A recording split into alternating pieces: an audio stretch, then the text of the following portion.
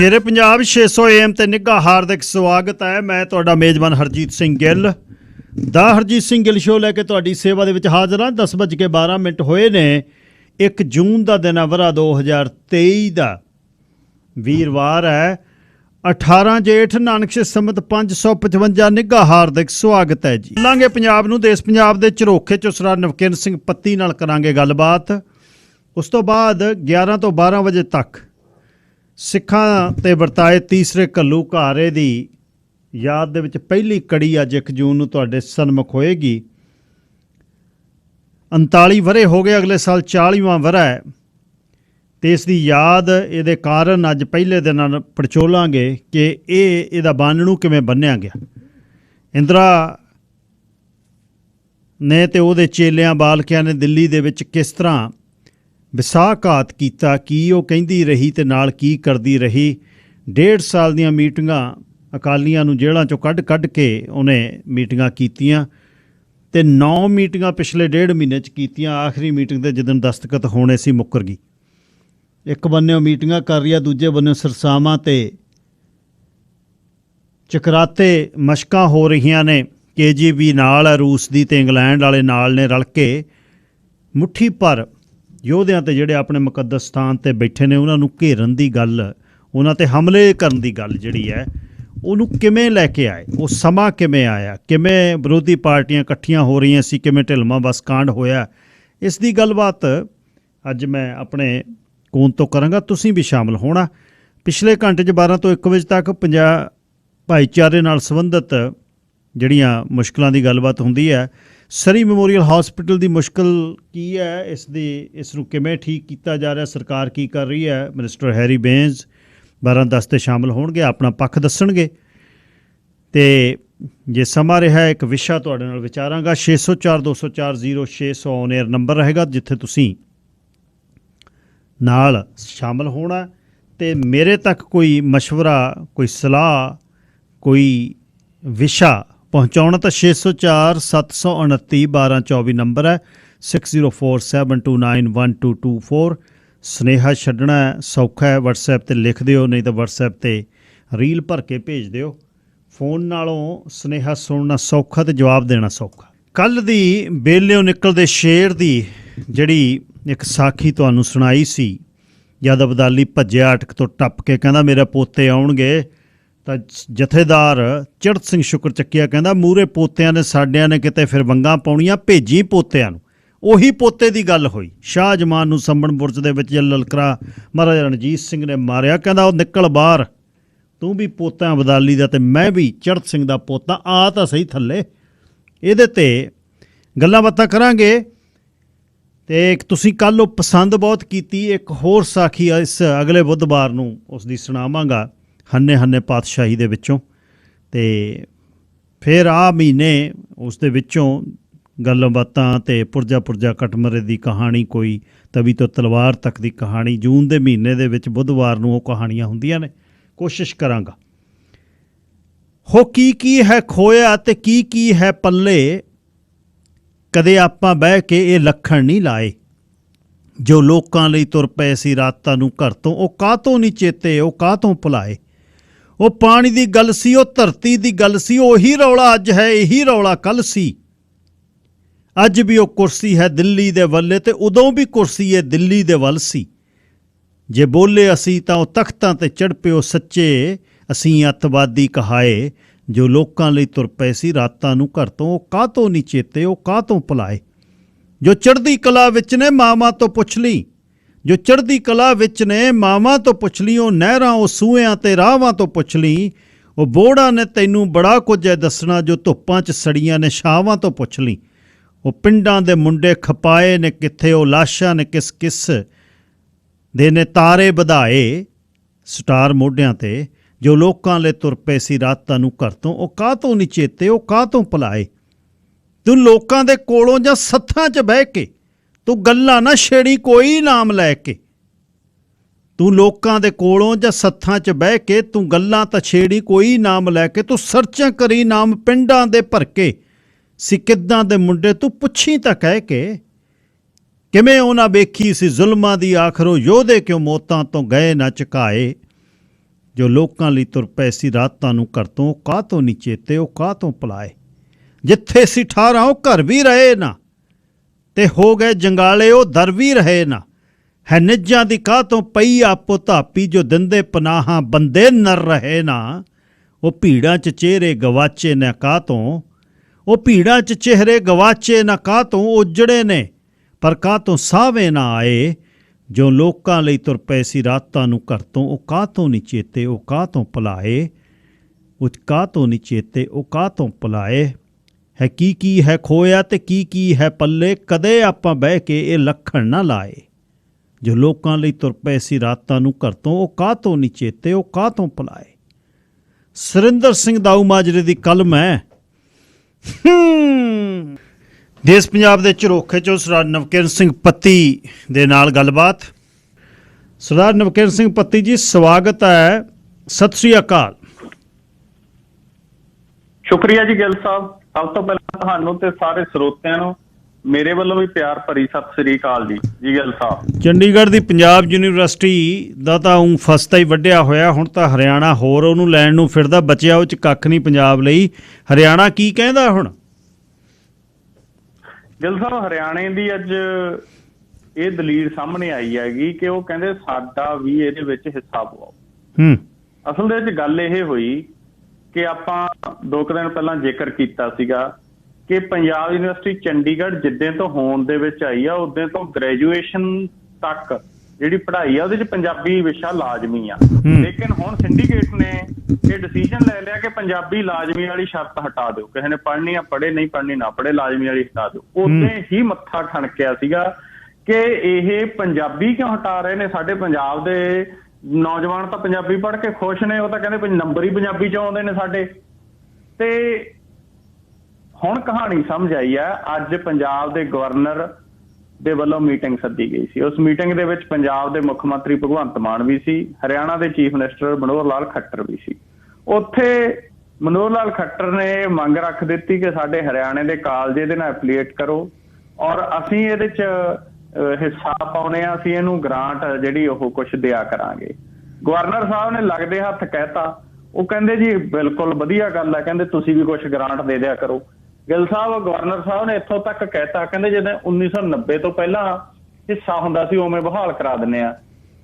60-20-20 ਉਹਦਾ ਮਤਲਬ ਆ 60% ਗ੍ਰਾਂਟ ਸੈਂਟਰ ਗਵਰਨਮੈਂਟ ਦਿਆ ਕਰੂ, 20% ਹਰਿਆਣੇ ਵਾਲੇ ਦਿਆ ਕਰਨਗੇ, 20% ਪੰਜਾਬ ਵਾਲੇ ਦਿਆ ਕਰਨਗੇ।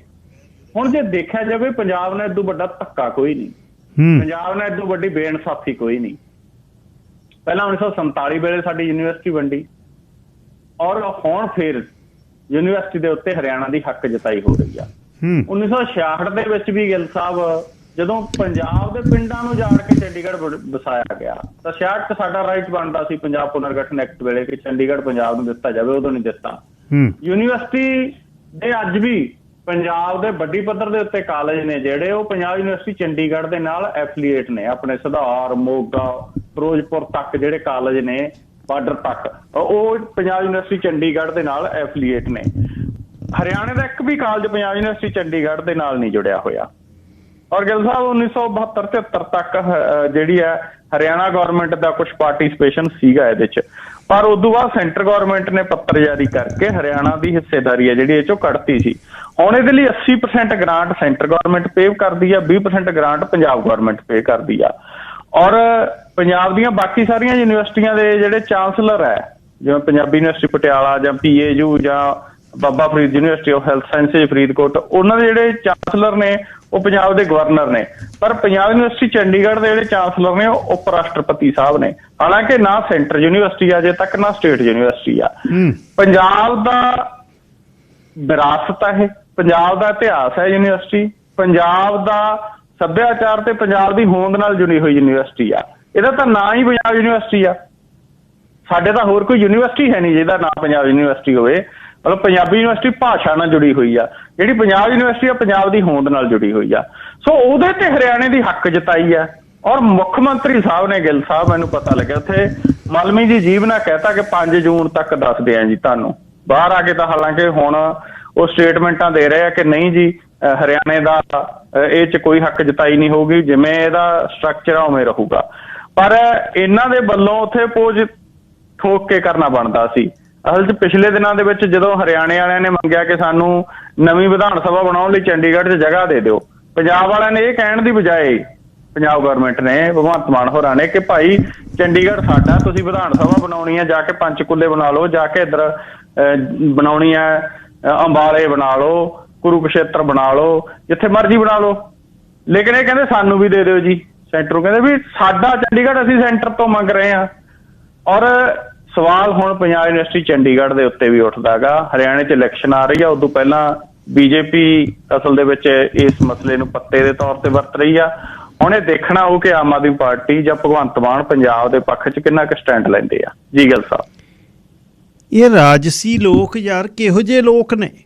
ਨਵਜੋਤ ਸਿੱਧੂ ਨੇ ਬਿਕਰਮਜੀਤ ਮਜੀਠੀਏ ਦੇ ਬਾਰੇ ਜਿਹੜੀਆਂ ਗੱਲਾਂ ਕੀਤੀਆਂ, ਯਾਦ ਕਰੋ ਇਹ ਸਾਲਿਆ ਸੁਖਵੀਰ ਦੇ ਆ, ਜਦ ਹਰੀ ਲੈ ਕੇ ਆਉਂਦਾ ਉਹਨਾਂ ਦੀ ਕੁਆਲਿਸ ਤੇ ਬਿਠਾ ਕੇ ਕਹਿੰਦਾ ਸਿੱਧੂ ਸਾਹਿਬ ਸ਼ੂਫ। ਹੁਣ ਇਹਨਾਂ ਨੇ ਜੱਫੀ ਪਾ ਲਈ। ਜੱਫੀ ਪਾ ਲਈ ਜੀ, ਦੱਸੋ ਗੱਲ ਸਾਹਿਬ। ਜੱਫੀ ਵੀ ਸ਼ਰੇਆਮ ਕੈਮਰਿਆਂ ਦੇ ਸਾਹਮਣੇ, ਸਾਰੇ ਉੱਥੇ ਕਾਂਗਰਸ ਦਾ ਪ੍ਰਧਾਨ ਵੀ ਬੈਠਾ ਸੀ, ਭਾਜਪਾ ਦਾ ਪ੍ਰਧਾਨ ਵੀ ਬੈਠਾ ਸੀ, ਅਕਾਲੀ ਦਲ ਦਾ ਪ੍ਰਧਾਨ ਵੀ ਬੈਠਾ ਸੀ, ਸਾਰੇ ਬੈਠੇ ਸੀ, ਉਹਦੇ ਮੂਹਰੇ ਜੱਫੀ ਪਾਈ, ਉਹ ਵੀ ਸਪੈਸ਼ਲੀ ਦੋਨਾਂ ਨੇ। ਸੋ ਅਸਲ ਦੇ ਵਿੱਚ ਗਿੱਲ ਸਾਹਿਬ ਵਾਕਈ ਜਿਵੇਂ ਤੁਸੀਂ ਜ਼ਿਕਰ ਕੀਤਾ ਗਾ ਕਿ ਨਵਜੋਤ ਸਿੰਘ ਸਿੱਧੂ ਜਦੋਂ ਸ਼ਬਦਾਵਲੀ ਵਰਤਦਾ ਸੀ ਉਦੋਂ ਤਾਂ ਇਦਾਂ ਦੀ ਵਰਤਦਾ ਸੀ ਨਾ ਵੀ ਤੁਹਾਡੇ ਕੋਲੇ ਹੁੰਦਾ ਕੀ ਸੀ, ਕੁਆਲਿਸ ਦਾ ਡਰਾਈਵਰ ਲੱਗਿਆ ਰਹਿੰਦਾ ਸੀ। ਵੱਖ-ਵੱਖ ਤਰ੍ਹਾਂ ਦੀ ਸ਼ਬਦਾਵਲੀ ਵਰਤੀ। ਪਹਿਲਾਂ ਅਰਵਿੰਦ ਕੇਜਰੀਵਾਲ ਨੇ ਮਜੀਠੀਆ ਖਿਲਾਫ ਇਦਾਂ ਦੀ ਸ਼ਬਦਾਵਲੀ ਵਰਤੀ ਸੀ, ਜਦੋਂ ਆ ਕੇ ਪੁੱਛਦਾ ਹੁੰਦਾ ਸੀਗਾ ਵੀ ਮਾਫੀਆ ਕੌਣ, ਥੱਲੇ ਲੋਕ ਜਵਾਬ ਦਿੰਦੇ ਸੀ। ਜਦੋਂ ਮਾਨਹਾਨੀ ਦੇ ਕੇਸ 'ਚ ਫਸਿਆ ਮਾਫੀ ਮੰਗ ਕੇ ਖੜਾ ਛੁੱਟਿਆ। ਤਾਂ ਸੇਮ ਗੱਲ ਆ ਜਿਹੜੀ ਨਵਜੋਤ ਸਿੰਘ ਸਿੱਧੂ ਦੀ ਜੱਫੀ ਦੀ ਹੈ। ਹਾਲਾਂਕਿ ਸਿੱਧੂ ਨੇ ਇੱਕ ਜੱਫੀ ਪਾਕਿਸਤਾਨ 'ਚ ਜਾ ਕੇ ਪਾਈ ਸੀ, ਉਦੋਂ ਵੀ ਚਰਚਾ ਛੇੜੀ ਸੀ। ਹਾਲਾਂਕਿ ਉਹਦੇ ਤੇ ਇਹਦੇ ਮਾਇਨੇ ਦਾ ਫਰਕ ਆ, ਉਹਦਾ ਤੇ ਇਹਦਾ ਬੇਸ ਦਾ ਫਰਕ ਹੈ, ਵਿਅਕਤੀਆਂ ਦਾ ਫਰਕ ਹੈ। ਪਰ ਸਵਾਲ ਇਹ ਹੈ ਕਿ ਉਦੋਂ ਤੁਸੀਂ ਏਦਾਂ ਦੀ ਸ਼ਬਦਾਵਲੀ ਕਿਉਂ ਵਰਤਦੇ ਹੋ? ਅਸਲ 'ਚ ਉਦੋਂ ਵੀ ਰਾਜਸੀ ਲਾਹਾ ਲੈ ਰਹੇ ਹੁੰਦੇ ਹੋ, ਅੱਜ ਵੀ ਰਾਜਸੀ ਲਾਹਾ ਲੈ ਰਹੇ ਹੋ। ਆਮ ਲੋਕ ਤਾਂ ਗਿੱਲ ਸਾਹਿਬ ਦੁਸ਼ਮਣੀਆਂ ਪਾ ਲੈਂਦੇ ਨੇ, ਫਲਾਨਾ ਪਿੰਡ 'ਚ ਕਾਂਗਰਸੀ ਆ ਮੈਂ ਨਹੀਂ ਇਹਦੇ ਨਾਲ ਬੋਲਦਾ, ਉਹ ਫਲਾਨਾ ਅਕਾਲੀ ਦਲ ਵਾਲਾ ਮੈਂ ਨਹੀਂ ਬੋਲਦਾ। ਕਈਆਂ ਨੇ ਤਾਂ ਵਰਤ ਵਰਤਾਵੇ ਛੱਡਤੇ ਸੀ, ਖਾਸ ਕਰਕੇ ਆਮ ਆਦਮੀ ਪਿੱਛੇ ਲੱਗ ਕੇ। ਪਰ ਲੋਕਾਂ ਨੂੰ ਸਮਝਣਾ ਚਾਹੀਦਾ ਵੀ ਇਹ ਤਾਂ ਜੱਫੀ ਪਾਉਣ ਨੂੰ ਵੀ ਮਿੰਟ ਲਾਉਂਦੇ ਨੇ ਰਾਜਨੀਤਿਕ ਲੀਡਰ, ਇਹ ਬਿਆਨਬਾਜ਼ੀ ਕਰਨ ਨੂੰ ਮਿੰਟ ਲਾਉਂਦੇ ਨੇ। ਇਹਨਾਂ ਪਿੱਛੇ ਲੜ ਕੇ ਦੁਸ਼ਮਣੀਆਂ ਪਾਉਣ ਦਾ ਕੋਈ ਫਾਇਦਾ ਨਹੀਂ। ਜੀ ਗੱਲ ਸਾਹਿਬ, ਬੂਥਾਂ ਪਿੱਛੇ, ਤਖਤ ਪੋਸ਼ ਡਾਉਣ ਪਿੱਛੇ ਤੇ ਪਰਚੀਆਂ ਵੰਡਣ ਪਿੱਛੇ ਸਿੱਧੀਆਂ ਗੋਲੀਆਂ ਚੱਲਦੀਆਂ ਮੈਂ ਵੇਖੀਆਂ, ਸਿੱਧੀਆਂ। ਬਈ ਇੱਥੇ ਅਸੀਂ ਤਖਤ ਪੋਸ਼ ਡਾਉਣਾ, ਤੁਸੀਂ ਕਿਵੇਂ ਡਾਹ ਲਿਆ ਯਾਰ? ਸੰਗ ਲਾਤੀ ਇਹਨਾਂ ਲੋਕਾਂ ਪਿੱਛੇ, ਤੇ ਸਾਨੂੰ ਕੁਛ ਸਿਆਣਪ ਚਾਹੀਦੀ ਹੈ, ਇਹਨਾਂ ਪਿੱਛੇ ਲੜਨਾ ਬੰਦ ਹੋਣਾ ਚਾਹੀਦਾ ਹੈ।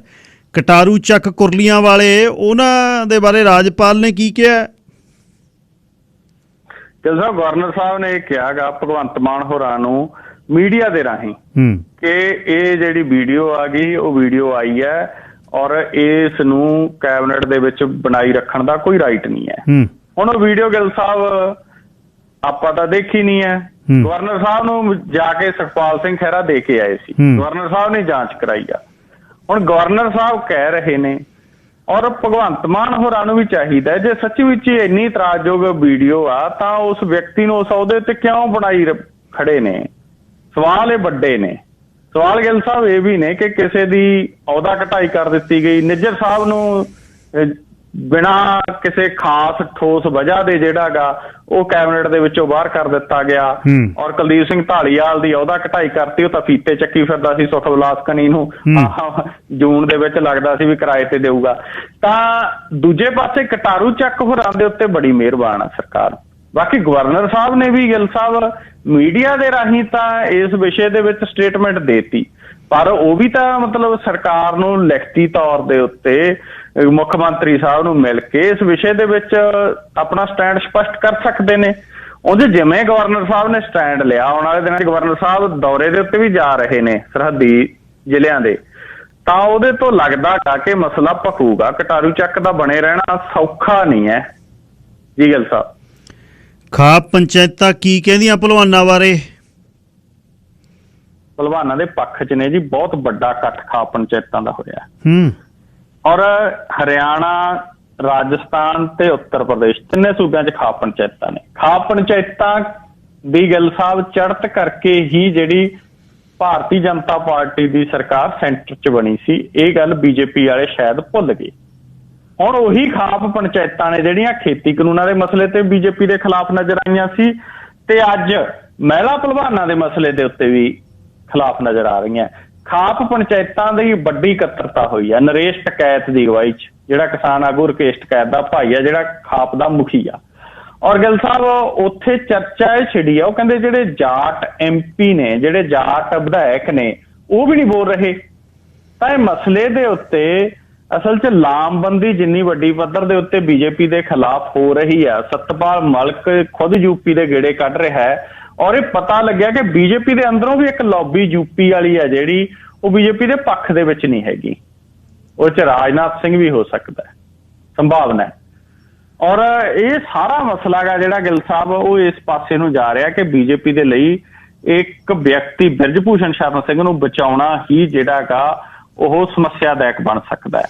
ਇਹ ਪਤਾ ਲੱਗਿਆ ਕਿ ਬ੍ਰਿਜ ਭੂਸ਼ਣ ਸ਼ਰਨ ਸਿੰਘ ਨੂੰ ਬਚਾਉਣ ਦੇ ਲਈ ਬੀਜੇਪੀ ਇਸ ਕਰਕੇ ਲੱਗੀ ਹੋਈ ਆ ਕਿ ਅਯੁੱਧਿਆ ਦਾ ਜਿਹੜਾ ਖੇਤਰ, ਜਿਹੜਾ ਬੇਸ ਆ ਬੀਜੇਪੀ ਦਾ, ਉੱਥੇ ਸਭ ਤੋਂ ਵੱਧ ਸਟਰੋਂਗ ਇਹੀ ਆ।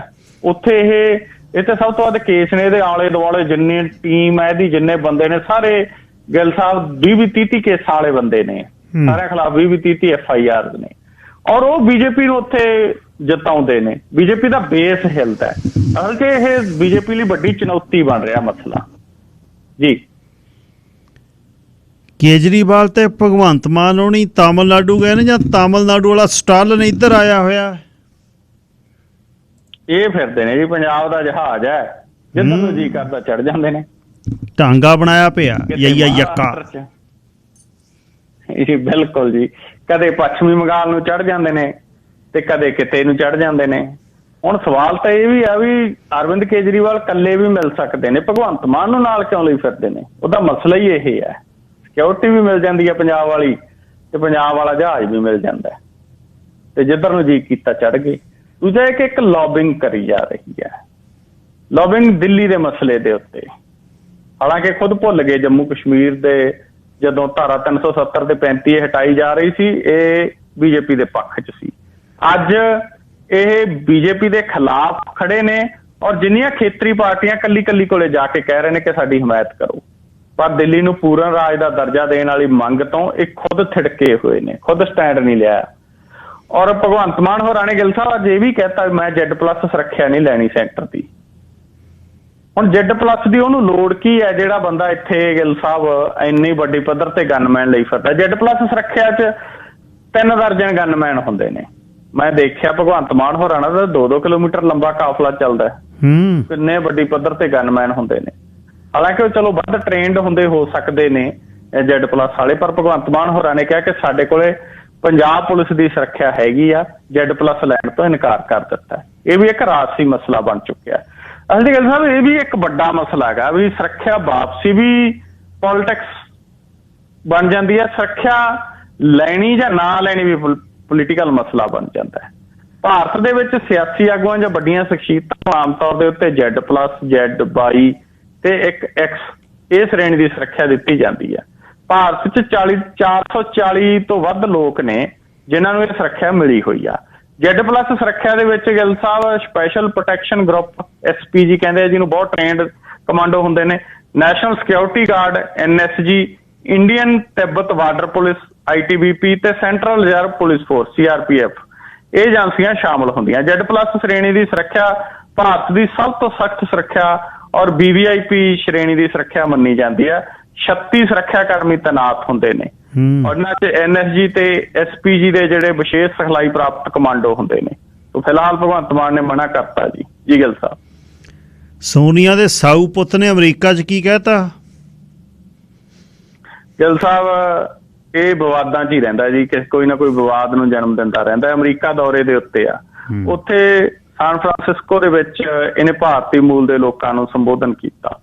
ਉੱਥੇ ਗਿੱਲ ਸਾਹਿਬ ਇਹਨੇ ਚਲੋ ਬੀਜੇਪੀ ਦੇ ਮਸਲੇ ਦੇ ਉੱਤੇ ਵੀ ਬੋਲਿਆ। ਇਹਨੇ ਕਿਹਾ ਕਿ ਉੱਥੇ ਧਾਰਮਿਕ ਘੱਟ ਗਿਣਤੀਆਂ, ਦਲਿਤ, ਆਦਿਵਾਸੀ ਉਹ ਖਤਰੇ ਦੇ ਵਿੱਚ ਨੇ। ਇਹ ਪੁਆਇੰਟ ਇਹਦਾ ਜਾਇਜ਼ ਮੰਨਿਆ ਜਾ ਸਕਦਾ। ਉੱਥੇ ਗਿੱਲ ਸਾਹਿਬ ਇਹਨੇ ਭਾਰਤ ਜੋੜੋ ਯਾਤਰਾ ਦਾ ਜ਼ਿਕਰ ਵੀ ਕੀਤਾ, ਪਰ ਇੱਕ ਵਿਵਾਦਿਤ ਬਿਆਨ ਵੀ ਦੇ ਦਿੱਤਾ। ਇਹਨੇ ਅਸਲ ਦੇ ਵਿੱਚ ਸ਼੍ਰੀ ਗੁਰੂ ਨਾਨਕ ਦੇਵ ਜੀ ਦੇ ਨਾਲ ਜੋੜ ਕੇ ਜਿਹੜੀ ਉੱਥੇ ਗੱਲ ਕਹੀ, ਉਹ ਗੱਲ ਫੈਕਟ ਨਹੀਂ ਹੈ। ਇਹਨੇ ਸ਼੍ਰੀ ਗੁਰੂ ਨਾਨਕ ਦੇਵ ਜੀ ਦੀਆਂ ਉਦਾਸੀਆਂ ਜਿਹੜੀਆਂ ਉਹਨਾਂ ਨੇ ਯਾਤਰਾਵਾਂ ਕੀਤੀਆਂ ਉਹਦਾ ਜ਼ਿਕਰ ਕੀਤਾ। ਔਰ ਇਹਨੇ ਸ਼੍ਰੀ ਗੁਰੂ ਨਾਨਕ ਦੇਵ ਜੀ ਦੀਆਂ ਉਦਾਸੀਆਂ ਦਾ ਜ਼ਿਕਰ ਕਰਦਿਆਂ ਕਿਹਾ ਕਿ ਗੁਰੂ ਨਾਨਕ ਦੇਵ ਜੀ ਥਾਈਲੈਂਡ ਵੀ ਗਏ ਸੀ, ਹਾਲਾਂਕਿ ਫੈਕਟ ਨਹੀਂ ਹੈ। ਔਰ ਇਹਨੂੰ ਲੈ ਕੇ ਵਿਵਾਦਾਂ ਦੇ ਵਿੱਚ ਘਿਰ ਗਿਆ, ਬੀਜੇਪੀ ਨੇ ਘੇਰ ਲਿਆ। ਦੂਜਾ ਇਹ ਕਿ ਜਦੋਂ ਰਾਹੁਲ ਗਾਂਧੀ ਉੱਥੇ ਭਾਸ਼ਣ ਦੇ ਰਿਹਾ ਸੀਗਾ ਤਾਂ ਇੱਕ ਹਿੱਸਾ ਜਿਹੜਾ ਉਹ ਸਿੱਖ ਭਾਈਚਾਰੇ ਦਾ ਉੱਥੇ ਪਹੁੰਚਿਆ, ਸਿੱਖਸ ਫਾਰ ਜਸਟਿਸ ਦੇ ਕਾਰਕੁਨ ਦੱਸੇ ਜਾ ਰਹੇ ਨੇ। ਉਹਨਾਂ ਨੇ ਜਾ ਕੇ ਉੱਥੇ ਖਾਲਿਸਤਾਨ ਦੇ ਵਿਸ਼ੇ ਦੇ ਉੱਤੇ ਨਾਅਰੇਬਾਜ਼ੀ ਕੀਤੀ ਔਰ ਇੰਦਰਾ ਗਾਂਧੀ ਦੇ ਖਿਲਾਫ ਵੀ ਨਾਅਰੇ ਲਾਏ ਔਰ ਰਾਹੁਲ ਗਾਂਧੀ ਦਾ ਭਾਸ਼ਣ ਜਿਹੜਾ ਉੱਥੇ ਵਿੱਚ ਦੀ ਰੋਕਣਾ ਵੀ ਪਿਆ ਕੁਝ ਸਮੇਂ ਦੇ ਲਈ। ਤਾਂ ਇਹਦੀ ਚਰਚਾ ਜਿਹੜੀ ਕਾਫੀ ਭਾਰਤ ਦੇ ਵਿੱਚ ਛਿੜੀ ਹੋਈ ਹੈ। ਜੀ ਗਿੱਲ ਸਾਹਿਬ, ਜਬਲੀ ਯੰਤਰ ਹੈ।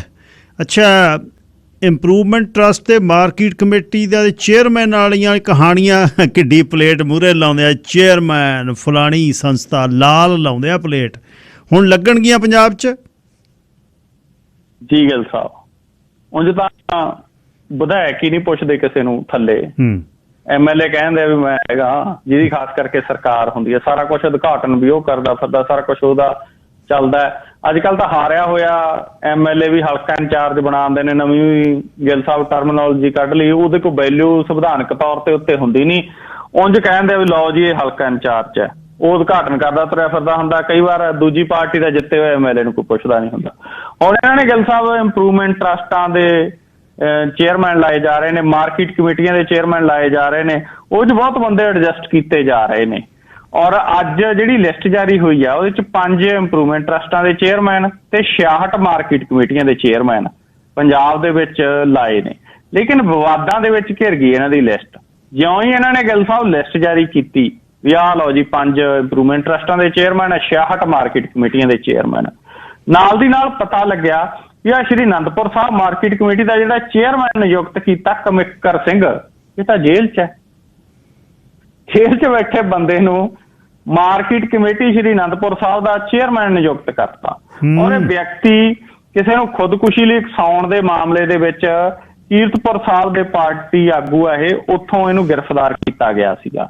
ਔਰ ਸੁਖਪਾਲ ਸਿੰਘ ਖਹਿਰਾ ਨੇ ਨਾਲ ਦੀ ਨਾਲ ਸੋਸ਼ਲ ਮੀਡੀਆ ਦੇ ਉੱਤੇ ਮਸਲਾ ਪਾਤਾ। ਉਹ ਕਹਿੰਦੇ ਕਮਿਕਰ ਸਿੰਘ ਤਾਂ ਜੇਲ੍ਹ 'ਚ, ਜੇਲ੍ਹ 'ਚ ਬੈਠੇ ਇਹੋ ਜਿਹੇ ਬੰਦਿਆਂ ਨੂੰ ਇਹ ਚੱਕ ਕੇ ਮਾਰਕੀਟ ਕਮੇਟੀਆਂ ਦੇ ਚੇਅਰਮੈਨਾਂ ਦੀ ਲਿਸਟ ਜਾਰੀ ਕਰੀ ਜਾਂਦੇ ਨੇ। ਹੁਣ ਕਈਆਂ ਦੇ ਮੂੰਹ ਮਿੱਠੇ ਕਰਾਈ ਜਾਂਦੇ ਨੇ ਲੋਕ, ਹੁਣ ਕਮਿਕਰ ਸਿੰਘ ਦਾ ਮੂੰਹ ਮਿੱਠਾ ਕਰਾਉਣ ਕੌਣ ਜਾਵੇ ਜੇਲ੍ਹ 'ਚ? ਤਾਂ ਸਵਾਲ ਗਿੱਲ ਸਾਹਿਬ ਖੜਾ ਹੋ ਗਿਆ ਵੀ ਇਹ ਤਾਂ ਕਹਿੰਦੇ ਸੀ ਅਸੀਂ ਬਦਲਾਅ ਵਾਲੀ ਰਾਜਨੀਤੀ ਕਰਦੇ ਆ। ਇਹ ਬਦਲਾਅ ਵਾਲੀ ਰਾਜਨੀਤੀ ਕਰਦੇ ਕਰਦੇ ਕਿਸ ਰਾਹ ਤੁਰ ਪਈ ਸਰਕਾਰ? ਜੀ ਗਿੱਲ ਸਾਹਿਬ, ਬਠਿੰਡੇ ਸ਼ਾਮਲਾਟ ਕਿਹਨੇ ਚੱਕਤੀ? ਇੱਕ ਪਟਵਾਰੀ ਜੀ, ਉਦੋਂ ਕੰਨਗੋ ਸੀ, ਹੁਣ ਨਾਇਬ ਤਹਿਸੀਲਦਾਰ ਆ, ਪ੍ਰਮੋਟ ਹੋਇਆ ਹੋਇਆ। ਇਹਨਾਂ ਨੇ ਤਾਂ ਜਮੀ ਜੱਗੋਂ 13ਵੀਂ ਕੀਤੀ ਆ ਗਿੱਲ ਸਾਹਿਬ। ਇਹਨਾਂ ਨੇ ਕੀ ਕੀਤਾ, ਸ਼ਾਮਲਾਟ ਦੀ ਜ਼ਮੀਨ ਚੱਕ ਕੇ ਗਿੱਲ ਸਾਹਿਬ ਜਿਹੜੇ ਬੰਦੇ ਵਾਹੁੰਦੇ ਸੀ, ਪਹਿਲਾਂ ਤਾਂ ਇਹਨਾਂ ਨੇ ਉਹਨਾਂ ਨੂੰ ਜਿਹੜਾ ਗਰਦੌਰੀਆਂ ਉਹਨਾਂ ਦੇ ਨਾਂ ਕਰਤੀਆਂ। ਉਦੋਂ ਬਾਅਦ ਇਹਨਾਂ ਨੇ ਕੀ ਕੀਤਾ, ਕੰਨਗੋ ਤੇ ਪਟਵਾਰੀ ਦੋਨਾਂ ਨੇ ਰਲ ਕੇ ਕਿ ਮਾਲਕੀ ਵਾਲੇ ਖਾਨੇ ਦੇ ਵਿੱਚ ਚੱਕ ਕੇ ਉਹਨਾਂ ਦੇ ਨਾਂ ਪਾਤੇ। ਹਾਲਾਂਕਿ ਉਹ ਬੰਦੇ ਤਾਂ ਉਹ ਵਾਹੁੰਦੇ ਸੀਗੇ, ਇਹ ਸ਼ਾਮਲਾਟ ਦੀ ਸਾਂਝੀ ਜ਼ਮੀਨ ਸੀਗੀ। ਔਰ ਜਿਉਂ ਹੀ ਚੱਕ ਕੇ ਇਹਨਾਂ ਨੇ ਉਹਦੇ ਮਾਲਕੀ ਵਾਲੇ ਖਾਨੇ 'ਚ ਪਾਈ, ਮਾਲਕੀ ਉਹਨਾਂ ਦੇ ਨਾਲ ਬੋਲਣ ਲੱਗ ਗਈ। ਅਗਲਿਆਂ ਨੇ ਨਾਲ ਦੀ ਨਾਲ, ਗਿੱਲ ਸਾਹਿਬ ਅੱਜ ਕੱਲ੍ਹ ਲੋਕ ਬੜੇ ਚੁਸਤ ਨੇ, ਉਹਨਾਂ ਨੇ ਨਾਲ ਦੀ ਨਾਲ ਚੱਕ ਕੇ ਉਹਨਾਂ ਦੇ ਤੇ ਲਿਮਟਾਂ ਕਰਾ ਲਈਆਂ, ਲੋਨ ਲੈ ਲਏ ਉਸੇ ਜ਼ਮੀਨ ਤੇ, ਤਾਂ ਕਿ ਗਾਹਾਂ ਹਿੱਲੇ ਨਾ ਕੰਮ। ਉਹ ਲਿਮਟਾਂ ਲੋਨ ਉਹਨਾਂ ਦੇ ਚੱਲੀ ਵੀ ਜਾਂਦੇ ਨੇ। ਔਰ ਉਸ ਤੋਂ ਬਾਅਦ ਮਸਲਾ ਸਾਹਮਣੇ ਆਇਆ ਤਾਂ ਹੁਣ ਸਾਰਾ ਕੁਝ ਨਿਕਲਿਆ ਤਾਂ ਪਤਾ ਲੱਗਿਆ ਗਿੱਲ ਸਾਹਿਬ ਕਿ ਜਗਜੀਤ ਸਿੰਘ ਜੱਗਾ ਉਦੋਂ ਪਟਵਾਰੀ ਸੀ, ਬਲਵਿੰਦਰ ਸਿੰਘ ਉਦੋਂ ਕੰਨਗੋ ਸੀ। ਜਗਜੀਤ ਸਿੰਘ ਜੱਗਾ ਤਾਂ ਹੁਣ ਹੋ ਗਿਆ ਰਿਟਾਇਰ, ਉਹ ਤਾਂ ਪਟਵਾਰੀ ਤੋਂ ਹੀ ਰਿਟਾਇਰ ਹੋ ਗਿਆ। ਆ ਜਿਹੜਾ ਬਲਵਿੰਦਰ ਸਿੰਘ ਉਦੋਂ ਕੰਨਗੋ ਸੀ, ਇਹ ਬਣ ਗਿਆ ਨਾਇਬ ਤਹਿਸੀਲਦਾਰ। ਦੋਨੇ ਚੱਕ ਲਿਆਂਦੇ, ਇੱਕ ਤਾਂ ਰਿਟਾਇਰ ਹੋਇਆ ਤੇ ਦੂਜਾ ਨਾਇਬ ਤਹਿਸੀਲਦਾਰ। ਔਰ ਦੋਨਾਂ ਨੂੰ ਗਿੱਲ ਸਾਹਿਬ ਜਦੋਂ ਚੱਕ ਕੇ ਸਾਰੀ ਕਹਾਣੀ ਕੱਢੀ ਤਾਂ ਪਤਾ ਲੱਗਿਆ ਵੀ ਬਠਿੰਡੇ ਜ਼ਿਲ੍ਹੇ ਦੀ ਜਿਹੜੀ ਨਥਾਣਾ ਤਹਿਸੀਲ ਆ ਉਹਦੇ 'ਚ ਪਿੰਡ ਪੈਂਦਾ ਸੇਮਾ ਪਿੰਡ ਦੀ 28 ਕਿੱਲੇ ਸ਼ਾਮਲਾਟ ਦੀ ਜ਼ਮੀਨ ਇਹਨਾਂ ਨੇ ਪ੍ਰਾਈਵੇਟ ਵਿਅਕਤੀਆਂ ਨੂੰ ਖੁਦ ਕਾਸ਼ਤ ਬਣਾ ਕੇ ਮਾਲਕ ਬਣਾ ਧਰਿਆ। 2005-6 ਦੀ ਗੱਲ ਹੈ ਇਹ, ਜਦੋਂ ਜਮਾਬੰਦੀ ਦੇ ਵਿੱਚ ਇਹਨਾਂ ਨੇ ਪ੍ਰਾਈਵੇਟ ਵਿਅਕਤੀਆਂ ਨੂੰ ਪਹਿਲਾਂ ਕਾਸ਼ਤਕਾਰ ਬਣਾਇਆ, ਫਿਰ ਮਾਲਕ ਬਣਾਇਆ। ਔਰ ਮਾਲਕ ਬਣਾ ਕੇ ਉਦੋਂ ਬਾਅਦ ਆਪ ਪੈਸੇ ਲੈ ਕੇ ਬਦਲੀਆਂ ਕਰਾ ਗਏ। ਤੇ ਹੁਣ ਸਾਰਾ ਕਹਾਣੀ ਹੈ ਜਿਹੜੀ ਉਹ ਖੁੱਲ ਕੇ ਸਾਹਮਣੇ ਆ ਗਈ। ਜੀ, Ashish Kapoor AIG assistant inspector general AIG ਕਹਿੰਦੇ ਨੇ, DIG ਤਾਂ ਥੱਲੇ ਹੁੰਦਾ, SSP ਜਦ ਹਟ ਜਾਂਦੇ ਨੇ ਜ਼ਿਲ੍ਹਿਆਂ ਤੋਂ ਉਹਨਾਂ ਨੂੰ AIG ਲਾਉਂਦੇ ਨੇ, ਦੁਬਾਰਾ SP ਨਹੀਂ ਕਹਿੰਦੇ। ਇਹਦੇ ਤੇ ਹੁਣ ਨਵਾਂ ਕੇਸ ਹੋ ਗਿਆ, ਫੜ ਲਿਆ ਜੀ ਫਿਰ? ਜੀ ਵਾਕਈ ਗੱਲ ਸਾਹਿਬ, ਜੀਰਕਪੁਰ ਦੀ ਇੱਕ ਔਰਤ ਵੱਲੋਂ ਲਾਏ ਰੇਪ ਤੇ ਹੋਰ ਦੋਸ਼ਾਂ ਦੇ ਮਾਮਲੇ 'ਚ ਜੇਲ੍ਹ 'ਚ ਬੰਦ ਸੀ ਔਰ ਇਹਨੂੰ ਇਹ ਚਰਚਾ 'ਚ ਹੀ ਰਹਿੰਦਾ ਆਸ਼ੀਸ਼ ਕਪੂਰ। ਇਹ ਜੇਲ੍ਹ 'ਚੋਂ ਪਰਸੋਂ ਹੀ ਬਾਹਰ ਆਇਆ ਸੀਗਾ ਔਰ ਬਾਹਰ ਆਉਂਦੇ ਹੀ ਗਿੱਲ ਸਾਹਿਬ ਵਿਜੀਲੈਂਸ ਬਿਊਰੋ ਨੇ ਆਮਦਨ ਤੋਂ ਵੱਧ ਜਾਇਦਾਦ ਦੇ ਮਾਮਲੇ 'ਚ ਇਹਨੂੰ ਫਿਰ ਚੱਕ ਲਿਆਂਦਾ। ਇਹ ਤਾਂ ਇੱਕ ਰਾਤ ਵੀ ਨਹੀਂ ਘਰੇ ਲੱਗਣ ਦਿੱਤੀ ਔਰ ਭ੍ਰਿਸ਼ਟਾਚਾਰ ਰੋਕਥਾਮ ਕਾਨੂੰਨ ਦੀਆਂ ਸਖਤ ਧਾਰਾਵਾਂ ਤਹਿਤ ਵਿਜੀਲੈਂਸ ਬਿਊਰੋ ਦੇ ਉਡਨ ਦਸਤੇ ਨੇ ਜਿਹੜਾ ਇਹਨੂੰ ਚੱਕ ਕੇ ਲਿਆ ਕੇ ਇਹਦੇ ਤੇ ਕੇਸ ਦਰਜ ਕਰਕੇ ਫਿਰ ਇਹਦੇ ਤੇ ਬੁਲਾਵਾ ਪਾ ਲਿਆ।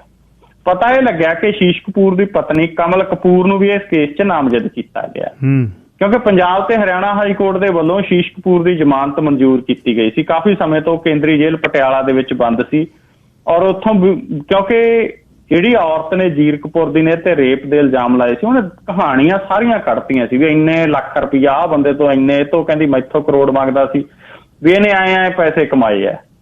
ਇਹ ਜੇਲ੍ਹ ਸੁਪਰਡੈਂਟ ਵੀ ਰਿਹਾ ਔਰ ਇਹ ਪਤਾ ਲੱਗਿਆ ਕਿ ਜ਼ਮਾਨਤ ਮਿਲਣ ਤੋਂ ਬਾਅਦ ਉਹ ਘਰ ਗਿਆ ਤੇ ਸਵੇਰੇ ਵਿਜੀਲੈਂਸ ਵਾਲਿਆਂ ਨੇ ਕਪੂਰ ਨੂੰ ਦੁਬਾਰੇ ਯਾਦ ਬੋਚਿਆ। ਕਪੂਰ ਤੇ ਨੌਕਰੀ ਦੌਰਾਨ ਚੰਡੀਗੜ੍ਹ ਤੇ ਮੋਹਾਲੀ ਦੇ ਵਿੱਚ ਆਮਦਨ ਤੋਂ ਵੱਧ ਜਾਇਦਾਦ ਬੇਸਾਬੇ ਢੰਗ ਦੇ ਨਾਲ ਬਣਾਉਣ ਦਾ ਜਿਹੜਾ ਮਾਮਲਾ ਗਾ ਉਹ ਸਾਹਮਣੇ ਆਇਆ। ਵਿਜੀਲੈਂਸ ਨੂੰ ਸਾਰੀ ਜਾਇਦਾਦ ਦਾ ਪਤਾ ਲੱਗ ਗਿਆ, ਉਸ ਕਰਕੇ ਹੁਣ ਉਹਦੀ ਪੁੱਛਗਿੱਛ ਹੋ ਰਹੀ ਹੈ। ਇਹ ਤੋਂ ਇਲਾਵਾ ਇਹਦੀ ਪਤਨੀ ਕਮਲ ਕਪੂਰ ਦੇ ਨਾਂ ਤੇ ਵੀ ਵੱਖ-ਵੱਖ ਬੈਂਕਾਂ 'ਚ 10 ਬੈਂਕ ਖਾਤੇ ਨੇ ਗਿੱਲ ਸਾਹਿਬ ਔਰ ਉਹਨਾਂ 'ਚ ਕਰੀਬ 65 ਲੱਖ ਰੁਪਏ ਤਾਂ ਹੁਣ ਪਏ ਨੇ ਔਰ ਇਹਦੇ ਕੋਲੇ ਇਹ ਪਤਾ ਲੱਗਿਆ ਗਿੱਲ ਸਾਹਿਬ ਕਿ ਵੱਡੀ ਪੱਧਰ ਦੇ ਉੱਤੇ ਜਾਇਦਾਦ ਆ ਜਿਹੜੀ ਉਹ ਬਣਾਈ ਹੋਈ ਹੈ। 2,40,64,64,871 ਰੁਪਏ ਦੀ ਉਹ ਬਣੀ ਹੋਈ ਆ ਪਤਨੀ ਦੇ ਨਾਂ ਤੇ, ਜਦ ਕਿ ਇਸੇ ਅਰਸੇ ਦੌਰਾਨ ਇਹਦੇ ਵੱਲੋਂ 5,60,60,00,000 ਰੁਪਏ ਦੱਸਿਆ ਗਿਆ ਗਾ ਜੀ।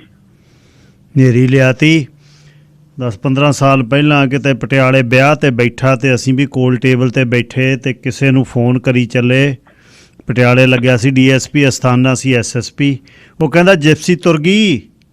ਉਹ ਨਾਲ ਦੇ ਬੰਦੇ ਕਹਿੰਦੇ ਕਿਹਦੀ ਜਿਪਸੀ ਆ? ਕਹਿੰਦਾ ਅਸਥਾਨਾ ਸਾਹਿਬ ਲਈ ਤਾਜ਼ੀ ਮੱਛੀ ਆਉਣੀ ਆ ਹਰੀਕੇ ਹੈੱਡ ਤੋਂ, ਹਰ ਰੋਜ਼ ਜਾਂਦੀ ਹੈ ਇੱਕ ਜਿਪਸੀ ਮੱਛੀ ਲੈਣ। ਮੈਂ ਕਿਹਾ ਡਾਕੂ ਉਹ ਲੁੱਟ ਕੇ ਖਾ ਲਓ ਪੰਜਾਬ ਨੂੰ। ਖਾ ਗਏ, ਖੁਰਚ ਕੇ ਖਾ ਗਏ। ਕੋਈ 400 ਕਰੋੜ ਆ, ਕੋਈ 500 ਕਰੋੜ ਆ। IAS ਵਾਲੇ ਬਾਗ ਬਣਾਈ ਜਾਂਦੇ ਨੇ ਬਾਕਰਪੁਰ ਦੇ ਵਿੱਚ। ਸੰਗ ਲਾਤੀ ਇਹਨਾਂ ਲੋਕਾਂ ਨੇ। ਜੱਗੋਂ 13ਵੀਂ ਜਿਵੇਂ ਤੁਸੀਂ ਕਹਿੰਦੇ ਹੋ ਉਹ ਕੀਤੀ ਆ। ਪੰਜਾਬ ਦਾ ਮੌਸਮ ਕਿਵੇਂ ਹੈ? ਮੌਸਮ ਗੱਲ ਸਾਹਿਬ ਮੀਂਹ ਆਈ ਜਾਂਦੇ ਨੇ ਪੰਜਾਬ ਦੇ ਵਿੱਚ। ਮਈ ਮਹੀਨੇ 'ਚ ਅੱਗੇ ਲੂ ਚੱਲਦੀ ਹੁੰਦੀ, ਲੋ ਵੀ ਕਹਿ ਦਿੰਦੇ ਆ ਸਾਡੇ ਇੱਧਰ, ਲੂ ਚੱਲਦੀ ਹੁੰਦੀ। ਐਤਕੀ ਠੰਡ ਹੈ ਔਰ ਗਿੱਲ ਸਾਹਿਬ ਐਤਕੀ ਆਮ ਨਾਲੋਂ 161% ਵੱਧ ਮੀਂਹ ਪਿਆ ਔਰ 11 ਸਾਲਾਂ ਦਾ ਰਿਕਾਰਡ ਟੁੱਟ ਗਿਆ। ਰਾਜਸਥਾਨ 'ਚ ਤਾਂ 100 ਸਾਲ ਦਾ ਰਿਕਾਰਡ ਟੁੱਟ ਗਿਆ। ਪੰਜਾਬ ਤੇ ਹਰਿਆਣਾ ਦੇ ਵਿੱਚ ਹਫ਼ਤਾ ਹੋ ਗਿਆ ਕੋਈ ਦਿਨ ਨਹੀਂ ਜਾਂਦਾ ਜਿੱਦੇ ਮੀਂਹ ਨਾ ਪਵੇ। ਅੱਜ ਫੇਰ ਆ ਕੇ ਹਟਿਆ, ਕੱਲ ਵੀ ਆਇਆ, ਪਰਸੋਂ ਵੀ ਆਇਆ। ਔਰ ਗਿੱਲ ਸਾਹਿਬ ਹੈ ਤਾਂ ਚੰਗੀ ਗੱਲ ਹੈ, ਜੇ ਇੰਨੀ ਗਰਮੀ ਦੇ ਵਿੱਚ ਪੰਜਾਬ 'ਚ ਮੀਂਹ ਪੈਣ ਲੱਗ ਜਾਣ ਤਾਂ ਚੰਗੀ ਗੱਲ ਹੈ। ਐਤਕੀ ਲੋਕਾਂ ਨੇ ਮੱਕੀ ਦੀ ਫਸਲ ਬਹੁਤ ਬੀਜੀ ਆ, ਉਹਦੇ ਲਈ ਵੀ ਫਾਇਦੇਮੰਦ ਹੈ। ਜਿਹਨੇ ਨਰਮੇ ਕਪਾਹ ਬੀਜੇ ਆ ਮਾਨਸਾ ਨਹੀਂ, ਉਹਨਾਂ ਲਈ ਵੀ ਫਾਇਦੇਮੰਦ ਹੈ ਤਾਂ ਚੰਗਾ। ਪਰ ਮਸਲਾ ਇਹ ਹੈ ਗਿੱਲ ਸਾਹਿਬ ਵੀ ਮੌਸਮ ਦੀ ਜਿੰਨੀ ਗੜਬੜੀ ਹੋਈ ਹੈ ਇਹ ਫਿਰ ਜਦੋਂ ਧੁੱਪ ਨਿਕਲਦੀ ਆ ਉਹ ਵੀ ਬੜੀ ਸਖਤ ਨਿਕਲਦੀ ਆ। ਇਸ ਕਰਕੇ ਮੌਸਮ ਬਦਲਿਆ ਮਿਜਾਜ ਹੈ ਔਰ ਸ਼ਾਇਦ ਕੁਦਰਤ ਦੇ ਨਾਲ ਖਿਲਵਾੜ ਦਾ ਵੀ ਨਤੀਜਾ ਹੋ ਸਕਦਾ, ਪਰ ਮੌਸਮ ਸਥਿਰ ਨਹੀਂ ਰਹਿੰਦਾ ਆਪਣੇ ਇੱਥੇ ਹੁਣ ਜੀ। ਧੰਨਵਾਦ ਜੀ। ਤੇ ਕੱਲ ਨੂੰ ਸਵੇਰੇ ਫੇਰ ਪਵੇਗੀ ਸਾਂਝ ਤੇ ਆਪਣਾ ਖਿਆਲ ਰੱਖਿਓ। ਧੰਨਵਾਦ।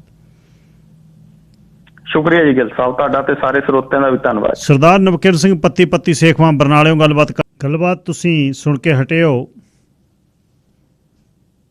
ਸਰਦਾਰ ਨਵਕਿਰਨ ਸਿੰਘ ਪੱਤੀ ਤੋਂ। ਤੇ ਪੰਜਾਬ ਯੂਨੀਵਰਸਿਟੀ ਵਿੱਚ ਪੰਜਾਬੀ ਭਾਸ਼ਾ ਦੇ ਬਾਰੇ ਉਹ ਖਬਰ ਦੇ ਕੇ ਗਏ ਨੇ ਹੁਣੇ ਬਾਈ ਜੀ ਹਰਵੀਰ ਸਿੰਘ ਗਰੇਵਾਲ। ਉਹਨਾਂ ਨੇ ਭੇਜੀ ਹੈ ਜਾਣਕਾਰੀ ਕਿ ਸੈਨੇਟ ਹੈ ਜਿਹੜੀ ਉਸ ਨੇ U-turn ਮਾਰ ਕੇ ਪੰਜਾਬੀ ਲਾਗੂ ਕਰਨ ਦੀ ਗੱਲ, ਪੰਜਾਬੀ ਭਾਸ਼ਾ ਦੀ ਗੱਲ ਪੰਜਾਬ ਯੂਨੀਵਰਸਿਟੀ ਦੇ ਵਿੱਚ ਦੁਬਾਰਾ ਫੇਰ ਉਸੇ ਤਰ੍ਹਾਂ ਹੀ ਰਹੇਗੀ। ਇਹ ਬਾਕੀ ਕੱਲ੍ਹ ਨੂੰ ਕਨਫਰਮ ਕਰਾਂਗੇ।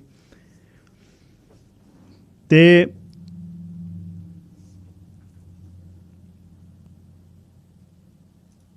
ਦੁਨੀਆ ਦੀਆਂ ਕੁਝ ਖਬਰਾਂ, ਖਾਸ ਤੌਰ 'ਤੇ ਜਿਹੜੀ ਜੰਗਲੀ ਅੱਗ ਹੈ, ਜੰਗਲੀ ਅੱਗ ਹਰ ਸਾਲ ਹਜ਼ਾਰਾਂ ਹੀ ਕਿੱਲੇ ਸਾਡੀ ਲੰਬਰ ਨੂੰ ਉਜਾੜਦੀ ਹੈ ਤੇ ਮਿਲੀਅਨਸ ਆਫ ਡਾਲਰ ਜਿਹੜੇ ਨੇ ਅਸੀਂ ਕੈਨੇਡੀਅਨ ਟੈਕਸ ਪੇਅਰ ਜੇਬ 'ਚੋਂ ਦਿੰਦੇ ਨੇ। ਅਤੇ ਗਲਤੀ ਕਿਹਦੀ ਆ? ਗਲਤੀ ਹੈ ਜਿਹੜੇ ਸਿਗਰਟ ਪੀਂਦੇ, ਸਿਗਰਟ ਪੀ ਕੇ ਤੇ ਉਹਦਾ ਟੋਟਾ ਭਗਾ ਕੇ ਬਾਹਰ ਮਾਰਦੇ ਆ। ਤੇ ਇਹਦੇ ਲਈ ਹੁਣ ਕਿਹਨੂੰ ਜ਼ਿੰਮੇਵਾਰ ਰੱਖਿਆ ਜਾਵੇ? ਆ ਤੰਬਾਕੂ ਵੇਚਣ ਵਾਲੇ ਪਹਿਲਾਂ ਇਹਨਾਂ ਨੇ ਤੰਬਾਕੂ ਵੇਚ ਸਿਗਰਟਾਂ 'ਚ ਪਾ ਬਿਲੀਅਨਸ ਆਫ ਡਾਲਰ ਪ੍ਰੋਫਿਟ ਕਰ ਲਏ। ਹੁਣ ਵੇਪਿੰਗ ਦੇ ਵਿੱਚ ਉਹੀ ਕੰਪਨੀਆਂ ਵੇਪ ਵੇਚ ਰਹੀਆਂ ਨੇ, ਅਤੇ ਵੇਪ ਸਾਡੀ ਨੌਜਵਾਨ ਪੀੜ੍ਹੀ ਨੂੰ ਹੈ ਤਾਂ ਉਹ ਸਿਗਰਟ ਨੋਸ਼ੀ ਤੋਂ ਬਾਹਰ ਕੱਢਣ ਲਈ, ਪਰ ਉਹਨੂੰ ਉਹ ਹੁਣ ਆਨੰਦ ਨਾਲ ਪੀ ਰਹੇ ਨੇ। ਇਲੈਕਟ੍ਰੋਨਿਕ ਈ ਸਿਗਰਟ ਹੈ, ਵਿੱਚ ਉਹਦੇ ਕੈਪਸੂਲ ਜਿਹਾ ਪਾ ਲੈਂਦੇ ਨੇ ਟਬੈਕੂ ਦਾ, ਅਤੇ ਉਹਦੇ 'ਚ ਅਲੱਗ-ਅਲੱਗ ਫਲੇਵਰ ਨੇ।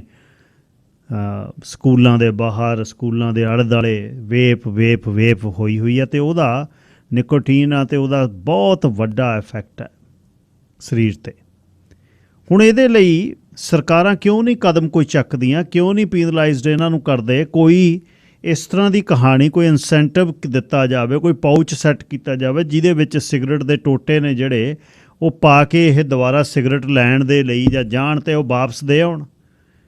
ਜੇ 15-12 ਸਿਗਰਟਾਂ ਨੇ ਉਹਦੇ ਵਿੱਚ ਅਤੇ ਉਹਨਾਂ ਦੇ 20-20 ਸੈਂਟ ਦੇ ਦੇਣ ਅਤੇ $1.5-2 ਪਹਿਲਾਂ ਪ੍ਰਾਈਸ ਦੇ ਵਿੱਚ ਐਡ ਕਰ ਲੈਣ ਅਤੇ $1.5-2 ਮੋੜ ਦੇਣ ਬਾਅਦ 'ਚ, ਜਦ ਇਹ ਜੇਬ 'ਚ ਪਾ ਕੇ ਲਿਜਾਣ ਪਾਊਚ 'ਚ।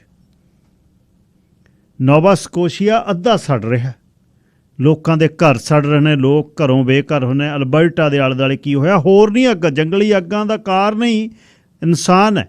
ਹੋ ਸਕਦਾ ਕਿਤੇ ਅਸਮਾਨੀ ਬਿਜਲੀ ਦੇ ਨਾਲ, ਪਰ ਉਹ ਬਹੁਤ ਰੇਅਰ ਹੈ। ਇਹ ਤੁਰੇ ਜਾਂਦੇ ਜਿਹੜੇ ਤੁਸੀਂ ਦੇਖ ਲਿਓ, ਜਾਂ ਇੱਥੇ ਤੁਰੇ ਜਾਂਦੇ ਮੂਹਰਿਓਂ ਆ ਕੇ ਫਿਰ ਪੈਰ ਤੇ ਥੱਲੇ ਸਿੱਟ ਕੇ ਉਹਦੇ ਉੱਪਰ ਘੁੰਮਦੇ ਆ, ਜਿਵੇਂ ਭੰਗੜਾ ਪਾਉਣ ਵੇਲੇ ਘੁੰਮਦੇ ਹੁੰਦੇ ਆ, ਉਹਨੂੰ ਮਲਦੇ ਆ ਫਿਰ ਇਹਨੂੰ ਸਵਾਰ ਕੇ। ਅਤੇ ਬੰਦੇ ਦੇ ਕੋਲ ਨਹੀਂ ਬਹਿ ਹੁੰਦਾ, ਉਹਦੇ ਆਲੇ ਦੁਆਲੇ ਨਹੀਂ ਬਹਿ ਹੁੰਦਾ, ਗੱਡੀ 'ਚ ਨਹੀਂ ਬਹਿ ਹੁੰਦਾ। ਕੈਂਸਰ ਦਾ ਵੱਡਾ ਕਾਰਨ ਹੈ। ਕੈਂਸਰ ਟਰੀਟ ਕਰਨ ਦੇ ਲਈ ਫਿਰ ਜਿਹੜੇ ਨੇ billions of dollar tax payer ਦੇ ਜਾ ਰਹੇ ਨੇ, ਪਰ ਜਿਹੜੀ ਚੀਜ਼ ਨੂੰ ਆਪ ਤੁਸੀਂ ਸੱਦ ਰਹੇ ਹੋ ਉਹਦਾ ਕੋਈ ਬੰਨਣਗਿਰੀ ਤਾਂ ਚਾਹੀਦੀ ਹੈ। ਘੱਟੋ ਘੱਟ ਇਹੀ ਕਰ ਲਓ, ਜਿਵੇਂ ਸ਼ਰਾਬ ਦੀਆਂ ਬੋਤਲਾਂ ਵਾਪਸ ਜਾਂਦੀਆਂ ਨੇ, ਸੋਡੇ ਦੀਆਂ ਬੋਤਲਾਂ ਵਾਪਸ ਜਾਂਦੀਆਂ ਨੇ, ਦੁੱਧ ਦੀਆਂ ਕੈਨੀਆਂ ਵਾਪਸ ਜਾਂਦੀਆਂ ਨੇ, ਇਹਨਾਂ ਦਾ ਵੀ ਕੁਛ ਕਰ ਦਿਓ ਵੀ ਸਿਗਰਟ ਦੇ ਟੋਟੇ ਆ ਪਾਊਚ ਹੈ, ਪਾਊਚ ਦੇ ਵਿੱਚ ਸਿਗਰਟ ਦਾ ਪੈਕ ਹੈ, ਸਿਗਰਟ ਕੱਢ ਕੇ ਪੀ ਲਓ। ਅਤੇ ਪਾਊਚ ਨੇ ਜਿਹੜੇ ਇੱਕ ਪਾਊਚ ਬਣਾ ਦਿਓ ਜਿਹਦੇ ਵਿੱਚ ਟੋਟੇ ਬੰਦਾ ਪੀ ਪਾਈ ਚੱਲੇ। ਜੇ 15-12-20 ਸਿਗਰਟਾਂ ਦੇ ਇਕੱਠੇ ਟੋਟੇ ਜਾਂਦੇ, ਉਹਨੂੰ 10 ਸੈਂਟ ਇਨਸੈਂਟਿਵ ਦੇ ਦਿਓ, $2 ਘੱਟੋ ਘੱਟ ਸਾਡੇ ਬਿਲੀਅਨਸ ਆਫ ਡਾਲਰ ਤਾਂ ਬਚਣ। ਮਿਲੀਅਨਸ ਆਫ ਡਾਲਰ ਹਰ ਸਾਲ ਜਿਹੜੀ ਬਰਬਾਦੀ ਹੋ ਰਹੀ ਹੈ, ਜਾਨਵਰ ਮਰ ਰਹੇ ਨੇ, ਲੋਕਾਂ ਦੇ ਘਰ ਸੜ ਰਹੇ ਨੇ, ਲੋਕ ਬੇਘਰ ਹੋ ਰਹੇ ਨੇ। ਗਰਮੀ ਦੇ ਸੀਜ਼ਨ ਦੇ ਵਿੱਚ ਉਹਨਾਂ ਨੇ ਘੁੰਮਣ ਫਿਰਨ ਕਿਤੇ ਜਾਣਾ, ਪਰ ਸਮਾਨ ਚੱਕ ਕੇ ਘਰਾਂ ਦੇ ਵਿੱਚੋਂ ਉਹਨਾਂ ਨੂੰ ਬਾਹਰ ਹੋਣਾ ਪੈਂਦਾ। ਇਹਦੇ 'ਤੇ ਕੋਈ ਮੁਹਿੰਮ ਛੇੜਨੀ ਚਾਹੀਦੀ ਹੈ, ਇਹ 'ਤੇ ਕੋਈ ਗੱਲ ਹੋਣੀ ਚਾਹੀਦੀ ਹੈ। ਅਤੇ ਇਹ ਇੱਕ ਬਹੁਤ ਵਧੀਆ ਆਈਡੀਆ। ਜਿਹੜਾ ਸਿਗਰਟ ਪੀਂਦਾ ਹੈ ਉਹਦੀ ਜੇਬ ਦੇ ਵਿੱਚ ਤਾਂ ਹੈ, ਤਾਂ ਉਹ ਪਾਊਚ ਇੱਕ ਰੱਖ ਲਵੇ ਜੇਬ ਦੇ ਵਿੱਚ, ਦਿਹਾੜੀ ਦੇ 3-4 ਟੋਟੇ ਨੇ ਉਹਦੇ ਵਿੱਚ ਪਾ ਦੇਵੇ ਭਜਾ ਕੇ, ਅਤੇ ਉਹ ਜਦ ਮੁੜ ਕੇ ਜਾ ਕੇ ਉਹਨੂੰ ਜਦ $1.5-2 ਮਿਲਣਗੇ ਜਾਂ ਸਿਗਰਟ ਦੁਬਾਰਾ ਲੈਣ ਜਾਊ ਤਾਂ ਉਹ ਲੈ ਕੇ ਜਾਊ। ਤਾਂ 25 ਸੈਂਟ ਲਈ ਇੱਥੇ ਤਾਂ 5 ਕਿਲੋਮੀਟਰ ਗੱਡੀ ਚੱਲਦੀ ਹੈ ਸਰੀ 'ਚ, ਬਈ ਫਲਾਣੀ ਜਗ੍ਹਾ 25 ਸੈਂਟ ਸਸਤੀ ਹੈ। ਇੱਕ ਵਾਰ ਮਾੜਾ ਜਿਹਾ ਪਾ ਦਿਓ ਲਿਖ ਕੇ, ਬਈ ਬਸ ਇੱਥੇ ਸੇਲ ਹੈ। ਕੱਲ੍ਹ ਡਾਊਨਟਾਊਨ ਦੇ ਵਿੱਚ ਇੱਕ ਵੱਡੇ ਸਟੋਰ ਦੀ ਸੇਲ -80% ਲਿਖੀ ਹੋਈ। ਉੱਥੇ ਬੰਦੇ ਇੱਕ ਦੂਜੇ ਤੋਂ ਖੋਣ ਚੀਜ਼ਾਂ। ਹੁਣ ਹਾਲੇ ਕਿਸੇ ਨੂੰ ਨਹੀਂ ਪਤਾ ਬਈ ਇਹਦੇ 'ਚ 80% ਵਧਾ ਕੇ 80 ਘਟਾਤੀ। ਅਤੇ ਸਟੋਰ ਕਲੋਜ਼ਿੰਗ ਤਾਂ ਸੇਲਾਂ ਕਈ ਸਟੋਰਾਂ ਦੀਆਂ ਪਿਛਲੇ 15 ਸਾਲਾਂ ਤੋਂ ਲੱਗ ਰਹੀਆਂ, ਕਲੋਜ਼ ਨਹੀਂ ਹੋਏ। ਪਰ ਉਹ ਮਨੁੱਖੀ ਸੁਭਾਅ ਹੈ, ਜਦ ਉਸ ਨੂੰ ਕਹਿ ਦੇਵੇ ਫਰੀ ਜਾਂ ਸਸਤੀ, ਉਹ ਕਹਿੰਦਾ ਵੀ ਹੁਣ ਚੱਕੋ ਤੇਲ ਚੋਂ ਕੌਡੀ। ਇਹ ਸਿਗਰਟ ਕਿਉਂਕਿ ਮਨੁੱਖੀ ਗਲਤੀ ਦੇ ਨਾਲ ਇਹ ਅੱਗਾਂ ਲੱਗਦੀਆਂ ਨੇ, ਅਤੇ ਇਹਦੇ ਲਈ ਮਨੁੱਖ ਨੂੰ ਜ਼ਿੰਮੇਵਾਰ ਕਰਾਇਆ ਜਾਵੇ ਅਤੇ ਉਹ ਆਪਣੀ ਜ਼ਿੰਮੇਵਾਰੀ ਸਮਝਦੇ ਕੁਛ ਇਨਸੈਂਟਿਵ ਦੇ ਨਾਲ ਇਹ ਕੁਛ ਕਰ ਸਕਦਾ। ਸਰਕਾਰਾਂ ਦੇ ਕੰਮ ਨੇ ਇਹ, ਪਤਾ ਨਹੀਂ ਇਹ ਜਿਹੜੇ ਬੈਠੇ ਨੇ ਲਾਅ ਮੇਕਰ, ਇਹਨਾਂ ਦੇ ਇਹ ਦਿਮਾਗ 'ਚ ਕਿਉਂ ਨਹੀਂ ਗੱਲਾਂ ਵੜਦੀਆਂ ਅਤੇ ਆਮ ਲੋਕਾਂ ਦੇ ਕਿਵੇਂ ਵੜਦੀਆਂ ਨੇ ਸਮਝ ਨਹੀਂ। ਨਾਲੇ ਇਹ ਇਹੀ ਕੰਮ ਲਏ ਨੇ 24 ਘੰਟੇ ਇਹਨਾਂ ਨੇ ਰਾਜਨੀਤੀ ਉਹ ਕਰਨੀ ਆ, ਹੋਰ ਤਾਂ ਕੁਛ ਹੈ ਨਹੀਂ ਸੋਚਣ ਲਈ। ਮਤਲਬ ਨੌਕਰੀ ਪੇਸ਼ੇ ਲਈ ਇਹ ਤਾਂ ਹੈ ਨਹੀਂ, ਗੱਡੀ ਸਟਾਰਟ ਕਰਨੀ ਆ ਅਤੇ ਟੂਲ ਰੱਖਣੇ ਨੇ, ਕੰਮ 'ਤੇ ਜਾਣਾ। ਇਹਨਾਂ ਦਾ ਬੈਗ ਇੱਕ ਪਿੱਛੇ ਚੇਲਾ ਫੜੀ ਆਉਂਦਾ ਹੁੰਦਾ। ਸੋ ਇਹ ਹੋਣਾ ਚਾਹੀਦਾ। ਸਰ ਬਲਵਿੰਦਰ ਸਿੰਘ, ਸਤਿ ਸ਼੍ਰੀ ਅਕਾਲ ਗਿੱਲ ਸਾਹਿਬ ਜੀ ਸਤਿ ਸ੍ਰੀ ਅਕਾਲ। ਮੈਂ ਤਾਂ ਤੁਹਾਡੀ ਗੱਲ ਤੋਂ ਮਾੜਾ ਜਿਹਾ ਕਹਿਣਾ ਸਰ, ਦੁਬਈ ਮਾਸਕਟ 'ਚ ਦੇਖਿਆ ਸਿਗਰਟ ਜਿਹੜਾ ਬੰਦਾ ਸਿੱਟਦਾ ਸੀ ਕਿੱਦਾਂ ਚੱਕ ਲੈਂਦੇ ਸੀ ਉਹ। ਸਿਵਲ ਵਰਦੀ ਚੱਕਦੇ ਸੀ, ਨਾਲੇ ਅਸੀਂ ਉੱਥੇ 8 ਸਾਲ ਟਰੱਕ ਚਲਾਏ ਆ, ਜਿੱਡੀ ਉਹ ਟਿਕਟ ਦਿੰਦੇ ਸੀ ਦੁਬਾਰਾ ਬੰਦਾ ਸਿਗਰਟ ਪੀਣੀ ਬੰਦ ਕਰ ਜਾਂਦੇ ਸੀ। ਬਿਲਕੁਲ ਏਦਾਂ ਚਾਹੀਦੀ ਆ, ਨਹੀਂ ਤਾਂ ਏਦਾਂ ਤਾਂ ਅੱਗਾਂ ਲੱਗੀਆਂ ਬਿਲੀਅਨ ਡਾਲਰ ਖਤਮ ਹੋ ਜਾਣੇ ਆ। ਉਹ ਕੋਈ ਐਸੀ ਫੋਰਸ ਬਣਾਉਂਦੇ ਸੀ ਵੀ ਜਿਹੜਾ ਸਿਗਰਟ ਸਿੱਟਦਾ ਇਹ ਨਹੀਂ ਛੱਡਣਾ, ਨਹੀਂ ਛੱਡਦੇ ਸੀ। ਇੱਦਾਂ ਤਾਂ ਉਹਨਾਂ ਦੀ ਇੰਨੀ ਗਰਮੀ ਉਹ ਤਾਂ ਸੜ ਜਾਣਗੇ। ਬਹੁਤ ਖਿਆਲ ਰੱਖਦੇ ਸੀ। ਧੰਨਵਾਦ ਜੀ। 11:10 ਹੋਏ ਤੇ ਸਰ ਸਰਬਜੀਤ ਸਿੰਘ ਬਾਇਓਵੇ ਕਲੀਨਿਕ ਤੋਂ ਮੇਰੇ ਨਾਲ ਨੇ, ਪਰ ਉਦੋਂ ਪਹਿਲਾਂ ਕੁਲਦੀਪ ਸੇਖੋਂ ਜੀ। ਬਾਈ ਜੀ ਸਤਿ ਸ੍ਰੀ ਅਕਾਲ। ਸਤਿ ਸ੍ਰੀ ਅਕਾਲ ਹਰਜੀਤ ਸਿੰਘ, ਕੀ ਹਾਲ ਆ? ਠੀਕ ਆ ਬਾਈ ਜੀ, ਤੁਸੀਂ ਸੁਣਾਓ? ਠੀਕ ਆ ਬਾਈ ਜੀ।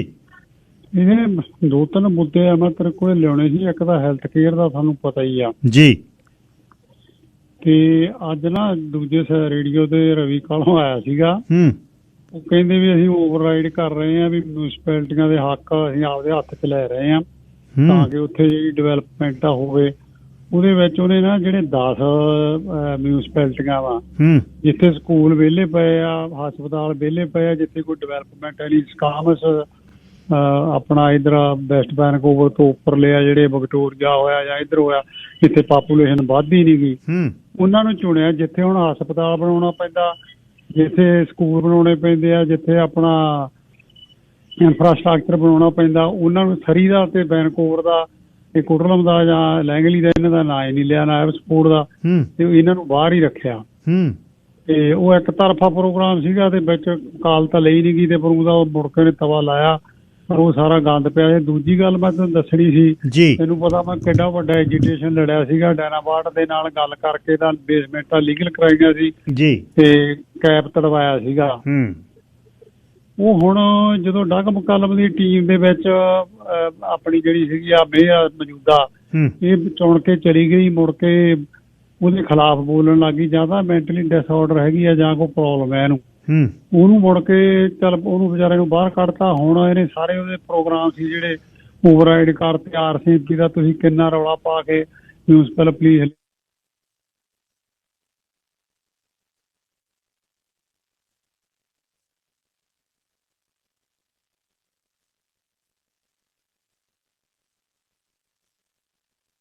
ਇਹਦੇ ਪਿੱਛੇ ਪਤਾ ਨਹੀਂ ਕੀ ਚੱਕਰ ਆ।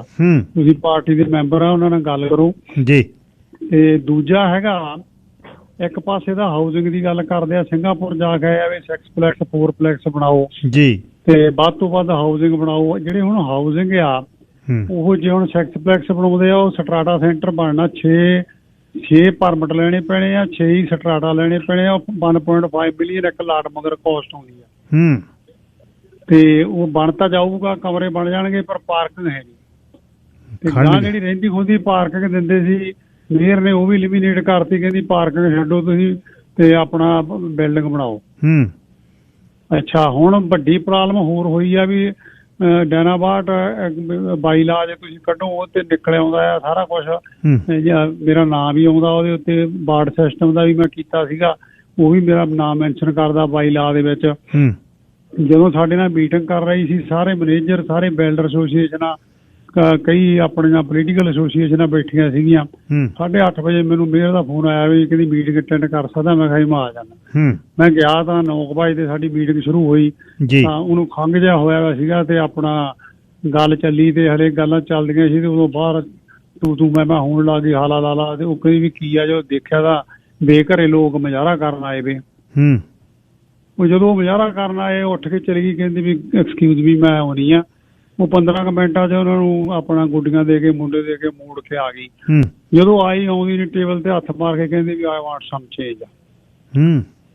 ਤੇ ਅਸੀਂ ਆਖਿਆ ਵੀ ਕੀ?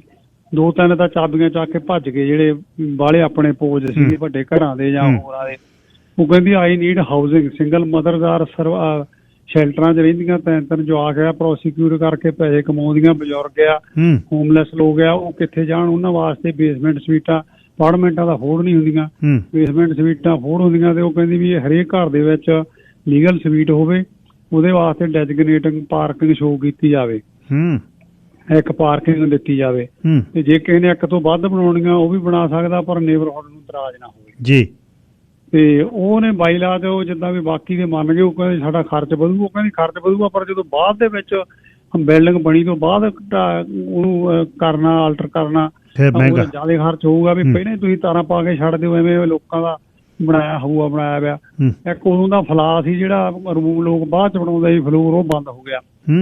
ਹੁਣ ਇਹ ਆਈ ਆ, ਇਹਨੇ ਨਾ ਜਿੱਦਾਂ ਵੀ ਤੁਹਾਨੂੰ ਪਤਾ ਹੀ ਆ ਵੀ ਆਹ ਕੀ ਵਧਾਰ ਸੀ ਵੀ ਮੈਂ ਕਲੋਡੇਲ ਰਹਿਣਾ, ਇੱਥੇ ਫੱਟੇ ਘਰ ਲੱਗੇ ਆ। ਇਹਨੇ ਵਾਈਟ ਤੇ ਆਪਣੀ ਕਮਿਊਨਿਟੀ ਡਿਵਾਈਡ ਕਰਤੀ।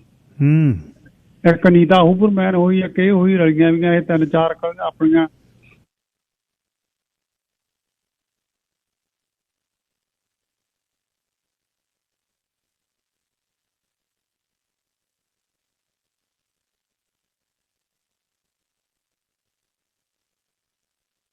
ਅੱਛਾ, ਇੱਕ ਪਾਸੇ ਤਾਂ ਸ਼ੈਲਟਰਾਂ ਦੇ ਵਿੱਚੋਂ ਪੁਲਿਸ ਨੇ ਵਿਚਾਰਾਂ ਨੂੰ ਘਰਾਂ 'ਚ ਭੇਜਿਆ, ਅਪਾਰਟਮੈਂਟਾਂ 'ਚ ਭੇਜਿਆ, ਤੇ ਦੂਜੇ ਪਾਸੇ ਇਹ ਬੇਸਮੈਂਟਾਂ ਦੇ ਵਿੱਚ ਹੁਣ ਜਿਹੜੇ ਸਟੂਡੈਂਟ ਆ ਉਹ ਰਾਤ ਨੂੰ ਕੰਮ ਕਰਦੇ ਆ, ਬਾਹਰੋਂ ਖਾ ਲੈਂਦੇ ਆ, ਕੋਈ ਗਰਾਹ 'ਚ ਸੌਂਦਾ, ਕੋਈ ਕਿਸੇ ਰੂਮਮੇਟ ਨਾਲ ਸੌਂਦਾ, ਉਹਨਾਂ ਨੂੰ ਵੀ ਕੱਢ ਰਹੀ ਆ। ਉਹ ਕਿੱਥੇ ਜਾਣਗੇ?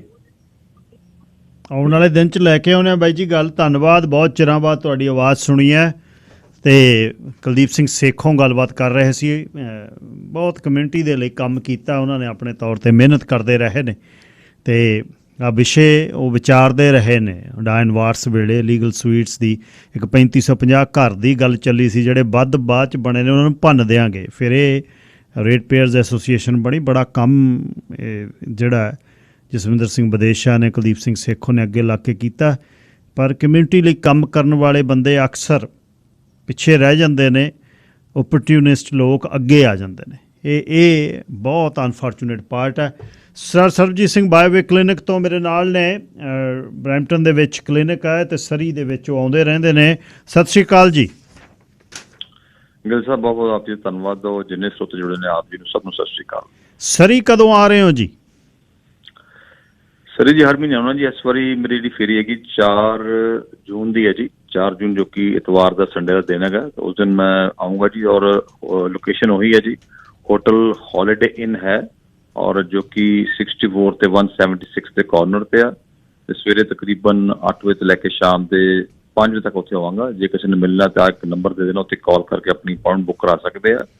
1855 299 1500 1855 299 1500।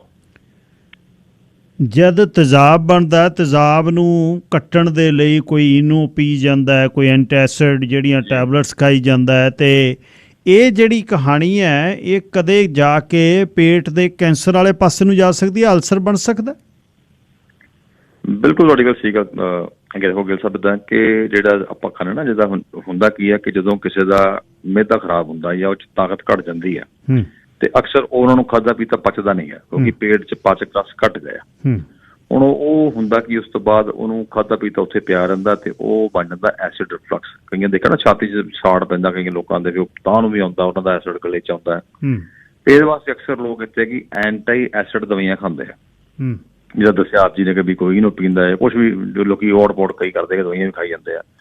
ਹੁਣ ਜਿਹੜੀ ਇਹ ਦਵਾਈ ਹੁੰਦੀ ਹੈ ਐਂਟੀ ਐਸਿਡ ਦੀ, ਇਹ 'ਚ ਹੁੰਦਾ ਮੈਗਨੀਸ਼ੀਅਮ। ਹੁਣ ਉਹ ਮੈਗਨੀਸ਼ੀਅਮ ਖਾਣ ਨਾਲ ਲੱਗਦਾ ਵੀ ਜਿੱਦਾਂ ਸਾਨੂੰ ਸਾੜ ਨਹੀਂ ਪੈ ਰਿਹਾ, ਮਤਲਬ ਸਾਨੂੰ ਫੌਰੀ ਤੌਰ ਤੇ ਰਾਹਤ ਮਿਲ ਜਾਂਦੀ। ਕਈਆਂ ਨੇ ਤਾਂ ਪੱਕਾ ਰੱਖਿਆ ਨਾ ਵੀ ਸਾਰ ਰੋਜ਼ ਉੱਠ ਕੇ ਗੋਲੀ ਖਾਣੀ ਹੈ ਜੀ। ਹੁਣ ਦੇਖੋ ਗੱਲ ਕੀ ਹੈ ਕਿ ਉੱਥੇ ਅੰਦਰ ਸਾੜ ਤਾਂ ਨਹੀਂ ਪੈ ਰਿਹਾ ਮਹਿਸੂਸ ਹੋ ਰਿਹਾ, ਪਰ ਉਹ ਐਸਿਡ ਉੱਥੇ ਬਣ ਹੀ ਜਾਂਦਾ ਪਿਆ, ਉਹ ਨਹੀਂ ਘਟਿਆ ਉੱਥੋਂ। ਉਹਦਾ ਕੋਈ ਮੂਲ ਕਾਰਨ ਥੋੜੀ ਜ਼ਿਆਦਾ ਵੀ ਗੋਲੀ ਰੋਜ਼ ਨਾ ਖਾਣੀ ਪਵੇ। ਹੁਣ ਜੋ ਐਸਿਡ ਬਣੀ ਜਾਂਦਾ, ਐਸਿਡ ਅੰਦਰ ਬਣ ਕੇ ਉਹ ਜਿਹੜੀ ਇੱਧਰ ਪੇਟ ਦੀ ਨਾੜੀ ਹੈ ਜਿੱਥੇ ਜਗ੍ਹਾ ਹੁੰਦੀ ਹੈ ਉੱਥੇ ਜ਼ਖਮ ਕਰੀ ਜਾਂਦਾ ਜੀ। ਜਿਵੇਂ ਆਪ ਜੀ ਨੇ ਕਿਹਾ ਵੀ ਕਈਆਂ ਨੂੰ ਗਲੇ ਦਾ ਕੈਂਸਰ ਹੋ ਜਾਂਦਾ, ਛਾਤੀ 'ਚ ਆਪਣਾ ਦੇਖੋ ਆ ਜਿਹੜਾ ਅਲਸਰ ਹੋ ਗਿਆ, ਅਲਸਰ ਦਾ ਮਤਲਬ ਜ਼ਖਮ ਹੋ ਗਿਆ ਉੱਥੇ। ਉਹ ਲੋਕ ਅਕਸਰ ਜਦੋਂ ਪੇਟ 'ਚ ਨਾ ਪੇਟ ਦੀ ਸ਼ਿਕਾਇਤ ਵੀ ਕਰਦੇ, ਕਈ ਵਾਰੀ ਉਹਨੂੰ ਹਸਪੀਟਲਾਈਜ਼ ਹੋਣਾ ਪੈਂਦਾ, ਖਰੇ ਮੈਨੂੰ ਹਾਰਟ ਅਟੈਕ ਤਾਂ ਨਹੀਂ ਹੋਇਆ, ਔਰ ਅਸਲ 'ਚ ਉਹਨਾਂ ਦੇ ਅਲਸਰ ਹੁੰਦਾ ਜਾਂ ਸਵੈਲਿੰਗ ਹੁੰਦੀ ਹੈ। ਹੁਣ ਇਹ ਜਿਹੜੀ ਗੋਲੀ ਹੈ ਨਾ, ਇਹ ਇਕੱਲਾ ਇਹ ਨਹੀਂ ਕਰਦੀ ਕਿ ਤੁਹਾਨੂੰ ਆਹ ਕੰਮ ਕਰਦੀ, ਇਹਦੇ ਨਾਲ ਮੈਗਨੀਸ਼ੀਅਮ ਜ਼ਿਆਦਾ ਹੋਣ ਕਰਕੇ ਕੈਲਸ਼ੀਅਮ ਬੋਡੀ 'ਚ ਬਾਹਰ ਚਲ ਜਾਂਦਾ ਹੈ, ਉਹਦੇ ਨਾਲ ਹੱਡੀਆਂ ਵੀਕ ਹੋ ਜਾਂਦੀਆਂ, ਬੀ ਕੰਪਲੈਕਸ ਆਪਣਾ ਬੋਡੀ 'ਚ ਘੱਟ ਜਾਂਦਾ। ਤੋ ਇਹਦੇ ਵਾਸਤੇ ਇਹ ਪੱਕਾ ਇਲਾਜ ਆਯੁਰਵੇਦ 'ਚ ਆ, ਜਿਹਦਾ ਅਸੀਂ ਟ੍ਰੀਟਮੈਂਟ ਕਰਦੇ ਹੈਗੇ। ਪਿਛਲੀ ਵਾਰੀ ਆਪਾਂ ਗੱਲ ਕੀਤੀ ਸੀਗੀ, ਆਯੁਰਵੇਦ ਰਾਹੀਂ ਅਸੀਂ ਜਿਹੜੇ ਪੇਟ ਦੇ ਪਾਚਕ ਰਸ ਸੀ ਨਾ ਉਹ ਘੱਟ ਕੇ ਉਹ ਦੁਬਾਰਾ ਬਣਾਉਣੇ ਆ, ਨਾ ਕਿ ਅਸੀਂ ਮਤਲਬ ਝਟਪਟ ਇਲਾਜ ਕਰਨਾ। ਅਸੀਂ ਉਹ ਪੱਕੇ ਤੌਰ ਤੇ ਕਰਨ ਵਾਸਤੇ ਸਾਨੂੰ ਡਾਇਟ 'ਚ ਤਬਦੀਲੀ ਕਰਨੀ ਪੈਂਦੀ ਹੈ, ਉਹਦੇ ਟਾਈਮਿੰਗ ਤਬਦੀਲੀ ਕਰਨੀ ਪੈਂਦੀ ਹੈ, ਨਾਲ ਦਵਾਈ ਖਾਣੀ ਪੈਂਦੀ ਹੈ। ਕੋਰਸ ਹੁੰਦਾ 3 ਮਹੀਨੇ ਦਾ, 6 ਦਾ ਕੋਰਸ ਹੁੰਦਾ, 6 ਮਹੀਨੇ ਦਾ ਕੋਰਸ ਹੁੰਦੇ ਆ।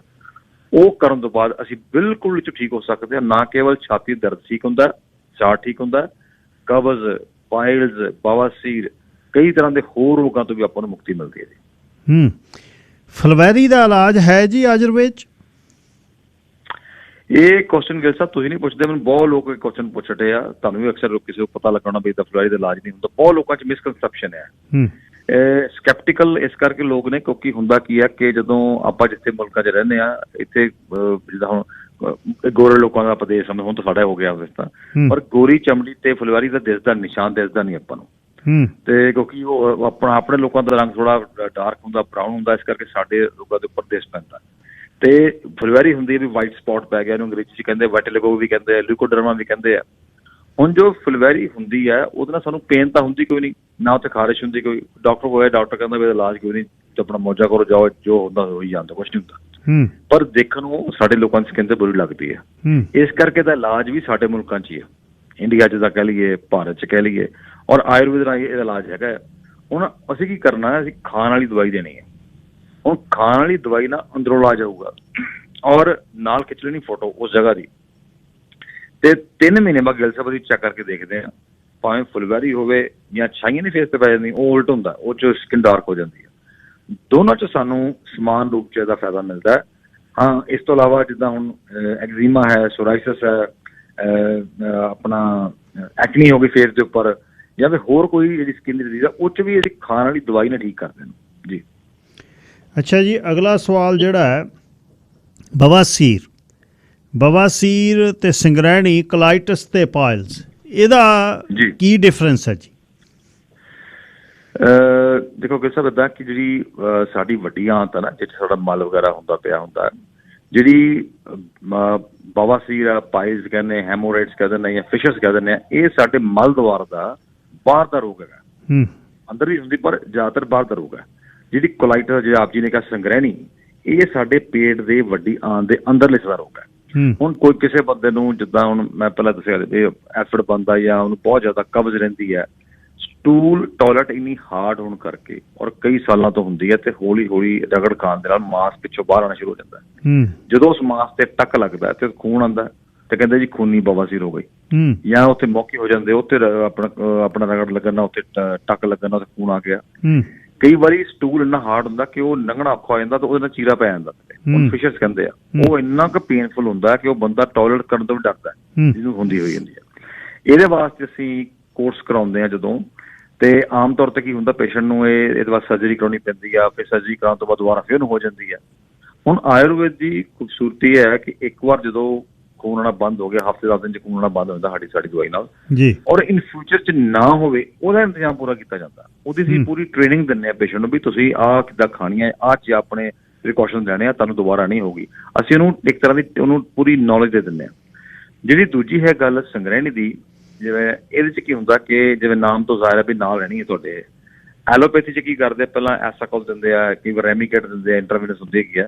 ਇਹ 'ਚ ਸਟੂਲ ਬੜਾ ਪਤਲਾ ਹੁੰਦਾ ਤੇ ਨਾਲ ਉਹਦੇ ਖੂਨ ਆਉਣਾ ਸ਼ੁਰੂ ਹੋ ਜਾਂਦਾ ਪੋਟੀ 'ਚ। ਇਹਦੇ ਕਰਕੇ ਜਿਹੜਾ ਪੇਸ਼ੈਂਟ ਆ ਉਹਦਾ ਬਲੱਡ ਲਾਸ ਹੋ ਜਾਂਦਾ, ਉਹਨੂੰ ਕਮਜ਼ੋਰੀ ਵੀ ਹੁੰਦੀ ਹੈ। ਸਾਡੀ ਦਵਾਈ ਨਾਲ ਖੂਨ ਆਉਣਾ ਤਾਂ ਵਿਦਿਨ 1 ਮੰਥ ਠੀਕ ਹੋ ਜਾਂਦਾ, ਔਰ ਅੱਗੇ ਤੁਸੀਂ ਇਹਨੂੰ ਮੇਨਟੇਨ ਵੀ ਕਰ ਸਕਦੇ ਹਾਂ। ਇਹਦਾ ਇਲਾਜ ਤਾਂ ਨਹੀਂ ਹੁੰਦਾ ਪੱਕਾ ਕੋਈ, ਪਰ ਅੱਗੇ ਨਾਲੋਂ ਆਪਰੇਸ਼ਨ ਕਰਨ ਦੀ ਲੋੜ ਨਹੀਂ ਪੈਂਦੀ, ਔਰ ਪੇਸ਼ੈਂਟ ਨੂੰ ਇਹਨਾਂ ਸਰਵਾਈਵ ਕਰ ਸਕਦਾ ਜੀ। ਜੀ ਅੱਛਾ, ਪਿੱਤੇ ਤੇ ਜਿਗਰ ਦਾ, ਗਾਲ ਬਲੈਡਰ ਤੇ ਲਿਵਰ ਦੇ ਕਿਹੜੇ ਰੋਗ ਨੇ ਜੀ? ਗਿਲ ਸਾਹਿਬ ਦੇਖੋ ਇੱਦਾਂ ਕਿ ਲਿਵਰ ਜਿਹੜਾ ਸਾਡਾ ਨਾ, ਬਹੁਤ ਹੀ ਆਪ ਜੀ ਨੂੰ ਪਤਾ ਹੋਣਾ ਕਿ ਬਹੁਤ ਇੰਪੋਰਟੈਂਟ ਔਰਗਨ ਹੈ, ਸਭ ਤੋਂ ਵੱਡਾ ਔਰਗਨ ਵੀ ਹੈ। ਖੂਨ ਵੀ ਇਹੀ ਬਣਾਉਂਦਾ, ਖੂਨ ਦੀ ਸਫਾਈ ਵੀ ਇਹ ਕਰਦਾ, ਖਾਣਾ ਪੀਣਾ ਪਚਾਉਣ 'ਚ ਮਦਦ ਇਸ ਤੋਂ ਬੜਾ ਪਚ ਨਹੀਂ ਸਕਦਾ। ਔਰ ਜਦੋਂ ਇਹ ਸੁਣਦੇ ਜੀ ਫੈਟੀ ਲਿਵਰ ਹੋ ਗਿਆ, ਆਮ ਆਪਾਂ ਸੁਣਦੇ ਨਾ ਫੈਟੀ ਲਿਵਰ ਹੋ ਗਿਆ, ਕਿਸੇ ਨੂੰ ਫੈਟੀ ਲਿਵਰ ਹੈ। ਫੈਟੀ ਲਿਵਰ 2 ਤਰ੍ਹਾਂ ਦਾ ਹੁੰਦਾ। ਇੱਕ ਤਾਂ ਫੈਟੀ ਲਿਵਰ ਹੁੰਦਾ ਜਿਹੜਾ ਬੰਦਾ ਚਲੋ ਕਿਸੇ ਨੂੰ ਕੋਈ ਦਾਰੂ ਸਿੱਕਾ ਪੀਂਦਾ ਆ ਜਾਂ ਕੋਈ ਦਵਾਈਆਂ ਬਹੁਤ ਜ਼ਿਆਦਾ ਖਾਂਦਾ, ਉਹਨੂੰ ਫੈਟੀ ਲਿਵਰ ਹੋ ਗਿਆ। ਇਹ ਹੈਗਾ ਅਲਕੋਹਲਿਕ ਫੈਟੀ ਲਿਵਰ। ਦੂਜਾ ਹੁੰਦਾ ਇੱਕ ਨਾਨ ਅਲਕੋਹਲਿਕ ਫੈਟੀ ਲਿਵਰ, ਕਿ ਤੁਸੀਂ ਸ਼ਰਾਬ ਤਾਂ ਪੀਂਦੇ ਨਹੀਂ, ਉਹਦੇ ਬਾਵਜੂਦ ਤੁਹਾਡਾ ਜਿਹੜਾ ਲਿਵਰ ਫੈਟੀ ਹੋ ਗਿਆ, ਉਹ ਐਕਚੁਅਲੀ ਇਹ ਸਭ ਜ਼ਿਆਦਾ ਖਤਰਨਾਕ ਹੈ ਜੀ। ਕਿਉਂਕਿ ਉਹ ਬੰਦਾ ਸਮਝਦਾ ਮੈਂ ਤਾਂ ਕਿਹੜਾ ਕੋਈ ਨਸ਼ਾ ਪਤਾ ਕਰਦਾ, ਮੇਰਾ ਤਾਂ ਲਿਵਰ ਖਰਾਬ ਹੀ ਨਹੀਂ ਹੋਣਾਗਾ, ਤਾਂ ਉਹ ਇੱਕ ਤਰ੍ਹਾਂ ਦਾ ਲਾਪਰਵਾਹ ਹੋ ਜਾਂਦਾ। ਤਾਂ ਉਹਦੇ ਜਿਹੜੇ ਸਿੱਟੇ ਆ ਮਾੜੇ, ਉਹ ਜ਼ਿਆਦਾ ਨਿਕਲਦੇ, ਕਿਉਂਕਿ ਉਹਨੇ ਆਪਣਾ ਇਲਾਜ ਨਹੀਂ ਕਰਾਇਆ, ਉਹਨੇ ਆਪਣਾ ਸੈਟ ਨਹੀਂ ਕੀਤਾ ਜੀ। ਤਾਂ ਇਹਦੇ ਵਾਸਤੇ ਅਸੀਂ 3 to 6 month according to the age ਅਸੀਂ ਕੋਰਸ ਕਰਾਉਂਦੇ ਹਾਂ। ਅਦਰਵਾਈਜ਼ ਤਾਂ 50 ਸਾਲ ਤੋਂ ਜਿਹੜੇ ਥੱਲੇ ਬੰਦੇ ਉਹ ਜਲਦੀ ਠੀਕ ਹੋ ਜਾਂਦੇ ਆ। ਜੇ ਕੋਈ ਸ਼ਰਾਬ ਪੀਂਦਾ ਹੈ ਤਾਂ ਸ਼ਰਾਬ ਛਡਾਉਣ ਦੀ ਨਾਲ ਦਵਾਈ ਦਿੰਦੇ ਆ, ਪਰ ਸ਼ਰਤ ਉਹ 'ਚ ਇਹੀ ਹੁੰਦੀ ਆ ਕਿ ਜਿਹੜਾ ਬੰਦਾ ਸ਼ਰਾਬ ਛੱਡਣੀ ਚਾਹੁੰਦਾ ਜਾਂ ਹੋਰ ਨਸ਼ਾ ਪਤਾ ਛੱਡਣਾ ਚਾਹੁੰਦਾ ਉਹ ਖੁਦ ਆਪ ਸਾਡੇ ਕੋਲ ਆਵੇ, ਖੁਦ ਆ ਕੇ ਬੈਠੇ ਵੀ ਮੈਂ ਖੁਦ ਕਿਉਂ ਛੱਡਣੀ ਚਾਹੁੰਦਾ। ਇਹ ਨਹੀਂ ਕਿ ਤੁਸੀਂ ਸਾਡੇ ਕੋਲ ਦਵਾਈ ਮੰਗ ਚੋਰੀ ਦੀ ਸਬਜ਼ੀ 'ਚ ਦਾਲ ਰੋਟੀ 'ਚ ਪਾ ਦਿਓ, ਉਹ ਨਹੀਂ ਕੰਮ ਹੋਣਾਗਾ, ਉਹ ਖੁਦ ਨੂੰ ਆਉਣਾ ਪਊਗਾ। ਤੀਸਰੇ ਨੰਬਰ ਤੇ ਜਿਹਨਾਂ ਲੋਕਾਂ ਨੂੰ ਲਿਵਰ ਸਰੋਸਿਸ ਹੋ ਚੁੱਕੀ ਆ, ਜਿਹੜਾ ਕਿ ਕਾਫੀ ਅਗਲੀ ਸਟੇਜ ਹੁੰਦੀ ਆ, ਉਹ 'ਚ ਸਾਡੇ ਕੋਲ ਸਟੇਜ 1 ਤੇ 2 'ਚ ਬੜੇ ਅੱਛੇ ਰਿਜ਼ਲਟ ਆਉਂਦੇ ਆ ਜੀ। ਅੱਛਾ ਜੀ, ਤੇ ਪੀਰੀਅਡਸ ਜਿਹੜੇ ਨੇ ਉਹ ਇਸਤਰੀਆਂ ਦੇ ਜੇ ਇਰੈਗੂਲਰ ਹੋ ਜਾਣ ਉਹਦਾ ਇਲਾਜ ਕੀ ਹੈ ਆਯੁਰਵੇਦ 'ਚ? ਦੇਖੋ, ਜਦੋਂ ਕਿਸੇ ਲੜਕੀ ਦੇ ਪੀਰੀਅਡ ਸ਼ੁਰੂ ਹੁੰਦੇ ਨਾ, ਆਮ ਤੌਰ 13-14 ਸਾਲ ਤੋਂ ਲੈ ਕੇ ਤੇ 50 ਸਾਲ ਦੀ ਉਮਰ ਤੱਕ ਚੱਲਦੇ ਪੀਰੀਅਡ ਆਮ ਤੌਰ ਤੇ, ਉਹਦਾ ਇੱਕ ਲੰਬਾ ਵਸੀਲ ਉਹਦਾ ਇੱਕ ਸਫ਼ਰ ਹੈ। ਉਸ ਸਫ਼ਰ 'ਚ ਸਟਾਰਟਿੰਗ ਤੇ ਕੀ ਹੁੰਦਾ, ਕਿਉਂਕਿ ਅੱਜ ਕੱਲ੍ਹ ਹਾਰਮੋਨ ਇੰਬੈਲੈਂਸ ਬਹੁਤ ਹੈ, ਬਹੁਤ ਲੜਕੇ ਨੂੰ ਹਾਈਪੋਥਾਇਰਾਇਡ ਤਾਂ ਹੁੰਦਾ ਹੀ, ਲੜਕੀਆਂ ਨੂੰ ਮੈਂ ਦੇਖਿਆ ਬਹੁਤ, ਜਿੱਦਾਂ 10 ਪੇਸ਼ੈਂਟ ਤਾਂ 8 ਕੁੜੀਆਂ ਹੁੰਦੀਆਂ ਹੈਗੀਆਂ। ਤੋ ਉਹਦੇ ਕਰਕੇ ਹਾਈਪੋਥਾਇਰਾਇਡ ਹੋਣ ਕਰਕੇ, ਹਾਰਮੋਨ ਇੰਬੈਲੈਂਸ ਹੋਣ ਕਰਕੇ ਇਰੈਗੂਲਰ ਪੀਰੀਅਡ ਹੋ ਜਾਂਦੇ ਕਿ ਪੀਰੀਅਡ ਆਏ ਆ ਤੇ ਪਹਿਲੀ ਗੱਲ ਤਾਂ ਪੇਨਫੁਲ ਬੜੇ ਆਉਂਦੇ ਆ, ਜੇ ਆ ਕੇ ਬੰਦ ਹੋ ਸਕਦੇ ਆ, ਜਾਂ ਸਪੌਟਿੰਗ ਇਕੱਲੀ ਹੋ ਜਾਂਦੀ, ਜਾਂ ਬਹੁਤ ਜ਼ਿਆਦਾ ਆ ਜਾਂਦੇ। ਇਹਦਾ ਆਯੁਰਵੇਦ 'ਚ ਬਹੁਤ ਹੀ ਵਧੀਆ ਇਲਾਜ ਹੈ। ਕਈ ਹਰਬਸ ਜੜੀ ਬੂਟੀਆਂ ਤਾਂ ਔਰਤਾਂ ਦੇ ਟੌਨਿਕ ਨਾਲ ਮਸ਼ਹੂਰ ਹੈ, ਜਿਵੇਂ ਸ਼ਤਾਵਰੀ ਹੈ, ਅਸ਼ੋਕਾ ਹੈ, ਅਸੀਂ ਉਹਨਾਂ ਦੀ ਵਰਤੋਂ ਕਰਦੇ ਹਾਂ। ਹੋਰ ਵੀ ਨਾਲ ਕਈ ਦਵਾਈਆਂ ਅਸੀਂ ਨਾਲ ਇਸਤੇਮਾਲ ਕਰਦੇ ਹਾਂ, ਤੇ ਪੇਨਫੁਲ ਪੀਰੀਅਡ ਤਾਂ ਰੈਗੂਲਰ ਪੀਰੀਅਡ ਤਾਂ ਹੋ ਜਾਂਦੇ ਆ ਸਹੀ। ਹੁਣ ਜੇ ਕਿਸੇ ਨੂੰ ਸਿਸਟ ਹੈ, ਫਾਈਬਰੋਇਡਸ ਨੇ, ਉਹ ਫਿਰ ਸਾਨੂੰ ਰਿਪੋਰਟ ਦੇ ਉਹਦੀ ਚੈੱਕ ਕਰਨੀ ਪੈਂਦੀ ਹੈ। ਇੱਕ ਚੀਜ਼ ਹੋਰ ਹੈ ਇਹ 'ਚ, ਉਹ ਹੈ ਅੱਜ ਕੱਲ੍ਹ ਬੜਾ ਇਸ਼ੂ ਹੈ ਗਿੱਲ ਸਾਹਿਬ ਕਿ ਪ੍ਰੈਗਨੈਂਸੀ ਦੇ ਸੰਬੰਧ 'ਚ ਬੜੇ ਇਸ਼ੂ ਆ ਰਹੇ ਆ। ਇਹ ਪ੍ਰੈਗਨੈਂਸੀ 'ਚ ਬਹੁਤ ਮੁਸ਼ਕਿਲ ਆ ਰਹੀ ਹੈ। ਜੇ ਕਿਸੇ ਦਾ ਸਪਰਮ ਕਾਊਂਟ ਘੱਟ ਹੈ, ਜਾਂ ਕਹਿ ਲਈ ਵੀ ਉਹ 'ਚ ਮੋਰਟੈਲਿਟੀ ਜਾਂ ਮੋਰਟੈਲਿਟੀ ਰੇਟ ਘੱਟ ਹੈ ਸਪਰਮ ਕਾਊਂਟ, ਉਹਦੀ ਦਵਾਈ ਦਿੰਦੇ ਅਸੀਂ, ਉਹ ਠੀਕ ਹੋ ਸਕਦਾ ਬਿਲਕੁਲ। ਹਾਂ, ਸਪਰਮ ਕਾਊਂਟ ਨੇਲ ਨਹੀਂ ਹੋਣਾ ਚਾਹੀਦਾ ਗਾ। ਇਸੇ ਤਰੀਕੇ ਨਾਲ ਹੀ ਫੀਮੇਲ ਦੇ ਵਿੱਚ ਐਗਸ ਦੀ ਪ੍ਰੋਡਕਸ਼ਨ ਸਹੀ ਨਹੀਂ, ਉਹਦੀ ਵੀ ਕੁਆਲਿਟੀ ਅੱਛੀ ਨਹੀਂ, ਤਾਂ we can definitely help you out. ਤੇ ਜੇ ਕੀ ਹੁੰਦਾ ਕਈ ਵਾਰੀ ਕਿ ਦੋਨੋਂ ਹਸਬੈਂਡ ਵਾਈਫ ਹੈਲਦੀ ਹੁੰਦੇ, ਪਰ ਉਹਦੇ ਬਾਵਜੂਦ ਪ੍ਰੈਗਨੈਂਸੀ ਨਹੀਂ ਹੋ ਰਹੀ, ਤੇ ਉਹ 'ਚ ਅਸੀਂ ਇੱਕ ਵਾਤ ਪਿੱਤ ਕਫ ਨੂੰ ਬੈਲੈਂਸ ਕਰਨ ਦਾ ਕੋਰਸ ਕਰਾਉਂਦੇ ਹਾਂ, ਦੋਨੋਂ ਨੂੰ ਕਰਾਈਦਾ। ਉਹਦੇ 'ਚ ਸਾਨੂੰ ਤੁਸੀਂ ਯਕੀਨ ਮੰਨਣਾ ਕਿ 80% ਦੇ ਕਰੀਬ ਸਾਨੂੰ ਉਹ 'ਚ ਕਾਮਯਾਬੀ ਦਰ ਸਾਨੂੰ ਮਿਲਦੀ ਹੈ। ਇੰਨਾ ਉਹ 'ਚ ਫਾਇਦਾ ਸਾਨੂੰ ਹੁੰਦਾ, ਮਤਲਬ ਪੇਸ਼ੈਂਟ ਨੂੰ ਫਾਇਦਾ ਹੁੰਦਾ ਜੀ। ਅੱਛਾ ਜੀ, ਅਖੀਰ ਦੇ ਵਿੱਚ ਆਪਣਾ ਨੰਬਰ ਤੇ ਸਰੀ ਕਦੋਂ ਆ ਰਿਹਾ? ਇੱਕ ਲਿਸਨਰ ਨੇ ਇਹ ਕੁਐਸਚਨ ਪੁੱਛਿਆ ਵੀ ਆਯੁਰਵੇਦ ਦੀ ਟ੍ਰੀਟਮੈਂਟ ਮਹਿੰਗੀ ਕਿੰਨੀ ਕੁ ਹੈ? ਇਹ ਲੋਕਾਂ ਦੇ ਜਨਰਲ ਸਵਾਲ ਨੇ।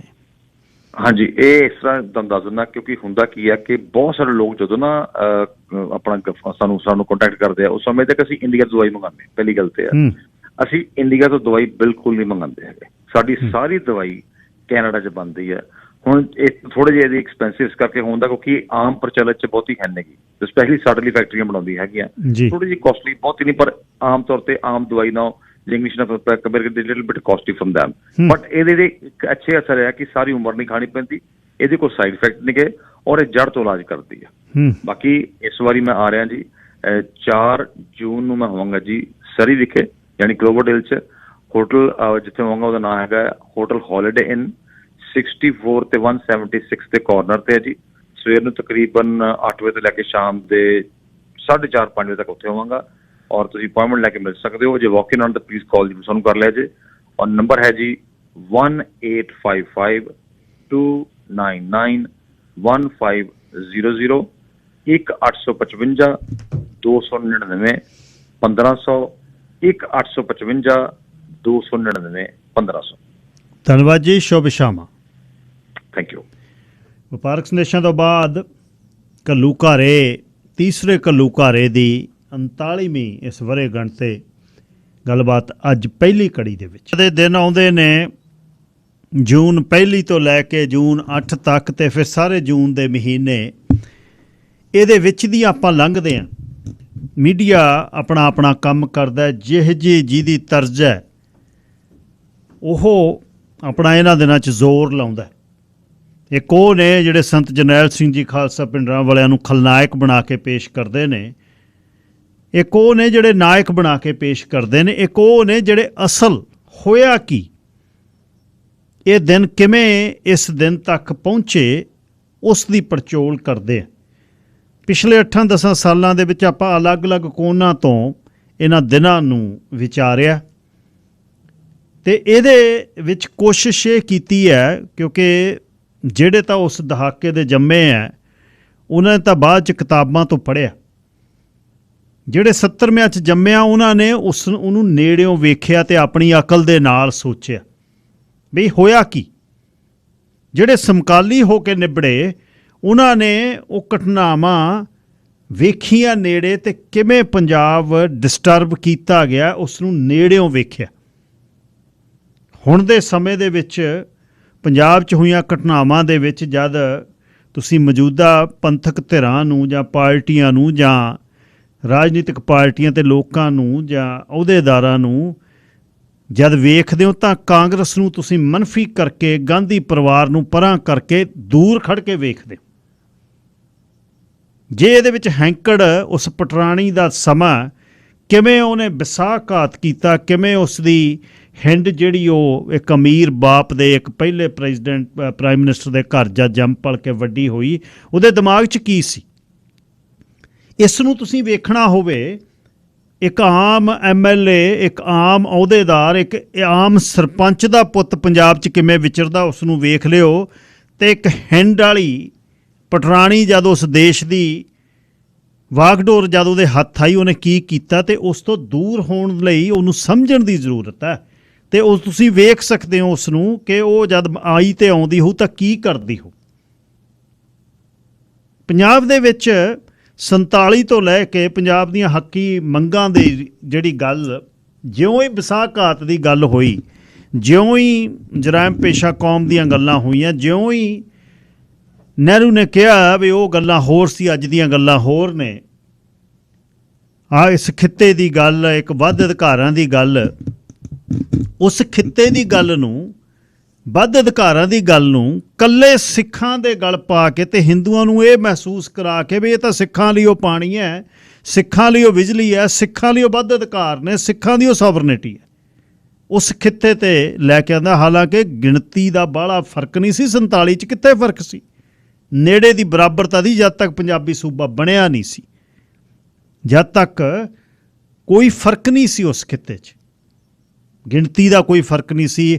ਹਾਲਾਂਕਿ ਸਿੱਖਾਂ ਦੇ ਕੋਲ ਕੋਈ ਮੀਡੀਆ ਨਹੀਂ ਸੀ, ਸਾਰੀ ਜਿਹੜੀ ਮਹਾਸ਼ਾ ਪ੍ਰੈਸ ਸੀ ਜਲੰਧਰ ਦੀ ਉਹਦਾ ਜ਼ੋਰ ਸੀ, ਅਤੇ ਉਹ ਜਿਵੇਂ ਲਿਖਦੇ ਉਸ ਤਰ੍ਹਾਂ ਗੱਲਾਂ ਹੁੰਦੀਆਂ। ਜਦ ਉਹ ਸੁਲਗਦੀ ਗਈ ਅਤੇ 47 ਤੋਂ ਬਾਅਦ 67 ਜਦ ਪੰਜਾਬੀ ਸੂਬਾ ਬਣ ਗਿਆ, ਉਸ ਖਿੱਤੇ 'ਚ ਅਸਥਿਰਤਾ ਦੀ ਗੱਲ ਜਿਹੜੀ ਚੱਲੀ ਵੀ ਹੁਣ ਸੈਂਟਰ ਦੇ ਅਨੁਕੂਲ ਬਣਾ ਤਾਂ ਇਹਨਾਂ ਨੇ ਲਿਆ, ਬਣਾਇਆ ਵੀ ਕਾਹਦਾ, ਨਾ ਹਰਿਆਣੇ ਵਾਲਿਆਂ ਨੇ ਸਟਰਗਲ ਕੀਤੀ, ਨਾ ਹਿਮਾਚਲ ਵਾਲਿਆਂ ਨੇ ਸਟਰਗਲ ਕੀਤੀ, ਉਹਨਾਂ ਦੀ ਤਾਂ ਬਹੁਤ ਗਿਣਤੀ ਬੈਠਿਆਂ ਦੀ ਬਣ ਗਈ। ਸਟਰਗਲ ਜਿਹੜੇ ਜੇਲ੍ਹ ਭਰੋ ਅੰਦੋਲਨ ਅਤੇ ਜਿਹੜਾ ਡੰਡਾ ਤਾਂ ਪੰਜਾਬੀਆਂ ਦੇ ਸਿਰ ਵਰਿਆ ਜਿਨ੍ਹਾਂ ਨੇ ਖੜ ਕੇ ਆਪਣੇ ਮੰਗਾਂ ਦੀ ਗੱਲ ਕੀਤੀ। ਇਸ ਨੂੰ ਇਸ ਤਰ੍ਹਾਂ ਸਮਝਣ ਦੀ ਲੋੜ ਹੈ ਵੀ ਟਰਾਂਸਫੋਰਮੇਸ਼ਨ ਕਿਵੇਂ ਹੁੰਦੀ ਹੈ, ਕਿਵੇਂ ਹੌਲੀ ਹੌਲੀ ਇੱਕ ਵੱਡੇ ਘਰ ਦੇ ਵਿੱਚੋਂ ਹੌਲੀ ਹੌਲੀ ਕਮਰਿਆਂ ਕੱਲਿਆਂ ਚੋਂ ਕੱਢ ਕੇ ਸਟੋਰ ਦੇ ਵਿੱਚ ਖੂੰਜੇ 'ਚ ਬੰਦੇ ਕਿਵੇਂ ਲਾਏ ਜਾਂਦੇ ਨੇ। ਪੰਜਾਬ ਦੇ ਹਾਲਾਤਾਂ ਨੂੰ ਤੁਸੀਂ ਸਮਝਣ ਦੀ ਜੇ ਕੋਸ਼ਿਸ਼ ਕਰੋ, ਜੇ ਪੜ੍ਹੋ, ਅਲੱਗ-ਅਲੱਗ ਵਿਚਾਰਾਂ ਨੂੰ ਪੜ੍ਹ ਲਓ, ਮੈਂ ਨਹੀਂ ਕਹਿੰਦਾ ਵੀ ਇੱਕ ਧਿਰ ਨੂੰ ਪੜ੍ਹ ਲਓ, ਕਿਤਾਬਾਂ ਨੇ ਹੁਣ ਤਾਂ ਅਲੱਗ-ਅਲੱਗ ਵਸੀਲਿਆਂ ਨੂੰ ਪੜ੍ਹ ਲਓ। ਵੈਸੇ ਤਾਂ 20ਵੀਂ ਸਦੀ ਦੀ ਸਿੱਖ ਰਾਜਨੀਤੀ ਤੇ ਦੀਆਂ 3 ਲੜੀ ਜਿਹੜੀਆਂ 3 ਕਿਤਾਬਾਂ ਨੇ, ਕਿਸਮਤ ਰੁਲੀ ਪਾਤਸ਼ਾਹੀ, 1984 ਅਣਚਿਤਵਿਆ ਕਹਿਰ, 3 ਕਿਤਾਬਾਂ ਸਰਦਾਰ ਅਜਮੇਰ ਸਿੰਘ ਦੀਆਂ ਜਦ ਤੁਸੀਂ ਪੜ੍ਹਦੇ ਹੋ ਤਾਂ ਬਹੁਤ ਕਲੀਅਰ ਤੁਹਾਨੂੰ ਇਹਦੇ 'ਚ ਹੁੰਦਾ। ਠੀਕ ਹੈ, ਉਹਨਾਂ ਨੂੰ ਝਠਲਾਇਆ ਜਾਂਦਾ ਹੈ, ਉਹ ਨਕਸਲ ਲਹਿਰ 'ਚੋਂ ਆਏ, ਖੱਬੇ ਪੱਖੀਆਂ ਤੋਂ ਆਏ, ਅਤੇ ਖੱਬੇ ਪੱਖੀਆਂ ਨੂੰ ਉਹ ਗੱਲ ਗਵਾਰਾ ਨਹੀਂ ਕਿ ਇਹ ਬੰਦਾ ਸਾਡੇ, ਜਿਵੇਂ ਸੰਤ ਰਾਮ ਉਦਾਸੀ ਜਦ ਮਜ਼ਲੂਮ ਜਿਹੜੇ ਜਾਂ ਸਿੱਖ ਬਣ ਲੱਗੇ, ਸਿੱਖਾਂ ਦੇ ਹੱਕ 'ਚ ਉਗਾਉਣ ਲੱਗਿਆ, ਤਾਂ ਉਸ ਸਮੇਂ ਵੀ ਖੱਬੇ ਧਿਰਾਂ ਨੂੰ ਰਾਸ ਨਹੀਂ ਸੀ ਆਇਆ ਉਦਾਸੀ। ਸੋ ਇਸ ਤਰ੍ਹਾਂ ਹੀ ਅਜਮੇਰ ਸਿੰਘ ਸਾਰਿਆਂ ਦੇ ਫਿੱਟ ਨਹੀਂ ਆਉਂਦੇ, ਪਰ ਸੱਚ ਤਾਂ ਸੱਚ ਹੈ ਨਾ। ਫਿਰ ਉਹਨਾਂ ਦੀਆਂ ਕਿਤਾਬਾਂ ਨੂੰ ਝਠਲਾ ਦਿਓ, ਆ ਕੇ ਕਰੋ ਪ੍ਰੋਗਰਾਮ ਅਤੇ ਦੱਸੋ ਵੀ ਉਹਨੇ ਕਿੱਥੇ ਗਲਤ ਲਿਖਿਆ। ਪਰ ਉਹ ਇੱਕ ਜਾਣਕਾਰੀ ਜਿਹੜੇ 84 ਤੋਂ ਬਾਅਦ ਦੇ ਜੰਮੇ ਨੇ ਉਹਨਾਂ ਨੂੰ ਜ਼ਰੂਰ ਮਿਲਦੀ ਹੈ ਕਿ ਪੰਜਾਬ ਦੀ ਟ੍ਰਾਂਜੀਸ਼ਨ ਹੋਈ ਕਿਵੇਂ। ਜਦ ਬਹੁਤਾਤ ਇਹ ਠੀਕ ਹੈ, ਰਾਜਨੀਤਿਕ ਪੈਂਤੜੇ 'ਚੋਂ ਗੱਲਾਂ ਨਿਕਲੀਆਂ, ਅਕਾਲੀ ਦਲ ਨੇ ਦੇਖ ਲਿਆ, ਰਾਜਨੀਤਿਕਾਂ ਨੇ ਦੇਖ ਲਿਆ ਕਿ ਜੇ ਬਹੁਤਾਤ 'ਚ ਜਾਣਾ, ਕਦੇ ਸਰਕਾਰਾਂ ਸਿਰਜਣੀਆਂ ਨੇ ਤਾਂ ਇੱਧਰ ਨੂੰ ਆਉਣਾ ਪੈਣਾ, ਪੰਜਾਬੀ ਸੂਬਾ ਬਣਾਉਣਾ ਪੈਣਾ, ਸਿੱਖਾਂ ਦੀ ਬਹੁ ਗਿਣਤੀ ਬਣਾਉਣੀ ਪੈਣੀ। ਪਰ ਬਹੁ ਗਿਣਤੀ ਕੰਟਰੋਲ 'ਚ ਕਿਹਦੇ ਹੈ? ਬਹੁ ਗਿਣਤੀ ਨੂੰ ਕੀ ਕਰੋਗੇ ਤੁਸੀਂ ਜਦ ਉੱਪਰੋਂ ਚੀਜ਼ਾਂ ਜਿਹੜੀਆਂ ਉੱਪਰ ਸੈਂਟਰ ਨੇ ਸਹੀ ਕਰਨੀਆਂ ਨੇ, ਹੋਣੀਆਂ ਹੀ ਉਹ ਨੇ, ਤਾਂ ਉਸ ਨੂੰ ਤੁਸੀਂ ਬਦਲ ਨਹੀਂ ਸਕਦੇ। ਪੰਜਾਬ ਦੇ ਹਾਲਾਤ ਜਿਹੜੇ ਨੇ ਬੇਰੁਜ਼ਗਾਰੀ ਦੇ ਵਿੱਚ ਜਾਂ ਨਕਸਲ ਲਹਿਰ ਤੋਂ ਬਾਅਦ ਜਿਹੜਾ ਦਮਨ ਨਕਸਲ ਲਹਿਰ 'ਚ ਵੀ ਹੋਇਆ, ਉਹ ਕੋਈ ਘੱਟ ਨਹੀਂ ਸੀ ਹੈ। ਠੀਕ ਹੈ, ਉਹ ਧਰਮ ਤੋਂ ਪਰਾਂ ਹਟ ਕੇ ਸਾਮਰਾਜ ਦੀ ਗੱਲ ਕਰਦੇ, ਉਹਨਾਂ ਦਾ ਇੱਕ ਵਿਚਾਰ ਸੀ, ਪਰ ਮੁਹਿੰਮਾਂ ਪੰਜਾਬ ਦੀ ਸਰਜ਼ਮੀਨ 'ਤੇ ਲੜੀਆਂ ਗਈਆਂ। ਇਹਦੇ ਵਿੱਚ ਕੋਈ ਸ਼ੱਕ ਨਹੀਂ ਕਿ ਖੱਬੀਆਂ ਧਿਰਾਂ ਨੇ ਫਿਰ ਸਿੱਖ ਸੰਘਰਸ਼ ਦੀ ਪੂਰੀ ਵਿਰੋਧਤਾ ਕੀਤੀ, ਅਤੇ ਆਮ ਜੇ ਉਹਨੂੰ ਚੌਖਟੇ 'ਚ ਰੱਖੋ ਤੁਸੀਂ, ਖੱਬੇ ਪੱਖੀ ਧਿਰਾਂ ਕਿਸੇ ਧਿਰ 'ਤੇ ਵੀ ਹੁੰਦੇ ਜ਼ੁਲਮ ਦੇ ਖਿਲਾਫ ਲੜਦੀਆਂ ਨੇ। ਪਰ ਪੰਜਾਬ ਦੇ ਇਸ ਸਿੱਖ ਸੰਘਰਸ਼ ਦੇ ਵਿੱਚ ਖੱਬੇ ਪੱਖੀਆਂ ਨੇ ਐਨ ਖੜ ਕੇ ਉਹਦੀ ਵਿਰੋਧਤਾ ਕੀਤੀ ਕਿ ਨੋ, ਇਹ ਨਹੀਂ ਹੈ, ਕਿਉਂਕਿ ਧਰਮ ਨੂੰ ਉਹ ਐਕਸੈਪਟ ਨਹੀਂ ਕਰਦੇ। ਉਹਨਾਂ ਦੀ ਵਿਚਾਰਧਾਰਾ ਇਹ, ਅਤੇ ਜਿਹੜੀ ਵਿਚਾਰਧਾਰਾ ਤੁਸੀਂ ਜਿਉਂਦੇ ਹੋ ਉਹਨੂੰ ਅਪਣਾਏ ਹੋਏ ਹੋ, ਤੁਸੀਂ ਉਹਦੇ 'ਚ ਅੱਗੇ ਜਾਣਾ। ਇਹਦੇ ਵਿੱਚ ਕੋਈ ਉਹਨਾਂ 'ਤੇ ਦੋਸ਼ ਵੀ ਨਹੀਂ ਹੈ। ਜੇ ਤੁਸੀਂ ਕਈ ਵਾਰ ਆਪਾਂ ਕਹਿੰਦੇ ਹਾਂ ਹੁਣ ਵਿਰੋਧੀ ਧਿਰ 'ਚ ਕੋਈ ਬੰਦਾ ਆਪਣੀ ਬੋਲੀ ਬੋਲਦਾ, ਅਤੇ ਉਹਦੀ ਅਪਗ੍ਰੇਡਿੰਗ ਜਿਹੜੀ ਅਪਬ੍ਰਿੰਗਿੰਗ ਉਸ ਤਰ੍ਹਾਂ ਹੋਈ ਆ, ਉਹਦਾ ਜਿਹੜਾ ਉਸ ਨੂੰ ਤੁਸੀਂ ਭੰਡ ਨਹੀਂ ਸਕਦੇ। ਜਿਹੋ ਜਿਹੀ ਤੁਹਾਡੀ ਵਿਚਾਰਧਾਰਾ ਹੈ ਉਹ ਜਿਹੀ ਉਹਦੀ ਵਿਚਾਰਧਾਰਾ, ਅਤੇ ਵਿਚਾਰਧਾਰਾ ਹਰ ਇੱਕ ਨੂੰ ਰੱਖਣ ਦਾ ਆਪਣਾ ਹੱਕ ਹੈ। ਹਾਂ, ਜੇ ਓਵਰਰਾਈਡ ਕਰਦਾ, ਕੱਟਦਾ, ਧੱਕੇ ਨਾਲ ਕਹਿੰਦਾ ਨਹੀਂ ਤੂੰ ਠੀਕ ਨਹੀਂ ਮੈਂ ਠੀਕ ਹਾਂ, ਉੱਥੇ ਤੁਹਾਡਾ ਪੈਰ ਗੱਡਣਾ ਠੀਕ ਹੈ, ਜਿਹਦੀ ਵੀ ਵਿਚਾਰਧਾਰਾ, ਪਰ ਆਪਣੀ ਗੱਲ ਕਰਨੀ ਫਰਜ਼ ਹੈ। ਪੰਜਾਬ ਦੇ ਵਿੱਚ ਵੱਡਾ ਜਿਹੜਾ ਫੇਰ ਬਦਲ ਹੋਇਆ ਹੈ ਉਹ ਇਹ ਗੱਲ ਤੋਂ ਹੋਇਆ ਜਦ ਦਮਦਮੀ ਟਕਸਾਲ ਦੇ ਮੁਖੀ ਸੰਤ ਬਾਬਾ ਕਰਤਾਰ ਸਿੰਘ ਜੀ ਖਾਲਸਾ ਭਿੰਡਰਾਂਵਾਲੇ ਬਣੇ। ਉਹ ਇੱਕ ਆਦਰਸ਼ਵਾਦੀ ਅਗਾਂਹ ਵਧੂ ਇੱਕ ਇਹੋ ਜਿਹੇ ਧਾਰਮਿਕ ਨੇਤਾ ਸਨ ਜਿਨ੍ਹਾਂ ਦੇ ਕੋਲ ਸੋਹਜ ਸੀ, ਜਿਨ੍ਹਾਂ ਕੋਲ ਪੜ੍ਹਾਈ ਸੀ, ਜਿਨ੍ਹਾਂ ਨੂੰ ਪਤਾ ਸੀ। ਪਰ ਇਹ ਨਹੀਂ ਹੈ ਵੀ ਟਕਸਾਲ ਦੇ ਉਹ 13ਵੇਂ ਮੁਖੀ ਦੇ ਤੌਰ 'ਤੇ ਹੀ ਸਾਰਾ ਕੁਛ ਹੋ ਗਿਆ। ਟਕਸਾਲ ਸ਼ੁਰੂ ਤੋਂ ਪਹਿਲੇ ਜਥੇਦਾਰ ਤੋਂ ਲੈ ਕੇ ਚੜ੍ਹਦੀ ਕਲਾ ਦੇ ਜਥੇਦਾਰ ਟਕਸਾਲ 'ਚ ਜਾਂਦੇ ਰਹੇ ਨੇ। ਹੁਣ ਦੀ ਗੱਲ ਨਹੀਂ ਮੈਂ ਕਰਦਾ, ਮੈਂ 14ਵੀਂ ਜਥੇਦਾਰ 'ਤੇ ਆ ਕੇ ਹੀ ਗੱਲ ਖੜਾ ਦੇਣੀ ਆ, ਉਦੋਂ ਅਗਲੀਆਂ ਗੱਲਾਂ ਨਹੀਂ ਮੈਂ ਕਰਨੀਆਂ। 13ਵੇਂ ਤੇ 14ਵੇਂ ਜਥੇਦਾਰ 13ਵੇਂ ਜਥੇਦਾਰ ਸੰਤ ਬਾਬਾ ਕਰਤਾਰ ਸਿੰਘ ਖਾਲਸਾ ਪਿੰਡਾਂ ਵਾਲਿਆਂ ਨੇ ਜਦ ਉਹਨਾਂ ਨੂੰ ਇਸ ਗੱਲ ਦਾ ਇਹ ਮਹਿਸੂਸ ਉਹਨਾਂ ਨੇ ਕੀਤਾ ਕਿ ਸੈਂਟਰ ਸਰਕਾਰ ਕਿਸ ਤਰ੍ਹਾਂ ਨਰਕਧਾਰੀਆਂ ਦੇ ਨਾਲ ਉਹਨਾਂ ਨੂੰ ਜ਼ੋਰ ਦੇ ਕੇ ਮਾਝੇ ਦੇ ਖਾਸ ਤੌਰ 'ਤੇ ਮਹਿਤਾ ਚੌਂਕ ਦੇ ਗੁਰਦੁਆਰਾ ਗੁਰਦਰਸ਼ਨ ਪ੍ਰਕਾਸ਼ ਦੇ ਇਸ ਖਿੱਤੇ ਦੇ ਵਿੱਚ ਕਿਸ ਤਰ੍ਹਾਂ IAS ਤੇ IPS ਅਫੀਸਰ ਲਾ ਕੇ ਤੇ ਕਿਸ ਤਰ੍ਹਾਂ ਧੱਕਾ ਕਰ ਰਹੀ ਹੈ, ਤਾਂ ਉਹਨਾਂ ਨੇ ਇਸ ਗੱਲ 'ਤੇ ਪੈਰ ਗੱਡਿਆ ਵੀ ਇਹ ਸਤਿਕਾਰ ਜਿਹੜਾ ਸਾਡਾ ਸ਼੍ਰੀ ਗੁਰੂ ਗ੍ਰੰਥ ਸਾਹਿਬ ਜੀ ਦਾ, ਉਹਦੇ ਬਰਾਬਰ ਦੀਆਂ ਜਿਹੜੀਆਂ ਗੱਲਾਂ ਕਰ ਰਹੇ ਨੇ ਨਰਕਧਾਰੀਏ, ਇਹ ਨਹੀਂ ਹੋਣ ਦੇਣੀਆਂ ਮੈਂ। ਬਸ ਹੋਰ ਵੀ ਸੀ ਬਹੁਤ ਸਿੱਖ ਸੰਪਰਦਾਵਾਂ ਸੀ, ਸਿੱਖ ਡੇਰੇ ਸੀ, ਸਿੱਖ ਸੰਤ ਸੀ, ਜਿਵੇਂ ਹੁਣ ਵੀ ਨੇ, ਹੁਣ ਬਹੁਤ ਨੇ, ਗਿਣ ਲਓ ਜਿੰਨੇ ਨੇ ਪੰਜਾਬ ਦੇ ਵਿੱਚ।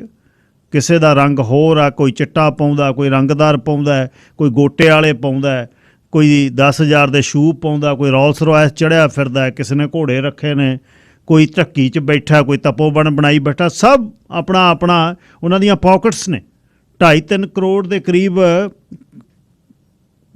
ਵਸੋਂ ਨੂੰ ਉਹਨਾਂ ਨੇ ਵੰਡ ਲਿਆ ਵੀ ਚੱਲ ਮੇਰੇ ਕੋਲ 25-30-40 ਹਜ਼ਾਰ ਆਉਂਦਾ ਹੈ, ਤੇਰੇ ਕੋਲ 25-30-40 ਹਜ਼ਾਰ ਦਾ, ਮੇਰੇ ਵੱਲ ਤੂੰ ਨਾ ਝਾਕੀ, ਤੇਰੇ ਵੱਲ ਮੈਂ ਨਹੀਂ ਝਾਕਦਾ। ਐਨ ਦਮੜਾ ਡਿੱਗਦਾ ਜਾਂ ਟਣਕ ਦੀ ਆਵਾਜ਼ ਆਉਂਦੀ ਹੈ, ਪੈਸੇ ਬਣਦੇ ਨੇ। ਜੇ ਉਹਨਾਂ ਨਾਲ ਗੱਲ ਕਰ ਲਓ ਤੁਸੀਂ ਬਈ ਉਹਨਾਂ ਨਾਲ ਕਹਿੰਦਾ ਰੱਬ ਦਾ ਨਾਮ ਲਿਆ ਕਰੋ, ਬਸ ਕੁਛ ਨਹੀਂ ਹੈ। ਮਾਨਸ ਕੀ ਜਾਤ ਸਭ ਏਕ ਕੇ ਪਹਿਚਾਨ, ਉਹ 'ਤੇ ਲਿਆ ਕੇ ਗੱਲ ਨਿਬੇੜ ਦਿੰਦੇ। ਪਰ ਅਸਲ ਅਕੀਦਿਆਂ ਦੇ ਵਿੱਚ ਇਸ ਤਰ੍ਹਾਂ ਨਹੀਂ ਹੈ। ਜੇ ਇੱਕ ਜਾਤ ਇੱਕ ਧਰਮ ਪਹਿਚਾਣਿਆ ਜਾਵੇ ਤਾਂ ਸਾਰੇ ਧਰਮਾਂ ਨੂੰ ਵਧਣ ਫੁੱਲਣ ਦੀ ਇਜਾਜ਼ਤ ਦਿੱਤੀ ਜਾਵੇ।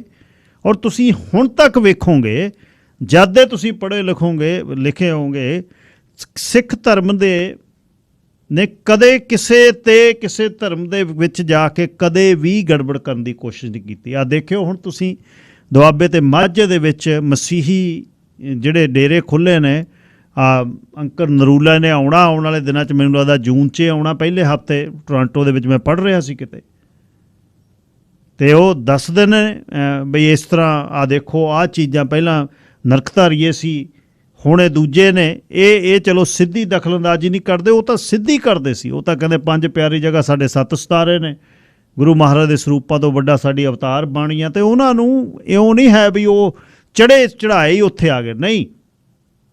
ਉਹਨਾਂ ਨੂੰ ਉਸ ਸਮੇਂ ਦੀਆਂ ਸਰਕਾਰਾਂ ਨੇ ਦਿੱਲੀ ਦੇ ਵਿੱਚ ਪੂਰੇ ਸਤਿਕਾਰ ਦਿੱਤੇ, ਉਹਨਾਂ ਨੂੰ ਸਾਂਭਿਆ, ਪੋਲੀਟੀਕਲ ਪਾਰਟੀ ਜਿਹੜੀ ਵੀ ਹੋਵੇ, ਚਾਹੇ ਬੀਜੇਪੀ ਦੀ ਕੁਝ ਸਮਾਂ ਸਰਕਾਰ ਰਹੇ, ਚਾਹੇ ਕਾਂਗਰਸ ਦੀ, ਸਾਰੇ ਹੀ ਉੱਥੇ ਜਾਂਦੇ ਸੀ। ਤੇ ਡੇਰਿਆਂ ਤੇ ਹੁਣ ਵੀ ਪੋਲੀਟੀਕਲ ਬੰਦੇ ਜਾਂਦੇ ਆ। ਜਾਂਦੇ ਕਾਹਦੇ ਲਈ ਨੇ? ਵੋਟਾਂ ਲਈ।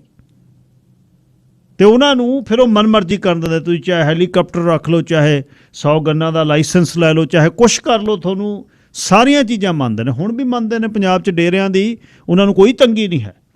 ਪੰਜਾਬ ਉੱਜੜ ਰਿਹਾ, ਪੰਜਾਬ ਵਸ ਰਿਹਾ, ਪੰਜਾਬ ਦੇ ਨੌਜਵਾਨੀ ਬੇਰੁਜ਼ਗਾਰ ਹੋ ਰਹੀ ਹੈ, ਪ੍ਰਵਾਸ ਕਰ ਰਹੀ ਹੈ। ਪੰਜਾਬ ਸੰਘਰਸ਼ ਦੇ ਦਿਨਾਂ ਦੇ ਵਿੱਚ ਘਰੋਂ ਕੱਢ ਕੇ ਮੁੰਡੇ ਖਪਾ ਦਿੱਤੇ ਗਏ। ਉਹ ਡੇਰਿਆਂ ਦੇ ਨੇੜੇ ਹੀ, ਪਿੰਡਾਂ ਦੇ ਵਿੱਚੋਂ ਹੀ ਚੱਕੇ, ਤੇ ਉਹਨਾਂ ਨੂੰ ਡੇਰਿਆਂ ਨੂੰ ਏਅਰ ਕੰਡੀਸ਼ਨ ਉਹਨਾਂ ਦੇ ਗਰਮ ਨਹੀਂ ਹੋਏ ਕਦੇ। ਤੇ ਜੇ ਗੱਲ ਕਰੋਗੇ, ਉਹਨਾਂ ਦੇ ਚੇਲੇ ਤੁਹਾਡੇ ਮੂਹਰੇ ਆ ਜਾਣਗੇ ਧਰਮ ਵਾਲੇ, ਤੇ ਤੈਨੂੰ ਇਹ 'ਚ ਕੀ ਤੰਗੀ ਆ? ਬਾਬਾ ਜੀ ਰੱਬ ਦਾ ਹੀ ਨਾਂ ਲੈਂਦੇ ਨੇ।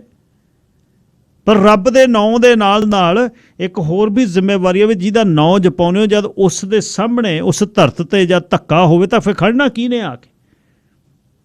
ਫਿਰ ਕਿਹਨੇ ਬੋਲਣਾ? ਫਿਰ ਜੇ ਸਿੱਖ ਧਰਮ ਦੀ ਉਹ ਗੱਲ ਕਰੇ, ਫਿਰ ਤਾਂ ਪਹਿਲੇ ਪਾਤਸ਼ਾਹ ਨੂੰ ਬਾਬਰ ਦੇ ਖਿਲਾਫ ਬੋਲਣ ਦੀ ਲੋੜ ਨਹੀਂ ਸੀ, ਚੱਲਦਾ ਸੀ ਕੰਮ। ਫਿਰ ਤਾਂ ਮਲਕ ਭਾਗੋ ਦੇ ਪੂੜੇ ਛਕਣੇ ਚਾਹੀਦੇ ਸੀ। ਫਿਰ ਲਾਲੋ ਦੇ ਘਰੇ ਕਿਉਂ ਜਾ ਕੇ ਬੈਠੇ? ਕੱਪੜੇ ਚਿੱਟੇ ਪਾ ਕੇ, ਉਹਨਾਂ ਵਾਂਗੂ ਬਣ ਕੇ, ਤੇ ਉਹਨਾਂ ਦੀਆਂ ਗੱਲਾਂ ਕਰਕੇ, ਹੱਥਾਂ ਦੇ ਵਿੱਚ ਸਿਮਰਨੇ ਦਿਖਾ ਕੇ ਜਾਂ ਪੈਰਾਂ 'ਚ ਉਹਨਾਂ ਦੇ ਪਦਮ ਦਿਖਾ ਕੇ ਤਾਂ ਗੱਲਾਂ ਨਹੀਂ ਬਣਦੀਆਂ। ਗੱਲ ਕਰ ਲਿਓ, ਤੁਸੀਂ ਦੇਖ ਲਿਓ ਆਲੇ ਦੁਆਲੇ, ਇੱਥੇ ਵੀ ਦੇਖ ਲਿਓ ਕੋਈ ਗੱਲ। ਇਹਨਾਂ ਦਿਨਾਂ ਦੇ ਵਿੱਚ ਕੁਝ ਗੁਰੂ ਘਰ ਨੇ ਜਿੱਥੇ ਗੱਲ ਰਹਿ ਜਾਂਦੀ ਹੈ। ਡੇਰਿਆਂ 'ਚ ਗੱਲਾਂ ਨਹੀਂ ਇਹ ਹੁੰਦੀਆਂ। ਸੋ ਜਦ ਉਹਨਾਂ ਨੇ ਦਿੱਲੀ ਤੋਂ ਉਹਨੂੰ ਅਸਲ ਤਾਕਤ ਦਿੱਤੀ, ਦਿੱਲੀ ਦੀ ਜਿਹੜੀ ਤਾਕਤ ਸੀ, ਉਹ ਤਾਕਤ ਦੇ ਨਾਲ ਗੁਰਬਚਨਾ ਫਿਰ ਜਦ ਜ਼ੋਰ ਫੜ ਗਿਆ, ਉਹਨੇ ਆ ਕੇ ਜਦ ਪੰਜਾਬ ਦੇ ਵਿੱਚ ਇਹ ਸ਼ਰੇਆਮ ਗੱਲਾਂ ਕੀਤੀਆਂ। ਉਹ ਗੱਲ ਕਰ ਸਕਦਾ ਸੀ ਆਪਣੀ। ਤੁਹਾਡੇ ਸਾਹਮਣੇ ਆ ਰਾਧਾ ਸਵਾਮੀਆਂ ਦਾ ਕਿੱਡਾ ਡੇਰਾ ਬਿਆਸ ਦੇ ਵਿੱਚ, ਕਦੇ ਸਿੱਧਾ ਕਨਫਲਿਕਟ ਹੋਇਆ ਸਿੱਖਾਂ ਦਾ? ਕਦੇ ਨਹੀਂ ਹੋਇਆ। ਇਸ ਤਰ੍ਹਾਂ ਦੇ ਡੇਰੇਦਾਰ ਗੁਰਬਚਨਾ ਸੀ। ਪਰ ਜਦ ਆ ਕੇ ਉਹ ਟੋਹ ਲਾ ਕੇ ਤੇ ਹਰ ਰੋਜ਼ ਪੱਛਦਾ, ਹਰ ਰੋਜ਼ ਪੁਣਦਾ, ਤਾਂ ਫਿਰ ਉਸ ਸਮੇਂ, ਕਿਉਂਕਿ ਟਕਸਾਲ ਨਿਕਲੀ ਇਸ ਖੰਡੇ ਦੇ ਵਿੱਚੋਂ ਆ, ਭਗੌਤੀ 'ਚੋਂ, ਸਰੋਹੀਆਂ ਦੇ ਵਿੱਚੋਂ, ਸੈਂਥੀਆਂ ਦੇ ਵਿੱਚੋਂ ਆ। ਉਸ ਸਮੇਂ ਦੇ ਕੌਮ ਦੇ ਜਥੇਦਾਰ 13ਵੇਂ ਸੰਤ ਬਾਬਾ ਕਰਤਾਰ ਸਿੰਘ ਖਾਲਸਾ ਪਿੰਡਰਾਂ ਵਾਲਿਆਂ ਨੇ ਉਸ ਦਾ ਪੈਂਤੜਾ ਲੈ ਲਿਆ। ਉਹ ਕਹਿੰਦਾ ਇਹ ਨਹੀਂ ਹੋਣ ਦੇਣਾ ਅਸੀਂ। ਨਗਰ ਕੀਰਤਨ ਨਿਕਲਣ ਲੱਗੇ। ਪੰਜਾਬ ਦਾ ਉਹਨਾਂ ਨੇ ਉਹ ਵਰਗ ਜਿਹੜਾ ਘਰੇ ਬੈਠਾ ਸੀ, ਜਿਹੜਾ ਦੇਖ ਰਿਹਾ ਸੀ, ਉਹ ਪੱਬਾਂ 'ਤੇ ਕਰ ਦਿੱਤਾ। ਉੱਧਰੋਂ ਪਟਰਾਣੀ ਆ ਜਿਹੜੀ ਵਿਰੋਧੀ ਧਿਰ ਨੂੰ ਨੱਪਣ ਦੇ ਲਈ ਉਹਨੇ ਐਮਰਜੈਂਸੀ ਲਾਤੀ। ਬੰਦੇ ਨਹੀਂ ਇਕੱਠੇ ਹੋ ਸਕਦੇ। ਐਮਰਜੈਂਸੀ ਦੇ ਵਿੱਚ ਜੇਲ੍ਹ ਭਰੋ ਅੰਦੋਲਨ, ਉਹਦੇ 'ਚ ਸਿੱਖਾਂ ਦੀਆਂ ਵੱਡੀ ਤਰੀਕੇ ਦੇ ਨਾਲ ਜਿਹੜੀਆਂ ਜੇਲ੍ਹ ਭਰੋ ਅੰਦੋਲਨ ਦੇ ਵਿੱਚ ਸਿੱਖਾਂ ਦੀ ਸ਼ਮੂਲੀਅਤ ਹੋ ਗਈ। ਉਹਨੂੰ ਚੈਲੰਜ ਹੋ ਗਿਆ ਕਿ ਗੱਲਾਂ ਉਹਨੇ ਕੀਤੀਆਂ, ਮੈਂ ਆਹ ਕਰ ਦੂੰ ਤੁਹਾਡੇ ਲਈ, ਮੈਂ ਆਹ ਕਰ ਦੂੰ, ਤੁਸੀਂ ਤੁਹਾਨੂੰ ਰਾਜਸ਼ਾਹੀਆਂ ਦੇ ਦੂੰ, ਤੁਸੀਂ ਅਸੈਂਬਲੀ ਵਾਲੇ ਪਾਸੇ ਹੋਣਾ। ਇਹ ਵੀ ਗੱਲ ਚੱਲਦੀ ਹੈ। ਸਿਆਣੇ ਕਿਹੜੇ ਸੁਗੜ ਸਿੱਖ ਨੇ, ਉਹ ਕਹਿੰਦੇ ਬਹਿ ਕੇ ਗੱਲ ਕਰਨੀ ਚਾਹੀਦੀ ਸੀ ਇੰਦਰਾ ਨਾਲ। ਹੁਣ ਸਿਆਣਪ ਹੈ, ਉਹਦੇ ਨਾਲ ਗੱਲ ਕਰਦੇ ਵੀ ਬੀਬਾ ਅਸੀਂ ਜੇਲ੍ਹ ਨਹੀਂ ਭਰਦੇ, ਤੂੰ ਸਾਡੇ ਲਈ ਕੀ ਦਿੰਦੀ ਆ? ਫਿਰ ਤਾਂ ਦੇਣ ਲੈਣ ਵਾਲੀ ਤਾਂ ਗੱਲ ਇੱਦੋਂ ਪਰੇ ਦੀਆਂ ਗੱਲਾਂ ਨੇ। ਦੇਣ ਲੈਣ ਤਾਂ ਇੱਥੇ ਵੀ ਚੱਲਦਾ। ਦੇ ਲਓ, ਲੈ ਲਓ ਤੇ ਚੁੱਪ ਕਰ ਜਾਓ, ਜਾਂ ਉਹਨਾਂ ਦੇ ਅੱਜ ਦੇ ਦਿਨਾਂ ਦੇ ਵਿੱਚ ਉਹਨਾਂ ਦੇ ਖਿਲਾਫ ਬੋਲ ਦਿਓ। ਹੋਏ ਜ਼ੁਲਮ ਦੀ ਦਾਸਤਾਂ ਦੇ ਵਿੱਚ ਜਿਨ੍ਹਾਂ 'ਤੇ ਜ਼ੁਲਮ ਹੋਈ ਧਿਰ ਉਹਨੂੰ ਤੁਸੀਂ ਬਣਾ ਦਿਓ ਖਲਨਾਇਕ। ਉਹ ਦੇਖੋ ਜੀ, ਉਹ ਤਾਂ ਅਸਲਾ ਲੈ ਕੇ ਜੀ ਅੰਦਰ ਚਲੇ ਗਏ ਜੀ। ਉਹ ਅੰਦਰ ਉਹਨਾਂ ਨੇ ਅੰਦਰ ਕਿਵੇਂ ਬਣਾ ਲਿਆ, ਤੇ ਜਗ੍ਹਾ ਕਿਵੇਂ ਬਣਾ ਲਈ, ਉੱਥੇ ਉਹਨਾਂ ਨੇ ਮੋਰਚੇ ਕਿਵੇਂ ਬਣਾ ਲਏ। ਮੋਰਚੇ ਉੱਥੇ ਹਥਿਆਰ ਕਿਤੇ ਪਹਿਲੀ ਵਾਰ ਗੜੇ ਨੇ, ਉਹ ਤਖਤ ਹੀ ਹਥਿਆਰਾਂ ਦਾ। ਹੁਣ ਜਿਹਨੂੰ ਇਸ ਗੱਲ ਦੀ ਕਲੀਅਰੈਂਸ ਨਹੀਂ ਹੈ ਵੀ ਉਹ ਅਕਾਲ ਦਾ ਤਖਤ, ਉਹ ਅਕਾਲ ਬੁੰਗਾ 6ਵੇਂ ਪਾਤਸ਼ਾਹ ਨੇ ਜਦ ਸਿਰਜਿਆ, ਤਾਂ ਉੱਥੇ ਵਧੀਆ ਨਸਲ ਦੇ ਘੋੜੇ, ਵਧੀਆ ਜਵਾਨੀ, ਵਧੀਆ ਹਥਿਆਰ ਸਾਹਿਬ ਨੇ ਮੰਗੇ ਨੇ। ਤੇ ਉੱਥੇ ਤੁਸੀਂ ਸ਼ਸਤਰਾਂ ਤੋਂ ਬਿਨਾਂ, ਤਾਂ ਸਾਰੇ ਤਖਤਾਂ 'ਤੇ ਸ਼ਸਤਰ ਪਏ ਨੇ। ਸਾਹਿਬ ਆਲਮ 10ਵੇਂ ਪਾਤਸ਼ਾਹ ਦੇ ਜਿਹੜੇ ਨੇ ਹਥਿਆਰ ਹਜੂਰ ਸਾਹਿਬ ਦੇ ਵਿੱਚ ਸ਼ਸਤਰ ਕਹਾਂ ਉੱਥੇ ਪਏ ਨੇ। ਉੱਥੇ ਭੋਗ ਲੱਗਦੇ ਨੇ, ਉਹਨਾਂ ਦੇ ਤਿਲਕ ਲੱਗਦੇ ਨੇ। ਦਮਦਮਾ ਸਾਹਿਬ, ਸ਼੍ਰੀ ਅਨੰਦਪੁਰ ਸਾਹਿਬ, ਕਿਹੜੇ ਤਖਤ 'ਤੇ ਉਹਨਾਂ ਦੇ ਸ਼ਸਤਰ ਨਹੀਂ ਹੈ? ਇਸੇ ਤਰ੍ਹਾਂ ਹੀ ਅਕਾਲ ਦਾ ਬੁੰਗਾ, ਜਿੱਥੇ ਦਾਦੇ ਨੇ ਜਿਹਨੂੰ ਸਿਰਜਿਆ ਹੱਥੀਂ, ਜਿਹੜਾ ਇਮੋਰਟਲ ਤਖਤ ਹੈ, ਦੁਨੀਆ ਦੇ ਤਖਤਾਂ ਤੋਂ ਉੱਚਾ ਤਖਤ ਹੈ, ਜਿਹੜਾ ਕਦੇ ਵੀ ਨਹੀਂ ਢਾਇਆ ਜਾ ਸਕਦਾ, ਜਿੱਥੋਂ ਭਗਤੀ ਤੇ ਸ਼ਕਤੀ, ਮੀਰੀ ਤੇ ਪੀਰੀ। ਇਹ ਬਹੁਤ ਰੌਲਾ ਪਿਆ ਜੀ, ਨਹੀਂ ਧਰਮ ਤੇ ਰਾਜਨੀਤੀ ਇਕੱਠੇ ਨਹੀਂ ਹੋ ਸਕਦੇ, ਧਰਮ ਆਡਾ ਰਾਜਨੀਤੀ ਹੈ। ਉਹਨਾਂ ਦਾ ਇਹ ਸੀ ਵੀ ਜੇ ਧਰਮ ਦਾ ਕੁੰਡਾ ਹੈ ਨਹੀਂ ਰਾਜਨੀਤੀ ਤੇ, ਤਾਂ ਫਿਰ ਇਹ ਜਿਹੜੇ ਨੇ ਇਹ ਰਾਜੇ ਸ਼ੀ ਮੁਕੱਦਮ ਕੁੱਤੇ ਹੋਣ ਨੂੰ ਇਹਨਾਂ ਨੂੰ ਬਿੰਦ ਨਹੀਂ ਲੱਗਣਾ। ਸੋ ਇਹ ਨਾਲ ਚੱਲਦੀ ਹੈ। ਬਹੁਤ ਵਿਰੋਧਤਾ ਹੋਈ ਸਿੱਖਾਂ ਦੀ ਇਸ ਗੱਲ ਤੋਂ ਕਿ ਮੀਰੀ ਪੀਰੀ ਵਾਲੇ ਨੇ ਜੀ, ਇਹ ਮੀਰੀ ਪੀਰੀ ਵਾਲੇ ਨੇ। ਫਿਰ ਤਾਂ ਅਕਾਲ ਤਖਤ ਜੇ ਸਿਰਜਣਾ ਹੁੰਦਾ, ਆਪਣੇ ਆਪ ਗੁਰੂ ਰਾਮਦਾਸ ਪਾਤਸ਼ਾਹ ਦੇ ਲਈ ਹੋਈ ਜ਼ਮੀਨ ਸੀ, ਜਿੱਥੇ ਮਰਜ਼ੀ ਸਿਰਜ ਦਿੰਦੇ ਉਹ। ਸਾਰਾ ਅੰਮ੍ਰਿਤਸਰ ਸਾਹਿਬ ਚੱਕ ਰਾਮਦਾਸ ਵਿਹਲਾ ਪਿਆ ਸੀ। ਫਿਰ ਪ੍ਰਕਰਮਾਂ ਦੇ ਵਿੱਚ ਸਿਰਜਣ ਦੀ ਲੋੜ ਨਹੀਂ ਸੀ ਹੈ।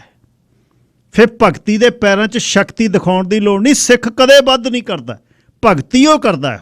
ਪਰ ਜਦੋਂ ਦੀ ਭਗਤੀ ਨੂੰ ਕੋਈ ਹੱਥ ਪਾਉਂਦਾ ਫਿਰ ਸ਼ਕਤੀ 44 ਤੇ 42 ਇੰਚ ਦੀਆਂ ਸ੍ਰੀ ਸਾਹਿਬਾਂ ਪ੍ਰੋਪਰ ਪਾਈਆਂ, ਸਿੱਧੇ ਪਾਸੇ ਜਿਹੜੀ ਆ 42 ਇੰਚ ਦੀ ਉਹ ਪਾਈ ਹੈ ਤੇ 44 ਇੰਚ ਦੀ ਪੁੱਠੇ ਪਾਸੇ ਪਾਈ ਹੈ, ਦੂਜੂ ਪਾਈ ਹੈ। ਤੇ ਜਿਹੜੇ ਬ੍ਰਹਮ ਗਿਆਨੀ ਜਿਨ੍ਹਾਂ ਨੇ 6 ਗੁਰੂਆਂ ਦਾ ਸੰਗ ਕੀਤਾ ਹੋਵੇ, 5 ਗੁਰੂਆਂ ਨੂੰ ਹੱਥੀ ਤਿਲਕ ਦਿੱਤਾ ਹੋਵੇ, ਬਾਬਾ ਬੁੱਢਾ ਜੀ ਨੂੰ, ਉਹਨੂੰ ਕਿਤੇ ਉਹਨਾਂ ਨੂੰ ਪਤਾ ਨਹੀਂ ਸੀ ਵੀ ਕਿੱਧਰ ਨੂੰ ਪਾਉਣੀ ਹੈ ਤੇ ਕਿਹੜੀ ਪਾਉਣੀ ਹੈ, ਤੇ ਕਹਿ ਕੇ ਪਾਈ ਹੈ ਵੀ ਮੇਰੀ ਪੀਰੀ ਦੇ ਮਾਲਕਾ ਭਗਤੀ ਉੱਤਮ ਰੱਖਣੀ ਹੈ। ਭਗਤੀ ਨੂੰ ਜਦ ਕੋਈ ਟੱਚ ਕਰਦਾ ਫਿਰ ਸ਼ਕਤੀ ਤੇਰੇ ਕੋਲ ਹੈ। ਇਸ ਤਰ੍ਹਾਂ ਧਰਮ ਨਹੀਂ ਬਚਾਏ ਜਾ ਸਕਦੇ। ਸਾਰੇ ਆਪਣੇ ਧਰਮ ਦੀ ਕਰੂਸੇਡ ਕਿਹੜੀ ਕਿਹਨੂੰ ਨੂੰ ਕਹਿੰਦੇ ਨੇ, ਜਿਹਾਦ ਕਿਹੜੀ ਗੱਲ ਨੂੰ ਕਹਿੰਦੇ ਨੇ, ਧਰਮ ਬਚਾਉਣ ਨੂੰ ਕਹਿੰਦੇ ਨੇ। ਲਾਓ ਤਾਂ ਕਿਸੇ ਦੇ ਧਰਮ ਵੱਲ ਨੂੰ ਉਂਗਲ, ਤੇ ਕਰੂਸੇਡ ਦੇ ਤੇ ਜਿਹਾਦ ਦੇ ਆਉਂਦੇ ਨੇ ਨਾ ਨਾਰੇ, ਉਸੇ ਸਮੇਂ ਕਹਾਣੀ ਬਾਹਰ ਆ ਜਾਂਦੀ ਹੈ।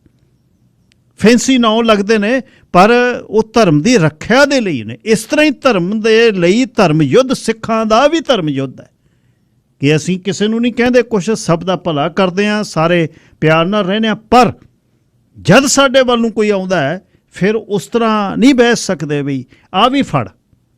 ਤੇ ਜਦ ਧਰਮਾਂ ਦੀ ਰਾਖੀ ਦੀ ਗੱਲ ਹੋਈ ਤਾਂ ਫਿਰ ਜਾ ਕੇ ਜਦ ਹਿੰਦੂ ਜਿਹੜੇ ਕਸ਼ਮੀਰ ਦੇ ਆਏ ਉਹਨਾਂ ਨੂੰ ਵੀ ਕਹਿਤਾ ਵੀ ਤੁਹਾਡੇ ਜਨੇਊ ਨਹੀਂ ਅਸੀਂ ਉਤਰਨ ਦਿੰਦੇ, ਜਾਂ ਕਹਿ ਦਿਓ ਨਰੰਗੇ ਨੂੰ ਜਾ ਕੇ ਗੁਰੂ ਤੇਗ ਬਹਾਦਰ ਪਾਤਸ਼ਾਹ ਨੂੰ, ਲੈ ਮੈਨੂੰ ਬਣਾ ਦੇਵੇ ਮੁਸਲਮਾਨ। ਫਿਰ ਠੀਕਰੇ ਜਿਹੜੇ ਨੇ ਉਹ ਭੋਰ ਦਿੱਤੇ ਉਸ ਤਖਤਾਂ ਦੇ ਨਾਲ ਮਾਰ ਮਾਰ ਕੇ। ਤੇ ਉਹ ਖਾਨਦਾਨਾਂ 'ਚੋਂ ਜਿਨ੍ਹਾਂ ਨੇ ਫਿਰ ਗੁਰੂ ਸਾਹਿਬ ਦੇ ਸੰਸਕਾਰਾਂ ਦੇ ਲਈ ਆਪਣੇ ਘਰ ਫੂਕਤੇ, ਉਹਨਾਂ ਪਰਿਵਾਰਾਂ ਦੇ ਵਿੱਚੋਂ ਫਿਰ ਪਰਿਵਾਰਾਂ ਦੇ ਪਰਿਵਾਰ ਜਿਹੜੇ ਸ਼ਹੀਦ ਹੋਏ। ਸੋ ਇਹਨਾਂ ਦਿਨਾਂ ਦੇ ਵਿੱਚ ਇੱਕ ਤਾਂ ਚਿੰਤਨ ਦੀ ਬਹੁਤ ਲੋੜ ਹੈ। ਬਹੁਤ ਚਿੰਬੜਦੇ ਹਾਂ ਯੂਟਿਊਬਾਂ ਨੂੰ ਆਪਾਂ, ਇਹ ਆ ਗਿਆ ਉਹ ਆ ਗਿਆ। ਇਹਨਾਂ ਦਿਨਾਂ ਦੇ ਵਿੱਚ ਵੱਖ-ਵੱਖ ਲੋਕਾਂ ਦੀ ਰਾਏ ਯੂਟਿਊਬ ਤੇ ਸੁਣਨ ਦੀ ਲੋੜ ਆ ਵੀ ਹੋਇਆ ਕੀ, ਇਸ ਦਾ ਕਾਰਨ ਕੀ ਹੋਇਆ। ਜਦ ਨਰਕਧਾਰੀਆਂ ਦੇ ਖਿਲਾਫ ਨਗਰ ਕੀਰਤਨ ਨਿਕਲੇ, ਫਿਰ ਉਹਨਾਂ ਨੇ IAS IPS ਸ਼ੀਨੇ ਵਰਗੇ ਲਾ ਦਿੱਤੇ ਗੁਰਦਾਸਪੁਰ। ਉਹ ਕਹਿੰਦੇ ਬਿਲਕੁਲ ਅਸੀਂ ਇਹ ਨਹੀਂ ਹੋਣ ਦਿੰਦੇ। ਨਗਰ ਕੀਰਤਨ ਨਿਕਲ ਕੇ ਜਦ ਦਿੱਲੀ ਗਏ, ਜਦ ਆਈ ਪਟਰਾਣੀ ਤੇ ਲੋਕ ਉੱਠ ਕੇ ਖੜ ਗਏ, ਤਾਂ ਸੰਤਾਂ ਨੇ ਉੱਥੇ ਬੈਠੇ ਹੀ, ਜਦ ਸੰਤ ਕਰਤਾਰ ਸਿੰਘ ਖਾਲਸਾ ਨੇ, ਕਿਉਂਕਿ ਹੈਂਕੜ ਉਹਦੇ ਸਿਰ ਤੇ ਐਨੀ ਸੀ, 2 ਜਣੇ ਤਾਂ ਛਤਰੀ ਲੈ ਕੇ ਤੁਰਦੇ ਸੀ ਪਿੱਛੇ, ਜਾਂ ਠੁਮਕ ਠੁਮਕ ਤੁਰਦੀ ਸੀ। ਉਹ ਕਹਿੰਦੀ ਵੀ ਇੱਕ ਸੰਤ ਇੱਕ ਸੰਪਰਦਾ ਦਾ ਮੈਨੂੰ ਕਹਿ ਰਿਹਾ। ਉਹ ਕਹਿੰਦਾ ਬੀਬਾ ਜੀ ਜਿੰਨੇ ਰੋਮ ਨੇ 19 ਵਾਰ ਜਨਮ ਲੈ ਕੇ ਦੁਬਾਰਾ ਆ ਜੀ, ਤਾਂ ਵੀ ਸਿੱਖਾਂ ਦਾ ਦੇਣਾ ਨਹੀਂ ਦੇ ਸਕਦੇ। ਜਿਹੜੇ ਖੜੇ ਉਹਦੀ ਹਜ਼ੂਰੀ ਦੇ ਵਿੱਚ, ਉਹਨਾਂ ਨੂੰ ਵੀ ਕਿਹਾ ਵੀ ਸੰਗ ਕਰੋ, ਜ਼ਬਰ ਤਖਤ ਛਤਰ ਦੇ ਮਾਲਕ ਸਵੈਮਾਨ ਨੇ। ਤੇ ਇੱਕ ਤੁਸੀਂ ਪ੍ਰਾਈਮ ਮਿਨਿਸਟਰ ਲਈ ਬਹੁਤ ਜਵੇ ਦੀ ਗੱਲ ਹੈ, ਆਮ ਇਨਸਾਨ ਨਹੀਂ ਕਰ ਸਕਦਾ ਜੇ ਅੰਦਰੋਂ ਤਕੜਾ ਨਾ ਹੋਵੇ। ਹੁਣ ਉਹੀ ਪੁੱਠ ਤੇ ਉਹਨਾਂ ਦੇ ਕੋਲ ਹੀ, ਉਹਨਾਂ ਦੇ ਨੇੜੇ ਰਹਿ ਕੇ ਸੰਤ ਜਰਨੈਲ ਸਿੰਘ ਜੀ ਖਾਲਸਾ ਜਾਂ ਪਿੰਡਰਾਂ ਵਾਲਿਆਂ ਨੂੰ ਜਦ ਸਵਰਗਵਾਸ ਹੋਏ ਸੰਤ ਕਰਤਾਰ ਸਿੰਘ ਜੀ ਖਾਲਸਾ, ਜਿਹੜੀ ਉਹ ਵਿਰਸੇ ਦੇ ਵਿੱਚ ਸੰਘਰਸ਼ ਮਿਲਿਆ, ਫਿਰ ਉੱਥੋਂ ਅੱਗੇ ਕੀ ਨਿਕਲਣਾ ਸੀ? ਉੱਥੋਂ ਇਹੀ ਨਿਕਲਣਾ ਸੀ ਕਿ ਬਬਾਣੀਆਂ ਕਹਾਣੀਆਂ ਪੁੱਤ ਸਪੁੱਤ ਕਰੇਨ। 5 ਕਿੱਲੇ ਇੱਥੇ ਬਾਪੂ ਦੇ ਹੋਣ, ਬੰਦਾ ਮੁੱਛ ਨੂੰ ਹੋੜਾ ਦੇ ਕੇ ਕਹਿੰਦਾ ਫਲਾਣਿਆਂ ਦੇ ਆ ਇੰਨੇ ਕਿੱਲੇ ਪੈਲੀ ਆ। ਕੌਮ ਦੇ ਉਸ 14ਵੇਂ ਜਥੇਦਾਰ ਨੂੰ ਘਰ ਦੇ ਵਿੱਚੋਂ ਸੰਘਰਸ਼ ਮਿਲਿਆ, ਉਹਦੇ ਵੱਲ ਨੂੰ ਪਿੱਠ ਹੋ ਕੇ ਹੱਥ 'ਚ ਸਿਮਰਨਾ ਲੈ ਕੇ ਨਹੀਂ ਸੀ ਬਹਿ ਸਕਦਾ। ਭਗਤੀ ਉਹਦੀ ਉੱਤਮ ਸੀ। ਭਗਤੀ ਨੂੰ ਜਦ ਕਿਸੇ ਨੇ ਸੇਕ ਦਿੱਤੀ, ਫਿਰ ਸ਼ਕਤੀ ਦੇ ਰੂਪ 'ਚ ਉਹ ਪ੍ਰਚੰਡ। ਕੱਲ੍ਹ ਨੂੰ ਇੱਥੋਂ ਹੀ ਚੱਲਾਂਗੇ। ਤੀਸਰੇ ਘੱਲੂਘਾਰੇ ਦੇ ਸੰਬੰਧੀ ਜਿਹੜੀ ਗੱਲਬਾਤ ਮੈਂ ਸ਼ੁਰੂ ਕੀਤੀ, ਕੋਸ਼ਿਸ਼ ਕਰਾਂਗਾ ਕੁਛ ਮੈਂ ਜੇ ਪ੍ਰਾਹੁਣੇ ਲੈ ਕੇ ਆ ਸਕਾਂ, ਪਰ ਮੇਰੇ ਸਮੇਂ ਪੰਜਾਬ ਦੇ ਵਿੱਚ ਲੇਟ ਹੋ ਜਾਂਦਾ ਅਤੇ ਕੋਸ਼ਿਸ਼ ਮੇਰੀ ਹੈ 2-3 ਜਣਿਆਂ ਨਾਲ ਮੈਂ ਕੋਸ਼ਿਸ਼ ਕਰ ਰਿਹਾ, ਦੇਖਦੇ ਹਾਂ ਜੇ ਕੋਈ ਹਾਂ ਕਰ ਲਵੇ। ਮੇਰੇ ਨਾਲ minister of labour honourable Harry Bains ਨੇ ਜੀ, ਉਹਨਾਂ ਨਾਲ ਗੱਲਬਾਤ ਕਰਦੇ ਹਾਂ। ਇੱਕ ਤਾਂ ਅੱਜ ਉਜਰਤ ਵਧੀਆ, ਇਹ ਬਹੁਤ ਵੱਡਾ ਇੱਕ ਤੇ ਵਧੀਆ ਕੰਮ ਜਿਹੜਾ NDP ਦੇ ਵੇਲੇ ਹੋਇਆ। ਉਹਨਾਂ ਨੇ ਪਿਛਲੇ ਇਹਨਾਂ 7 ਸਾਲਾਂ ਦੇ ਵਿੱਚ ਲੋਕਾਂ ਦੀ ਜ਼ਿੰਦਗੀ ਵਧੀਆ ਹੋ ਜਾਏ, ਇਸ ਦੀ ਕੋਸ਼ਿਸ਼ ਬਹੁਤ ਕੀਤੀ ਆ। ਘੱਟੋ ਘੱਟ ਜਿਹੜੀ ਉਹ ਤੁਹਾਡੀ ਉਜਰਤ ਹੈ, ਮਿਨੀਮਮ ਵੇਜਸ ਨੇ, ਉਹਨੂੰ ਵਧਾਉਣ ਦੀ ਗੱਲਬਾਤ ਕੀਤੀ ਹੈ, ਅਤੇ ਉਸ ਦੀ ਗੱਲਬਾਤ ਚੱਲੇਗੀ। ਅਤੇ ਨਾਲ ਸਰੀ ਮੈਮੋਰੀਅਲ ਹਸਪੀਟਲ ਦੇ ਬਾਰੇ ਉਹਨਾਂ ਨਾਲ ਗੱਲਬਾਤ ਕਰਦੇ ਹਾਂ। ਮੈਂ ਸਭ ਸਵਾਗਤ ਜੀ, ਸਤਿ ਸ਼੍ਰੀ ਅਕਾਲ। ਹਰਜੀਤ ਸਿੰਘ ਜੀ, ਤੁਹਾਨੂੰ ਤੇ ਸੁਣਨ ਵਾਲਿਆਂ ਨੂੰ ਬਹੁਤ ਪਿਆਰ ਭਰੀ ਸਤਿ ਸ੍ਰੀ ਅਕਾਲ ਜੀ। ਅੱਛਾ ਜੀ, ਸਭ ਤੋਂ ਪਹਿਲਾਂ ਤਾਂ ਮਿਨੀਮਮ ਵੇਜਸ ਦੀ ਗੱਲ ਦੱਸ ਦਿਓ ਜੀ, ਵੀ ਹੁਣ ਇਹ ਕਿੰਨੇ ਤੁਹਾਡੇ ਸਮੇਂ ਦੇ ਵਿੱਚ ਕਿੰਨੇ ਵਧੇ ਪਿਛਲੇ 2017 ਤੋਂ ਲੈ ਕੇ? ਜੀ, ਸੋ ਤੁਹਾਨੂੰ ਯਾਦ ਹੋਏਗਾ ਹਰਜੀਤ ਸਿੰਘ ਜੀ, ਆਪਾਂ ਸ਼ਾਇਦ ਗੱਲ ਕਰਦੇ ਰਹੇ ਹਾਂ ਕਿ ਜਦੋਂ ਸਰਕਾਰ ਬਣੀ ਆਪਣੀ 2017 ਦੇ ਵਿੱਚ ਤਾਂ BC ਦੇ ਵਿੱਚ ਜਿਹੜੀ ਮਿਨੀਮਮ ਵੇਜ ਸੀ ਉਹ ਬਾਕੀ ਸੂਬੇ ਨਾਲ ਜਿੱਦਾਂ ਕਹਿੰਦੇ ਕਿ ਵਨ ਆਫ ਦਾ ਲੋਐਸਟ ਸੀਗੀ। ਕਿਉਂ ਕਿ ਪਹਿਲੀ ਸਰਕਾਰ ਨੇ 10 ਸਾਲ ਜਿਹੜੇ ਮਿਨੀਮਮ ਵੇਜ ਨੂੰ ਫਰੀਜ਼ ਕਰੀ ਰੱਖਿਆ ਸੀ, 10 ਸਾਲ। ਤੇ ਉਹਦੇ ਨਾਲ ਇਹ ਵੀ ਅਸੀਂ ਰੌਲਾ ਪਾਉਂਦੇ ਰਹੇ ਕਿ ਜਿਹੜੇ ਉੱਪਰ ਵਾਲੇ 2% ਵੇਜ ਅਰਨਰ ਸੀਗੇ ਉਹਨਾਂ ਨੂੰ ਟੈਕਸ ਬ੍ਰੇਕ ਮਿਲ ਰਿਹਾ ਸੀਗਾ। ਸੋ ਜਦੋਂ ਅਸੀਂ ਆਏ ਤੇ ਅਸੀਂ ਕਿਹਾ ਵੀ ਨਹੀਂ, ਘੱਟ ਤੋਂ ਘੱਟ ਵੇਜ ਅਸੀਂ $15 ਤੇ ਲੈ ਕੇ ਜਾਵਾਂਗੇ। ਉਹ ਕਿੱਦਾਂ ਲੈ ਕੇ ਜਾਵਾਂਗੇ, ਉਹਦੇ ਵਾਸਤੇ ਮੈਂ ਇੱਕ ਫੇਅਰ ਵੇਜ ਕਮਿਸ਼ਨ ਨਾਂ ਦਾ ਕਮਿਸ਼ਨ ਬਿਠਾਇਆ ਸੀ, ਜਿਹਦੇ ਵਿੱਚ BC ਬਿਜ਼ਨਸ ਕਾਉਂਸਲ ਦੇ ਹੈਡ ਇਕੋਨੋਮਿਸਟ ਸੀਗੇ, ਲੇਬਰ ਲੀਡਰ ਸੀਗੇ ਤੇ ਨਾਲ ਇੰਡੀਪੈਂਡੈਂਟ ਇੱਕ ਜਿਹੜੇ ਮੀਡੀਏਟਰ ਸੀਗੇ। ਉਹਨਾਂ ਨੇ ਫਿਰ ਸਾਰੇ ਲੋਕਾਂ ਨਾਲ ਗੱਲ ਕਰਕੇ, ਸਮਾਲ ਬਿਜ਼ਨਸ ਖਾਸ ਤੌਰ ਤੇ ਬਿਜ਼ਨਸ ਤੇ ਲੇਬਰ ਤੇ ਐਕੈਡੈਮਿਕਸ ਨਾਲ ਗੱਲ ਕਰਕੇ, ਆਪਣੀ ਵੀ ਰਿਸਰਚ ਕਰਕੇ ਉਹਨੇ ਮੈਨੂੰ ਰੈਕਮੈਂਡੇਸ਼ਨ ਦਿੱਤੀ ਯੂਨੈਨਿਮਸਲੀ ਕਿ 4 ਸਾਲ ਦੇ ਵਿੱਚ ਵੇਜ ਜਿਹੜੀ ਆ $15.20 ਹੋ ਜਾਣੀ ਚਾਹੀਦੀ ਆ। ਔਰ ਉਹਨਾਂ ਨੇ ਦੱਸਿਆ ਕਿਹੜੇ ਸਾਲ ਕਿੰਨੀ ਵਧੇ, ਉਹ ਅਸੀਂ ਫਿਰ ਇੰਪਲੀਮੈਂਟ ਕੀਤਾ।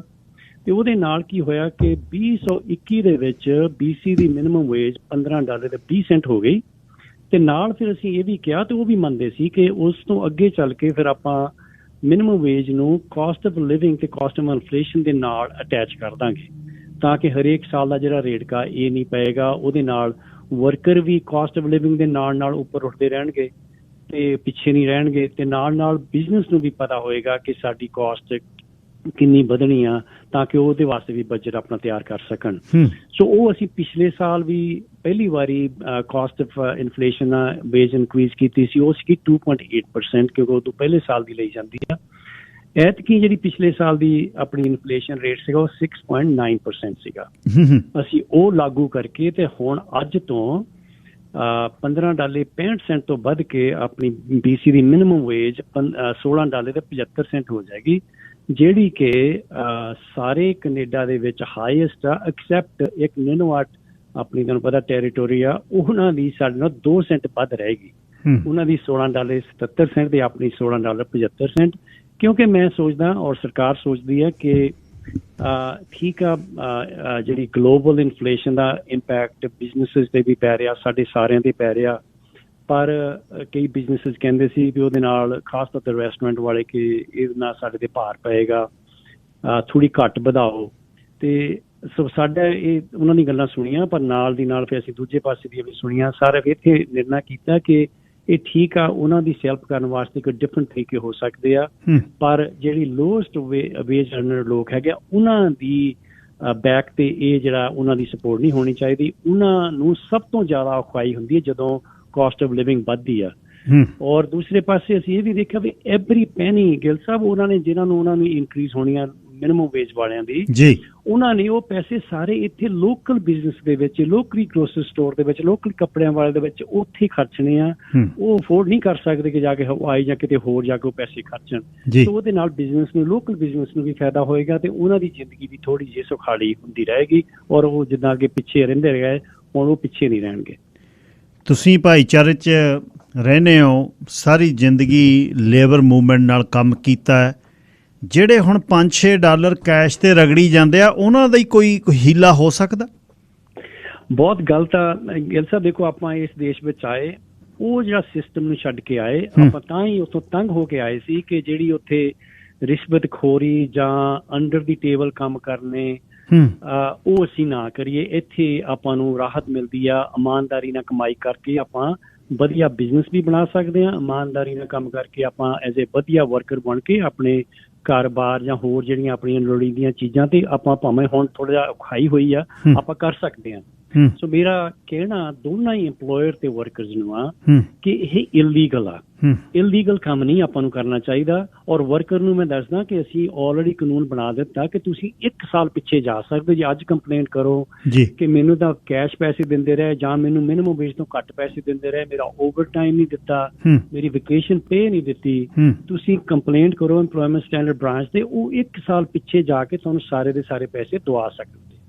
ਸੋ ਆਈ ਥਿੰਕ ਕੰਪਲੇਂਟ ਕਰਨ ਦੀ ਲੋੜ ਹੈਗੀ ਆ। ਆਪਾਂ ਕਾਨੂੰਨ ਦੇ ਵਿੱਚ ਰਹੀਏ, ਕਾਨੂੰਨ ਦੀ ਪਾਲਣਾ ਕਰੀਏ, ਔਰ ਜੇ ਲੱਗਦਾ ਕਿ ਕਾਨੂੰਨ ਮੁਤਾਬਕ ਸਾਡੇ ਨਾਲ ਵਿਵਹਾਰ ਨਹੀਂ ਹੁੰਦਾ ਜੀ ਤਾਂ ਆਪਾਂ ਕਾਨੂੰਨ ਦਾ ਸਹਾਰਾ ਲੈ ਕੇ ਉਹਦੀ ਜਸਟਿਸ ਆਪਾਂ ਲੈ ਸਕਦੇ। ਜਿਹੜੇ ਕੰਮ ਲਈ ਅੱਜ ਬੇਨਤੀ ਤੁਹਾਨੂੰ ਕੀਤੀ ਸੀ ਉਹ ਸਰੀ ਮੈਮੋਰੀਅਲ ਹਸਪੀਟਲ ਦੇ ਓਪਨ ਸਾਰੇ MLAs ਨੂੰ, ਮਿਨਿਸਟਰ ਜਿਹੜੇ ਭਾਈਚਾਰੇ ਨੇ ਉਹਨਾਂ ਨੂੰ ਬੇਨਤੀ ਭੇਜੀ ਸੀ ਅਤੇ ਤੁਸੀਂ ਐਕਸੈਪਟ ਕੀਤੀ ਹੈ, ਧੰਨਵਾਦ ਹੈ।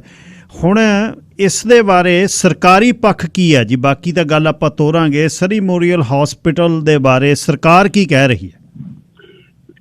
ਗਿੱਲ ਸਾਹਿਬ ਦੇਖੋ, ਮੈਂ ਤਾਂ ਇਸ ਗੱਲ ਯਕੀਨ ਕਰਦਾ ਕਿ ਜਦੋਂ ਕਿਸੇ ਨੂੰ ਕੋਈ ਮੈਡੀਕਲ ਐਮਰਜੈਂਸੀ ਆਉਂਦੀ ਆ ਉਹ ਕੀ ਦੇਖਦੇ ਆ, ਉਹ ਐਮਰਜੈਂਸੀ ਡਿਪਾਰਟਮੈਂਟ ਜਾਂਦੇ ਆ ਤੇ ਉਹ ਚਾਹੁੰਦੇ ਆ ਕਿ ਉਹਨਾਂ ਦਾ ਇਲਾਜ ਮੌਕੇ ਤੇ ਹੋਵੇ ਤੇ ਉਹਨਾਂ ਨੂੰ ਬਹੁਤ ਲੰਬੀ ਵੇਟ ਨਾ ਕਰਨੀ ਪਵੇ। ਇਹ ਠੀਕ ਆ, ਕਈ ਵਾਰੀ ਸਪੈਸ਼ਲਿਸਟ ਨਹੀਂ ਮਿਲਦਾ, ਉਹਦੀ ਵੇਟ ਕਰਨੀ ਪੈਂਦੀ ਆ, ਪਰ ਬਹੁਤ ਕੇਸਿਸ ਮੈਂ ਵੀ ਸੁਣਦਾ, ਸਾਡੇ ਕੇਸਿਸ ਇੱਥੇ ਆਉਂਦੇ ਆ, ਉਸ ਤਰ੍ਹਾਂ ਤੁਸੀਂ ਵੀ ਸੁਣਦੇ ਹੋ ਤੇ ਘੰਟੇ ਬੱਧੀ ਕਈ ਵਾਰੀ ਉਹਨਾਂ ਨੂੰ ਵੇਟ ਕਰਨਾ ਪੈਂਦਾ, ਜਿਹੜਾ ਕਿ ਐਕਸੈਪਟੇਬਲ ਨਹੀਂ ਹੈਗਾ। ਸੋ ਉਹਦੇ ਲਈ ਕੀ ਆ ਪਿੱਛੇ ਜਿਹੇ ਹੁਣ ਥੋੜੀ ਜਿਹੀ ਹਾਲਾਤ ਹੋਰ ਆਪਾਂ ਉੱਭਰ ਕੇ ਸਾਹਮਣੇ ਆਈ ਆ, ਉਹਦੀਆਂ ਵੀ 2-3 ਗੱਲਾਂ ਮੈਂ ਤੁਹਾਨੂੰ ਬਾਅਦ ਜਾ ਕੇ ਦੱਸਦਾ। ਪਰ ਮੈਂ ਰੀਸੈਂਟਲੀ ਮੈਂ ਤੇ ਮੇਰੇ ਨਾਲ ਦੇ MLA ਸਰੀ ਦੇ ਲਹਿੰਗਲੀ ਵਾਲੇ, ਅਸੀਂ ਸਰੀ ਦੇ ਜਿਹੜੇ ਐਮਰਜੈਂਸੀ ਡਾਕਟਰ ਆ ਉਹਨਾਂ ਨੂੰ ਮੈਂ 2 ਵਾਰੀ ਮਿਲ ਚੁੱਕਾ। ਇੱਕ ਤਾਂ ਹੁਣੀ ਆ ਪਿਛਲੇ ਵੀਕ ਮਿਲਿਆ ਤੇ ਅੱਜ ਵੀ ਇੱਕ ਡਾਕਟਰ ਹੁਣਾਂ ਨਾਲ ਮੈਂ ਮਿਲਿਆ ਤੇ ਨਾਲ ਅਸੀਂ ਲਹਿੰਗਲੀ ਵਿੱਚ ਵੀ ਜਾ ਕੇ ਨਰਸਿਸ ਦੇ ਜਿਹੜੇ ਉਹ ਐਮਰਜੈਂਸੀ ਡਾਕਟਰ ਉਹਨਾਂ ਨੂੰ ਮਿਲਿਆ, ਉਹਨਾਂ ਦੀਆਂ ਗੱਲਾਂ ਸੁਣੀਆਂ ਔਰ ਉਹ ਨਾਲੋਂ ਨਾਲ ਅਸੀਂ ਹੈਲਥ ਮਿਨਿਸਟਰ ਨੂੰ ਪਹੁੰਚਾਉਂਦੇ ਰਹਿੰਦੇ ਆ। ਔਰ ਮਿਨਿਸਟਰ ਵੀ ਉਹਨਾਂ ਨੇ ਸਾਨੂੰ ਦੱਸਿਆ ਔਰ ਉਹਨਾਂ ਦੀ ਮਿਨਿਸਟਰੀ ਵੀ ਇਹਨਾਂ ਡਾਕਟਰਾਂ ਦੇ ਨਾਲ ਤੇ ਹੈਲਥ ਅਥਾਰਟੀ ਦੇ ਨਾਲ ਪਿਛਲੇ ਕਈ ਦਿਨਾਂ ਤੋਂ ਲਗਾਤਾਰ ਮਿਲ ਰਹੇ ਆ। ਕੱਲ ਫਿਰ ਉਹਨਾਂ ਦੀ ਮੀਟਿੰਗ ਹੋਈ ਆ। ਅਸਲ ਗੱਲ ਕੀ ਆ ਕਿ ਸਾਡੇ ਕੰਟਰੈਕਟ ਜਿਹੜੇ ਆ ਨਰਸਿਸ ਨਾਲ ਹੋ ਗਏ, ਉਹਦੇ ਨਾਲ ਤੁਹਾਨੂੰ ਪਤਾ ਕਿ ਨਰਸਿਸ ਦਾ ਤੇ ਪੇਸ਼ੈਂਟ ਦਾ ਰੇਸ਼ੋ ਨਹੀਂ ਬੰਦ ਦਿੱਤਾ ਕਿ ਇਸ ਤਰ੍ਹਾਂ ਨਰਸਾਂ ਤੇ ਭਾਰ ਥੋੜਾ ਘਟੇਗਾ। ਜਿਹੜੇ ਸਾਡੇ ਫੈਮਿਲੀ ਫਿਜ਼ੀਸ਼ੀਅਨ ਆ ਉਹਨਾਂ ਨਾਲ ਵੀ ਕੰਟਰੈਕਟ ਹੋ ਗਿਆ ਤੇ ਜਿਹੜੇ ਸਾਡੇ ਐਮਰਜੈਂਸੀ ਡਾਕਟਰ ਹਸਪੀਟਲਿਸਟ ਆ ਉਹਨਾਂ ਨਾਲ ਕੰਟਰੈਕਟ ਦੀਆਂ ਗੱਲਾਂ ਇਸ ਵੇਲੇ ਚੱਲ ਰਹੀਆਂ ਔਰ ਕੁਝ ਆਫਰਾਂ ਟੇਬਲ ਤੇ ਪਈਆਂ। ਉਹਨਾਂ ਦੀਆਂ ਮੰਗਾਂ ਤੇ ਬਾਕੀ ਗੌਰਮੈਂਟ ਦੀ ਸਾਈਡ ਤੋਂ, ਪੇਸ਼ੈਂਟ ਦੀ ਸਾਈਡ ਤੋਂ ਜਿਹੜੀਆਂ ਮੰਗਾਂ ਹੈਗੀਆਂ ਉਹਨਾਂ ਤੇ ਵਿਚਾਰ ਵਟਾਂਦਰਾ ਹੋ ਰਿਹਾ। ਮੈਨੂੰ ਆਸ ਹੈ ਕਿ ਜਲਦੀ ਐਗਰੀਮੈਂਟ ਹੋ ਜਾਏਗਾ ਤਾਂ ਕਿ ਕੌਨਸਨਟ੍ਰੇਸ਼ਨ ਡਾਕਟਰਾਂ ਦੀ ਵੀ, ਕਿਉਂਕਿ ਉਹ ਵੀ ਬੜੇ ਬਿਜ਼ੀ ਆ, ਤੇ ਆਪਣੀ ਸਰਕਾਰ ਦੀ ਵੀ ਜਿਹੜੀ ਇੰਟੈਂਸ਼ਨ ਆ ਕਿ ਲੋਕੀ ਜਦੋਂ ਡਾਕਟਰ ਕੋਲ ਜਾਂਦੇ ਆ ਜਾਂ ਹਸਪਤਾਲ ਜਾਂਦੇ ਆ ਉਹਨਾਂ ਨੂੰ ਟਾਈਮਲੀ ਉੱਥੇ ਉਹਨਾਂ ਦਾ ਇਲਾਜ ਹੋ ਸਕੇ। ਸੋ ਇਹ ਕੰਮ ਚੱਲ ਰਿਹਾ ਹੈ ਇਸ ਵੇਲੇ। ਮੈਨੂੰ ਆਸ ਹੈ ਜਲਦੀ ਇਹਦੇ ਤੇ ਆਪਾਂ ਕੋਈ ਨਾ ਕੋਈ ਫੈਸਲਾ ਹੋ ਜਾਏਗਾ ਤਾਂ ਫਿਰ ਜਿਹੜੀਆਂ ਲੋੜਾਂ ਲੋਕਾਂ ਦੀਆਂ ਉਹ ਪੂਰੀਆਂ ਹੋ ਸਕਣ। ਲੇਬਰ ਦਾ ਡਿਸਪਿਊਟ ਤਾਂ ਇਹਦੇ ਤੇ ਭਾਰੂ ਨਹੀਂ ਬੈਂਸ ਸਾਹਿਬ, ਗੱਲ ਤਾਂ ਫੈਸਿਲਿਟੀ ਦੀ ਹੈ। ਉੱਥੇ 11-11 ਘੰਟੇ ਦੀ ਵੇਟ ਜਾਂ ਹਾਲਵੇ ਦੇ ਵਿੱਚ ਕਿਸੇ ਦੀ ਮੌਤ ਹੋ ਜਾਣੀ। ਇੱਕ ਰਿਟਾਇਰਡ ਨਰਸ ਕਹਿੰਦੀ ਮੇਰੀ 99 ਸਾਲ ਦੀ ਮਾਂ ਹੈ, ਉਹਨੂੰ ਮੈਂ ਪਬਲਿਕ ਵਾਸ਼ਰੂਮ 'ਚ ਧੋਂਦੀ ਫਿਰਾਂ ਤੇ 60 ਘੰਟੇ ਦੀ ਵੇਟ ਤੇ ਟੇਬਲ ਤੇ ਕੁਰਸੀਆਂ ਤੇ ਬੈਠੇ ਬੱਚਿਆਂ ਦਾ ਜਨਮ ਹੋ ਜਾਣਾ ਤੇ ਦੋਨੇ ਜਿਹੜੀਆਂ ਵੱਡੇ ਵਾਰਡਸ ਨੇ ਉਹਨਾਂ ਦੇ ਡਾਕਟਰਾਂ ਦਾ ਬਿੱਬ ਕੇ ਬਾਹਰ ਆ ਜਾਣਾ। ਮੇਰੇ ਖਿਆਲ ਫੈਸਿਲਿਟੀ ਦਾ ਰੌਲਾ ਜੀ, ਲੇਬਰ ਦਾ ਡਿਸਪਿਊਟ ਤਾਂ ਹੈ ਨਹੀਂ। ਬਿਲਕੁਲ ਸਹੀ ਗੱਲ। ਉਹਨਾਂ ਨੇ ਇਹ ਸਾਰੀਆਂ ਗੱਲਾਂ ਉਹ ਜਦੋਂ ਜਿਹੜਾ ਨੈਗੋਸ਼ੀਏਸ਼ਨ ਚੱਲਦੀ ਉਹਦੇ ਤੇ ਲਿਆਂਦੀਆਂ ਕਿ ਸਾਡੇ ਕੋਲ ਫੈਸਿਲਿਟੀਜ਼ ਦੀ ਪ੍ਰੋਬਲਮ ਆ, ਸਾਡੇ ਕੋਲ ਰਿਸੋਰਸਿਸ ਦੀ ਪ੍ਰੋਬਲਮ ਆ, ਠੀਕ ਹੈ ਨਾ। ਸੋ ਉਹਦੇ ਵਾਸਤੇ ਹੁਣ ਦੇਖੋ ਇਹ ਫੈਸਿਲਿਟੀ ਬਣਨ ਨੂੰ ਟਾਈਮ ਲੱਗਦਾ। ਹਸਪਤਾਲ ਨਵਾਂ ਬਣ ਜਾਣਾ, ਤਿਆਰ ਹੋ ਜਾਣਾ, ਹੁਣ ਉਹਦੀ ਕੰਸਟਰਕਸ਼ਨ ਸ਼ੁਰੂ ਹੋਣ ਵਾਲੀ ਆ, ਮੇਰਾ ਖਿਆਲ ਜੂਨ-ਜੁਲਾਈ ਦੇ ਵਿੱਚ ਸ਼ੁਰੂ ਹੋ ਜਾਣੀ ਆ। ਅੱਛਾ ਜੀ। ਤੇ ਉਹਦਾ ਤੁਹਾਨੂੰ ਪਤਾ ਵੀ ਡਿਲੇ ਹੋ ਗਿਆ ਕਾਫੀ, ਕਿਉਂਕਿ ਜ਼ਮੀਨ ਖਰੀਦਣੀ ਪਈ, ਪਹਿਲੀ ਸਰਕਾਰ ਜ਼ਮੀਨ ਵੇਚ ਗਈ, ਹੁਣ ਉਹ ਲੱਭੀ, ਫਿਰ ਉਹਦੇ ਵਿੱਚ ਤੁਹਾਨੂੰ ਪਤਾ ਸੁਪਰੀਮ ਕੋਰਟ ਦਾ ਡਿਸੀਜਨ ਆ ਕਿ ਜਦੋਂ ਸਰਕਾਰ ਇੱਕ ਡਿਪਾਰਟਮੈਂਟ ਦੂਜੇ ਵੇਚਦੀ ਆ ਤਾਂ ਤੁਹਾਨੂੰ ਫਰਸਟ ਨੇਸ਼ਨ ਨਾਲ ਕੰਸਲਟ ਕਰਨਾ ਪੈਣਾ। ਉਹ ਟਾਈਮ ਲੱਗ ਗਿਆ। ਸੋ ਉਹ ਹਸਪਤਾਲ ਬਣ ਰਿਹਾ, ਉਹ ਬਣ ਜਾਣਾ। ਉਹਦੇ ਨਾਲ ਤੁਹਾਨੂੰ ਦੱਸਣਾ ਵੀ ਜਿਹੜੇ ਸਾਨੂੰ ਅੰਕੜੇ ਦੱਸਦੇ ਆ ਜਿਹੜੇ ਐਕਸਪਰਟ ਕਿ ਇਹਦੇ ਨਾਲ 46% ਜਿਹੜੀ ਹੈਗੀ ਆ ਐਮਰਜੈਂਸੀ ਡਿਪਾਰਟਮੈਂਟ ਦੀ ਕਪੈਸਿਟੀ ਵੱਧ ਜਾਣੀ ਆ। 84% ਜਿਹੜਾ ਆ ਮੈਡੀਕਲ ਇਮੇਜਿੰਗ ਜਿਹੜੀ ਆ ਉਹਦੇ ਵੀ ਵਿਜ਼ਿਟ ਜਿਹੜੇ ਉਹ ਵੀ ਵੱਧ ਜਾਣੇ ਆ। 51% ਸਰਜੀਕਲ ਕਪੈਸਿਟੀ ਵੱਧ ਜਾਣੀ ਆ। 67% ਜਿਹੜੀ ਰੇਡੀਏਸ਼ਨ ਥੈਰੇਪੀ ਵੱਧ, ਮਤਲਬ ਕਾਫੀ ਫਾਇਦਾ ਹੋਣਾ। ਈਵਨ ਗਿੱਲ ਸਾਹਿਬ ਪਿਛਲੇ ਵੀ ਆਪਾਂ ਪਤਾ ਸੀ ਕਿ ਪਾਪੂਲੇਸ਼ਨ ਵੱਧ ਰਹੀ ਆ, ਆਪਾਂ ਨੂੰ ਪਤਾ ਸੀ ਕਿ ਕਪੈਸਿਟੀ ਦੀ ਪ੍ਰੋਬਲਮ ਹੈਗੀ ਆ। ਸੋ ਕਿੱਦਾਂ ਐਫੀਸ਼ੀਐਂਸੀ ਲੱਭੀ ਜਾਵੇ। ਤੁਹਾਨੂੰ ਪਤਾ ਕਿ ਪਿਛਲੇ ਕੁਝ ਸਾਲਾਂ ਦੇ ਵਿੱਚ ਮੈਂ ਇਹ ਕੋਈ ਜਸਟੀਫਿਕੇਸ਼ਨ ਨਹੀਂ, ਕਿਉਂਕਿ ਜਿਹੜਾ ਪੇਸ਼ੈਂਟ ਅੱਜ ਜਾਂਦਾ ਉਹਨਾਂ ਨੂੰ ਅੱਜ ਇਲਾਜ ਚਾਹੀਦਾ, ਪਰ ਸਰਕਾਰ ਨੇ ਕਾਫੀ ਕਦਮ ਚੁੱਕੇ ਆ, ਪਰ ਫਿਰ ਵੀ ਇਹ ਪ੍ਰੋਬਲਮ ਹੈਗੀਆਂ। ਜਿਸ ਤਰ੍ਹਾਂ ਕਿ MIR ਜਿਹੜੀਆਂ ਮਸ਼ੀਨਾਂ ਨਵੀਆਂ ਲਈਆਂ ਔਰ ਉਹਨਾਂ 24 ਆਪਾਂ ਚਲਾ ਰਹੇ ਆ। ਨਵੇਂ ਜਿਹੜੇ ਹੈਗੇ ਆ ਆਪਰੇਸ਼ਨ ਰੂਮ ਉੱਥੇ ਕ੍ਰੀਏਟ ਕੀਤੇ, ਉਹਨਾਂ ਦੇ ਉੱਤੇ ਵੀ ਕੰਮ ਹੋ ਰਿਹਾ। ਔਰ ਇਹ ਗੱਲ ਸੱਚਾਈ ਆ ਕਿ 1000 ਨਵੀਂ ਸਰਜਰੀ ਅੱਜ ਹੋ ਰਹੀ ਆ ਪਹਿਲਾਂ ਨਾਲੋਂ ਪਰ ਵੀਕ। ਇਹਦੇ ਨਾਲ ਆਪਣਾ ਜਿਹੜੀ ਆ ਵੇਟ ਲਿਸਟ ਘਟ ਗਈ ਸੀ ਕਾਫੀ, ਪਰ ਜਦੋਂ ਸੈਕੰਡ ਦੌਰ ਪਿਆ ਕੋਵਿਡ ਦਾ ਉਹਦੇ ਨਾਲ ਉਹ ਸਾਰਾ ਕੁਝ ਪਿੱਛੇ ਫੇਰ ਪੈ ਗਿਆ। ਪਾਪੂਲੇਸ਼ਨ ਗਿਲ ਸਾਹਿਬ ਆਪਣੀ ਇਸ ਹਿਸਾਬ ਨਾਲ ਵੱਧ ਰਹੀ ਹੈ BC ਵੀ ਕਿ ਪਿਛਲੇ ਸਾਲ ਤੇ ਉਦੋਂ ਪਿਛਲੇ ਸਾਲ ਇੰਨੇ ਲੋਕ BC 'ਚ ਮੂਵ ਹੋਏ ਕਿ ਇਹਦੋਂ ਪਹਿਲੇ 60 ਸਾਲਾਂ 'ਚ ਨਹੀਂ ਮੂਵ ਹੋਏ। ਉਹਦਾ ਅਸਰ ਹੈਲਥ ਕੇਅਰ ਤੇ ਵੀ ਪੈ ਰਿਹਾ, ਉਹਦਾ ਅਸਰ ਸਕੂਲਾਂ ਤੇ ਵੀ ਪੈ ਰਿਹਾ। ਉਹ ਵੀ ਆਪਣੀ ਇੱਕ ਵੱਖਰੀ ਪ੍ਰੋਬਲਮ ਹੈਗੀ ਆ। ਪਰ ਇਹ ਸਰਕਾਰ ਬਿਲਕੁਲ ਜਾਣੂ ਆ ਕਿ ਇਹ ਜਿਹੜੀਆਂ ਕਪੈਸਿਟੀ ਦੀਆਂ ਪ੍ਰੋਬਲਮ ਆ, ਡਾਕਟਰਾਂ ਦੀਆਂ ਲੋੜਾਂ ਆ, ਪੇਸ਼ੈਂਟ ਦੀਆਂ ਲੋੜਾਂ ਆ, ਉਹਦੇ ਤੇ ਗੱਲਬਾਤ ਚੱਲ ਰਹੀ ਆ। ਔਰ ਜਲਦੀ ਮੈਨੂੰ ਲੱਗਦਾ ਵੀ ਆਪਾਂ ਉਹਨਾਂ ਦੀਆਂ ਗੱਲਾਂ ਸੁਣ ਕੇ ਉਹਨਾਂ ਦੇ ਹਵਾਲੇ ਦੇ ਨਾਲ ਆਪਾਂ ਉਹਨਾਂ ਨੂੰ ਇੰਪਲੀਮੈਂਟ ਕਰਕੇ ਤੇ ਇਹਦਾ ਹੱਲ ਜ਼ਰੂਰ ਜਲਦੀ ਲੱਭ ਜਾਏਗਾ। ਜੇ ਜੁਲਾਈ 'ਚ ਸ਼ੁਰੂ ਹੁੰਦਾ ਹਸਪਤਾਲ ਜੀ, ਕਿੰਨੇ ਸਾਲਾਂ 'ਚ ਬਣ ਸਕਦਾ ਟੈਂਟੇਟਿਵਲੀ? ਜਵਾਬ ਤਾਂ ਖੈਰ ਹੈਲਥ ਮਿਨਿਸਟਰ ਦੇ ਸਕਦੇ ਨੇ, ਤੁਹਾਨੂੰ ਪਤਾ ਹੋ। ਕੰਪਲੀਟ ਹੋ ਜਾਣਾ ਜੀ, 2027 ਵਿੱਚ ਕੰਪਲੀਟ ਹੋ ਜਾਏਗਾ ਹੁਣ ਸ਼ੁਰੂ ਹੋ ਕੇ।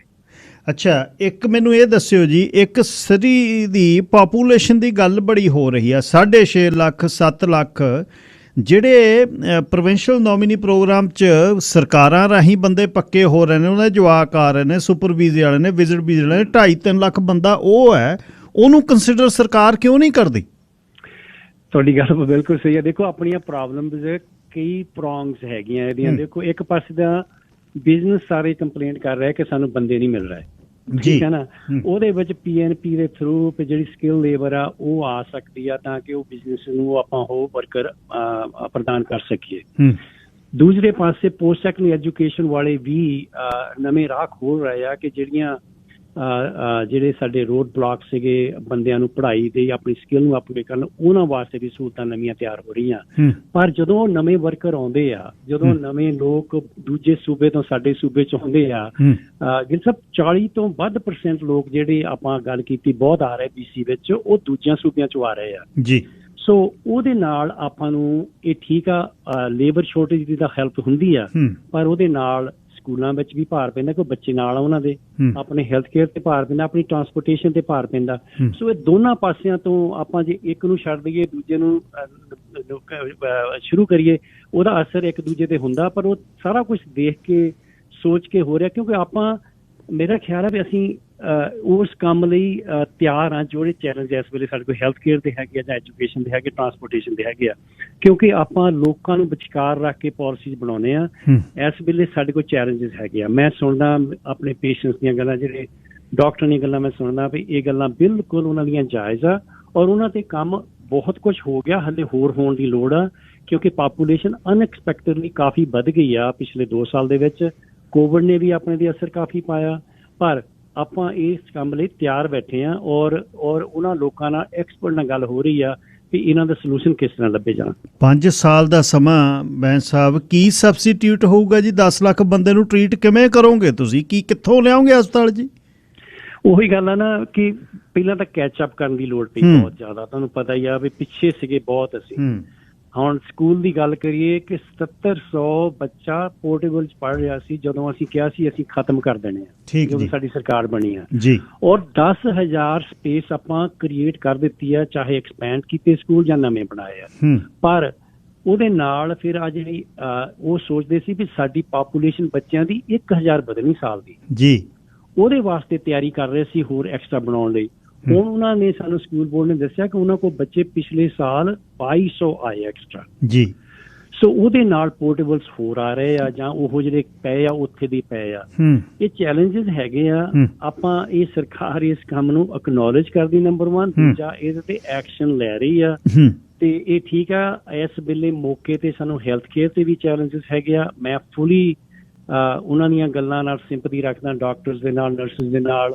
ਰਾਤੀ ਮੈਂ ਨਰਸਿਸ ਨੂੰ ਮਿਲ ਕੇ ਆਇਆ, ਉਹਨਾਂ ਦੀ ਕਨਵੈਨਸ਼ਨ ਚੱਲਦੀ ਸੀ, ਉਹਨਾਂ ਨਾਲ ਵੀ ਗੱਲਾਂ ਹੋਈਆਂ, ਕਿਉਂਕਿ ਐਗਰੀਮੈਂਟ ਆਲਰੇਡੀ ਹੋ ਗਏ ਆ। ਉਹਨਾਂ ਦਾ ਜਿਹੜਾ ਰਿਜ਼ਲਟ ਆ ਆਪਣੇ ਸਾਹਮਣੇ ਆਉਣ ਲਈ ਥੋੜਾ ਟਾਈਮ ਲੱਗੇਗਾ। ਇਹ ਡਾਕਟਰਸ ਦੇ ਨਾਲ ਵੀ ਗੱਲ ਹੋ ਜਾਣੀ ਆ। ਇਹ ਵੀ ਦੱਸ ਰਹੇ ਵੀ ਜਿਹੜੀਆਂ ਛੋਟਾਂ ਹੈਗੀਆਂ, ਗੈਪਸ ਹੈਗੇ ਆ, ਉਹਨਾਂ ਨੂੰ ਆਪਾਂ ਪੂਰਾ ਕਰਕੇ ਤੇ ਫਿਰ ਆਪਾਂ ਆਸ ਖੇਰ ਨੂੰ ਇਹ ਆ ਕਿ ਜਿਹੜੇ ਸਾਡੇ ਪੇਸ਼ੈਂਟ ਆ ਉਹਨਾਂ ਨੂੰ ਮੂਹਰੇ ਰੱਖ ਕੇ ਉਹਨਾਂ ਦੀਆਂ ਸਹੂਲਤਾਂ ਵਾਸਤੇ ਆਪਾਂ ਨਵੀਆਂ ਫੈਸਿਲਿਟੀ ਵੀ ਬਣਾਈਏ, ਤੇ ਨਾਲ ਦੀ ਨਾਲ ਜਿਹੜੇ ਡਾਕਟਰ ਤੇ ਨਰਸਿਸ ਆ ਉਹਨਾਂ ਨੂੰ ਵੀ ਮੌਕੇ ਦੇ ਉੱਤੇ ਆਪਾਂ ਜਿੰਨੀ ਵੱਧ ਤੋਂ ਵੱਧ ਸਪੋਰਟ ਦੇ ਸਕਦੇ ਦਈਏ। ਇਨਰ ਸਰਕਲ ਦੇ ਵਿੱਚ ਜਦ ਲੌਬੀ ਕਰਦੇ ਹੋ, ਬਹਿ ਕੇ ਗੱਲ ਕਰਦੇ ਹੋ ਹੈਲਥ ਮਿਨਿਸਟਰ ਨਾਲ, ਕੱਲ ਮੈਨੂੰ ਪਰਸੋਂ ਇੱਕ ਬਹੁਤ ਸੁਹਿਰਦ ਭਰਾ ਨੇ ਉਹ ਮੈਨੂੰ ਕਹਿੰਦੇ ਕਦੇ ਇਹ ਵੀ ਚੈੱਕ ਕਰੋ ਵੀ ਵੈਨਕੂਵਰ 'ਚ ਜਿਹੜੇ 6 ਹਸਪਤਾਲ ਗਿਣਦੇ ਹੋ ਸੇਮ ਪਾਪੂਲੇਸ਼ਨ 'ਚ, ਸਰੀ 'ਚ ਇੱਕ ਹੈ, ਕਿਤੇ ਕੋਈ ਟੈਕਸ ਪੇਅਰਸ ਦੀ ਕਮੀ ਤਾਂ ਨਹੀਂ ਹੈ ਵੀ ਸਰੀ 'ਚ ਘੱਟ ਲੋਕ ਟੈਕਸ ਦਿੰਦੇ ਆ? ਇਹ ਵੀ ਕੁਛ ਤੁਹਾਡਾ ਜਿਹੜਾ ਬੇਸ ਹੁੰਦਾ ਜੀ?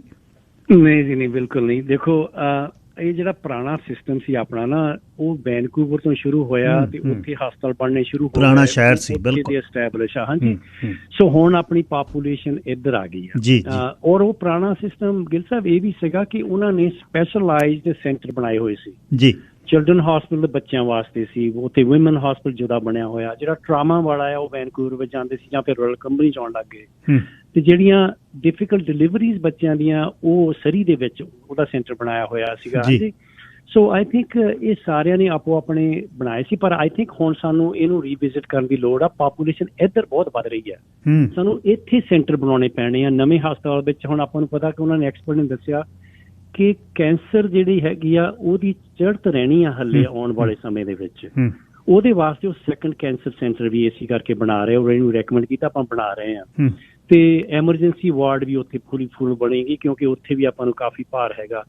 ਸੋ ਪਰ ਉਹ ਬਣਨ ਨੂੰ ਤਾਂ ਟਾਈਮ ਲੱਗਦਾ ਨਾ, ਤੁਹਾਨੂੰ ਪਤਾ ਕਿ ਪਰ ਉਹ ਆਪਾਂ ਇਸ ਗੱਲ ਤੇ ਕਮਿਟਡ ਆ। ਸਰਕਾਰ ਤੁਹਾਡੀ ਜਿਹੜੀ ਹੈਗੀ ਆ ਇਹਨਾਂ ਚੀਜ਼ਾਂ ਨੂੰ ਮੂਹਰੇ ਰੱਖ ਕੇ ਸਾਡੇ ਮੇਨ ਵੈਲਿਊਜ਼ ਇਹ ਹੈਗੇ ਆ ਵੀ ਯੂਨੀਵਰਸਲ ਹੈਲਥ ਕੇਅਰ ਸਾਰਿਆਂ ਵਾਸਤੇ ਹੋਵੇ, ਐਜੂਕੇਸ਼ਨ ਸਿਸਟਮ ਸਾਰਿਆਂ ਨੂੰ ਪ੍ਰਦਾਨ ਹੋਵੇ ਤੇ ਆਮ ਲੋਕਾਂ ਦੀਆਂ ਜ਼ਿੰਦਗੀਆਂ ਥੋੜ੍ਹੀਆਂ ਸੁਖਾਲੀਆਂ ਹੋਣ, ਜਿਹੜੀ ਇਕੋਨਮੀ ਸਾਡੀ ਉਹਦਾ ਸਾਰਿਆਂ ਨੂੰ ਫਾਇਦਾ ਹੋਵੇ। ਇਹ ਗੱਲਾਂ ਕਹਿਣ ਦੀਆਂ ਨਹੀਂ, ਪਰ ਜਦੋਂ ਮੈਂ ਦੱਸਦਾ ਜਦੋਂ ਅਸੀਂ ਸਲਾਹ ਕਰਦੇ ਟੇਬਲ ਤੇ ਬੈਠ ਕੇ, ਉੱਥੇ ਸਾਨੂੰ ਵਾਰ-ਵਾਰ ਅਸੀਂ ਇੱਕ ਦੂਜੇ ਨੂੰ ਰਿਮਾਈਂਡ ਕਰਾਉਂਦੇ ਹਾਂ ਇੱਥੇ ਲੋਕ ਕਦੋਂ ਜਦੋਂ ਆਪਣੀ ਪਾਲਿਸੀ ਲੈ ਕੇ ਆਉਣੇ, ਜਿਹੜਾ ਵੀ ਮਿਨਿਸਟਰ, ਲੋਕ ਕਿੱਥੇ ਬੈਠੇ ਤੇ ਲੋਕਾਂ ਦੇ ਅਸਰ ਇਹਦਾ ਕੀ ਹੋਏਗਾ।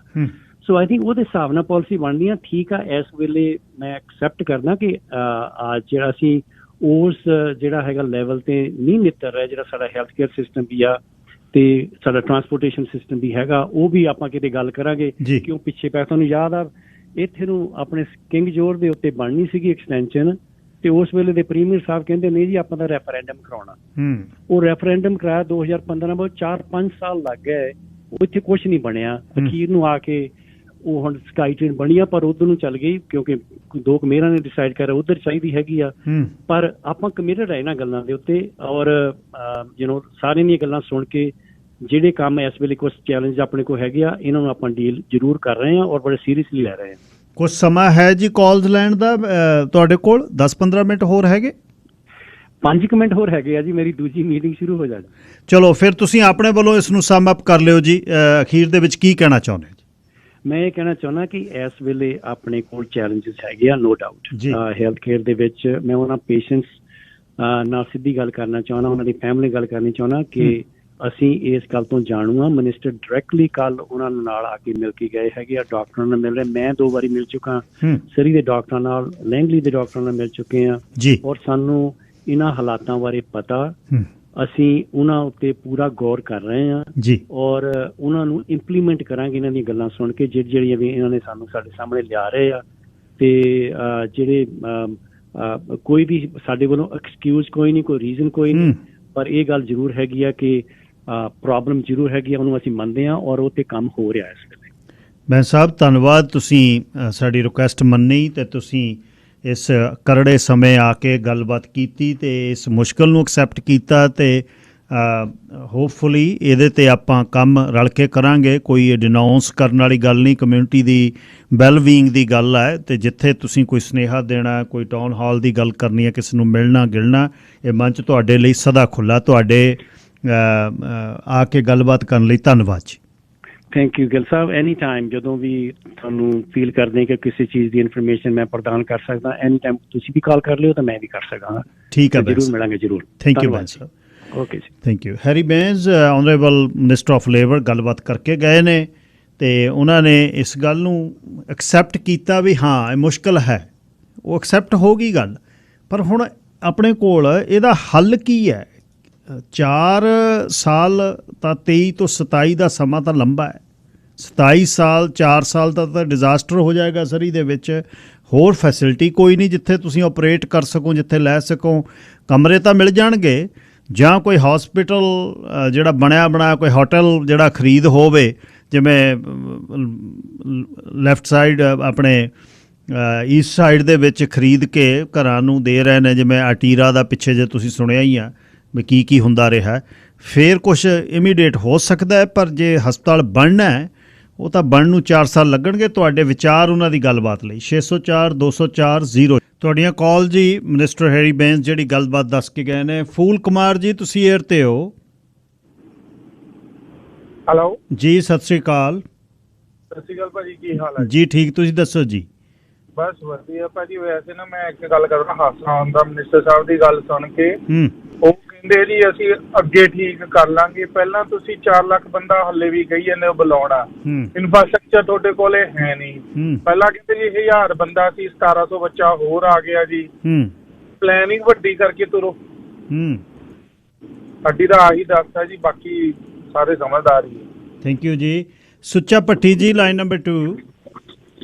ਹੈਲੋ, ਸਤਿ ਸ਼੍ਰੀ ਅਕਾਲ ਜੀ। ਜੀ ਸਤਿ ਸ਼੍ਰੀ ਅਕਾਲ। ਮੈਂ ਨਾ ਉਹਨਾਂ ਨੂੰ ਡਾਇਰੈਕਟ ਸਵਾਲ ਪੁੱਛਣਾ ਸੀ, ਜਦੋਂ ਏਅਰ ਤੇ ਹੁੰਦੇ ਸੀ। ਚਲੋ ਹੁਣ ਦੱਸ ਦਿਓ। ਉਹਨਾਂ ਦੀ ਆਪਣੀ ਫੈਮਿਲੀ ਦੇ ਕਿਸੇ ਮੈਂਬਰ ਨੂੰ ਉੱਤੇ 72 ਘੰਟੇ ਬੈਠਣਾ ਪਿਆ ਕਿ ਨਹੀਂ? ਇਹ ਡਾਇਰੈਕਟ ਸਵਾਲ ਪੁੱਛਣਾ ਸੀ ਉਹਨਾਂ ਨੂੰ। ਹਾਂ, ਪਰ ਉਹ ਚਲ ਗਿਆ। ਨਹੀਂ, ਬਿਲਕੁਲ ਠੀਕ ਹੈ। ਖੈਰ, ਫੈਮਿਲੀ ਇੱਕ ਟਰੱਕ ਡਰਾਈਵਰ ਦੀ ਹੋਵੇ, ਇੱਕ ਮਿਨਿਸਟਰ ਦੀ ਹੋਵੇ, ਇੱਕ MLA ਦੀ ਹੋਵੇ, ਉਹ ਕੋਈ ਵੀ ਨਾ ਸਫ਼ਰ ਕਰੇ। ਇਹ ਮੈਂ ਇਸ ਚੀਜ਼ ਦਾ ਮੈਂ ਵਿਚਾਰ ਧਾਰਕ ਹਾਂ।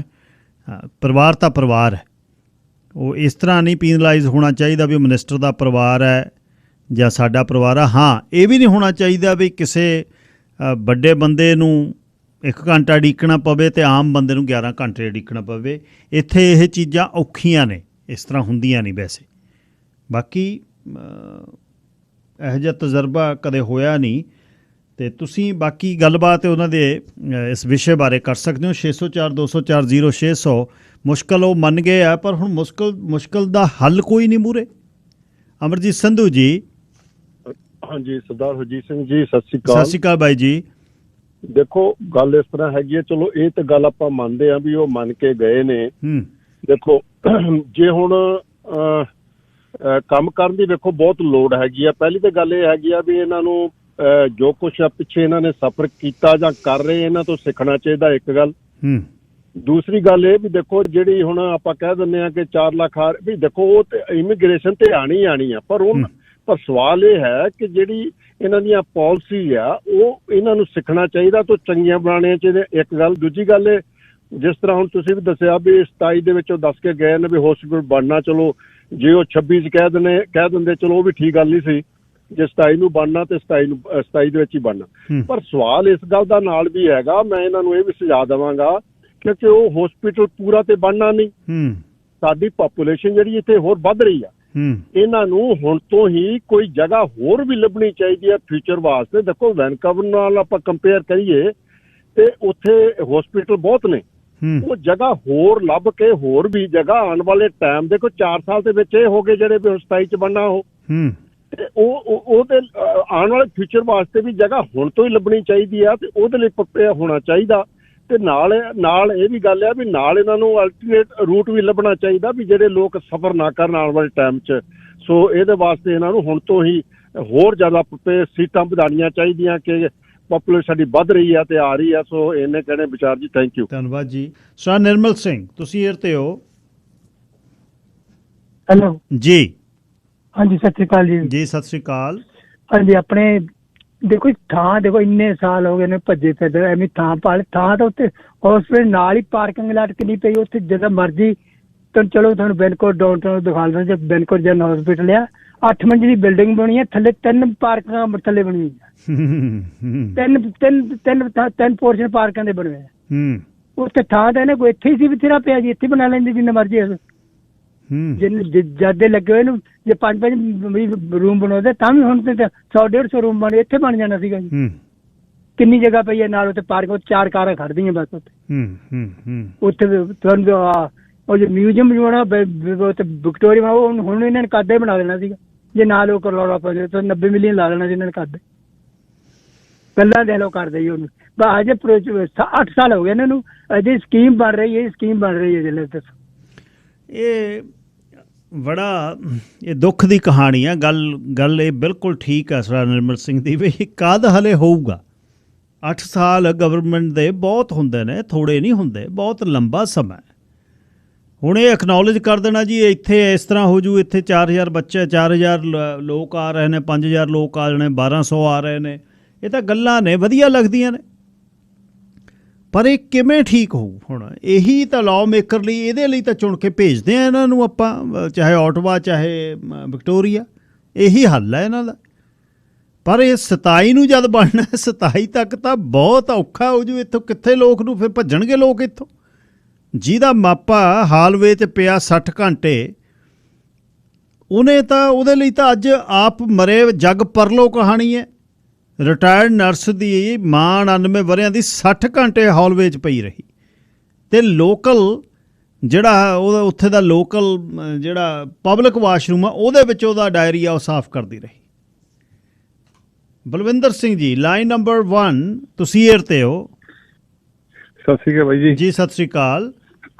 ਬਹੁਤ ਵਧੀਆ ਜੀ, ਸਵਾਲ ਤਾਂ ਪੁੱਛੇ ਉਹਨਾਂ ਨੂੰ। ਦੋ ਕੁ ਮੇਰੇ ਵੀ ਸਵਾਲ ਹੈਗੇ। ਇੱਕ ਤਾਂ ਉਹਨਾਂ ਤੋਂ ਜਦੋਂ ਹੁਣ ਕਦੇ ਆਏ ਨਾ ਜੀ, ਜਿਹੜੇ ਫੋਨਾਂ ਦੇ ਡਾਕਟਰ ਇਲਾਜ ਕਰਦੇ ਆ ਉਹ ਬੰਦ ਕਰਾਓ ਕਿਵੇਂ ਨਾ ਕਿਵੇਂ ਕਹਿ ਕੇ।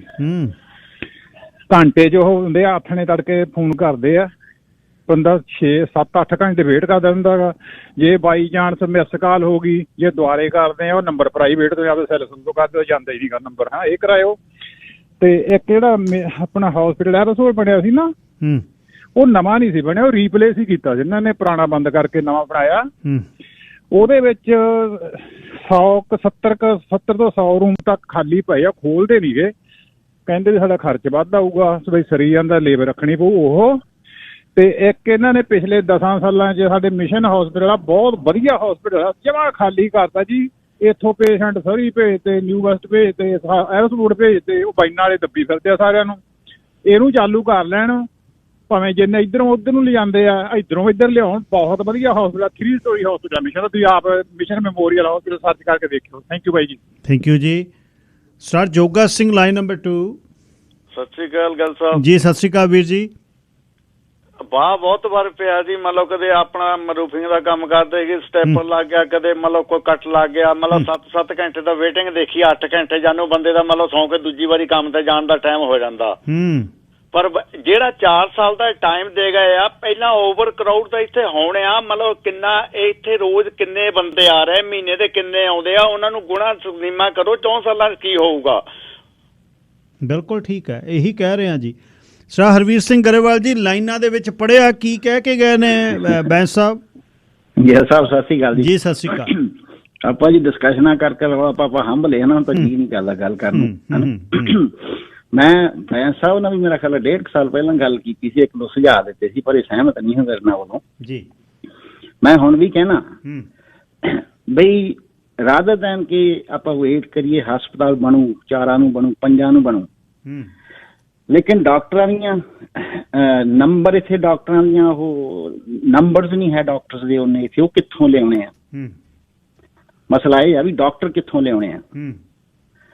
ਮੈਂ ਹੁਣ ਵੀ ਇਹ ਕਹਿਣਾ ਬਈ ਜੋ ਮੈਨੂੰ ਲੱਗ ਰਿਹਾ, ਆਈ ਕੁਡ ਬੀ ਰੋਂਗ, ਕਿਉਂਕਿ ਮੈਨੂੰ ਇਹਨਾਂ ਦੇ ਸਟੈਟਿਸਟੀਕਲ ਇਨਫੋਰਮੇਸ਼ਨ ਦੀ ਐਕਸੈਸ ਨਹੀਂ ਹੈ, ਬਈ ਜਿਹੜੇ ਐਗਜ਼ਿਸਟਿੰਗ ਕਲੀਨਿਕਸ ਸਾਡੇ ਡਾਕਟਰਸ ਦੇ ਹੈਗੇ ਨੇ, ਉਹਨਾਂ ਦੇ ਵਿੱਚ ਡਬਲ ਸ਼ਿਫਟ ਕੀਤੀ ਜਾ ਸਕਦੀ ਆ, 8 ਤੋਂ 4, 4 ਤੋਂ 12, ਔਰ ਉਹਦੇ ਵਿੱਚ ਇੱਕ ਫੁੱਲ ਫਲੈਜਡ ਡਾਕਟਰ ਦੇ ਹੇਠਾਂ, ਕਿਉਂਕਿ ਐਟ ਏ ਟਾਈਮ 2 ਤੋਂ 3 ਡਾਕਟਰ ਡੇ ਟਾਈਮ ਦੇ ਵਿੱਚ ਉੱਥੇ ਜੌਬ ਕਰਦੇ ਆ ਜੀ।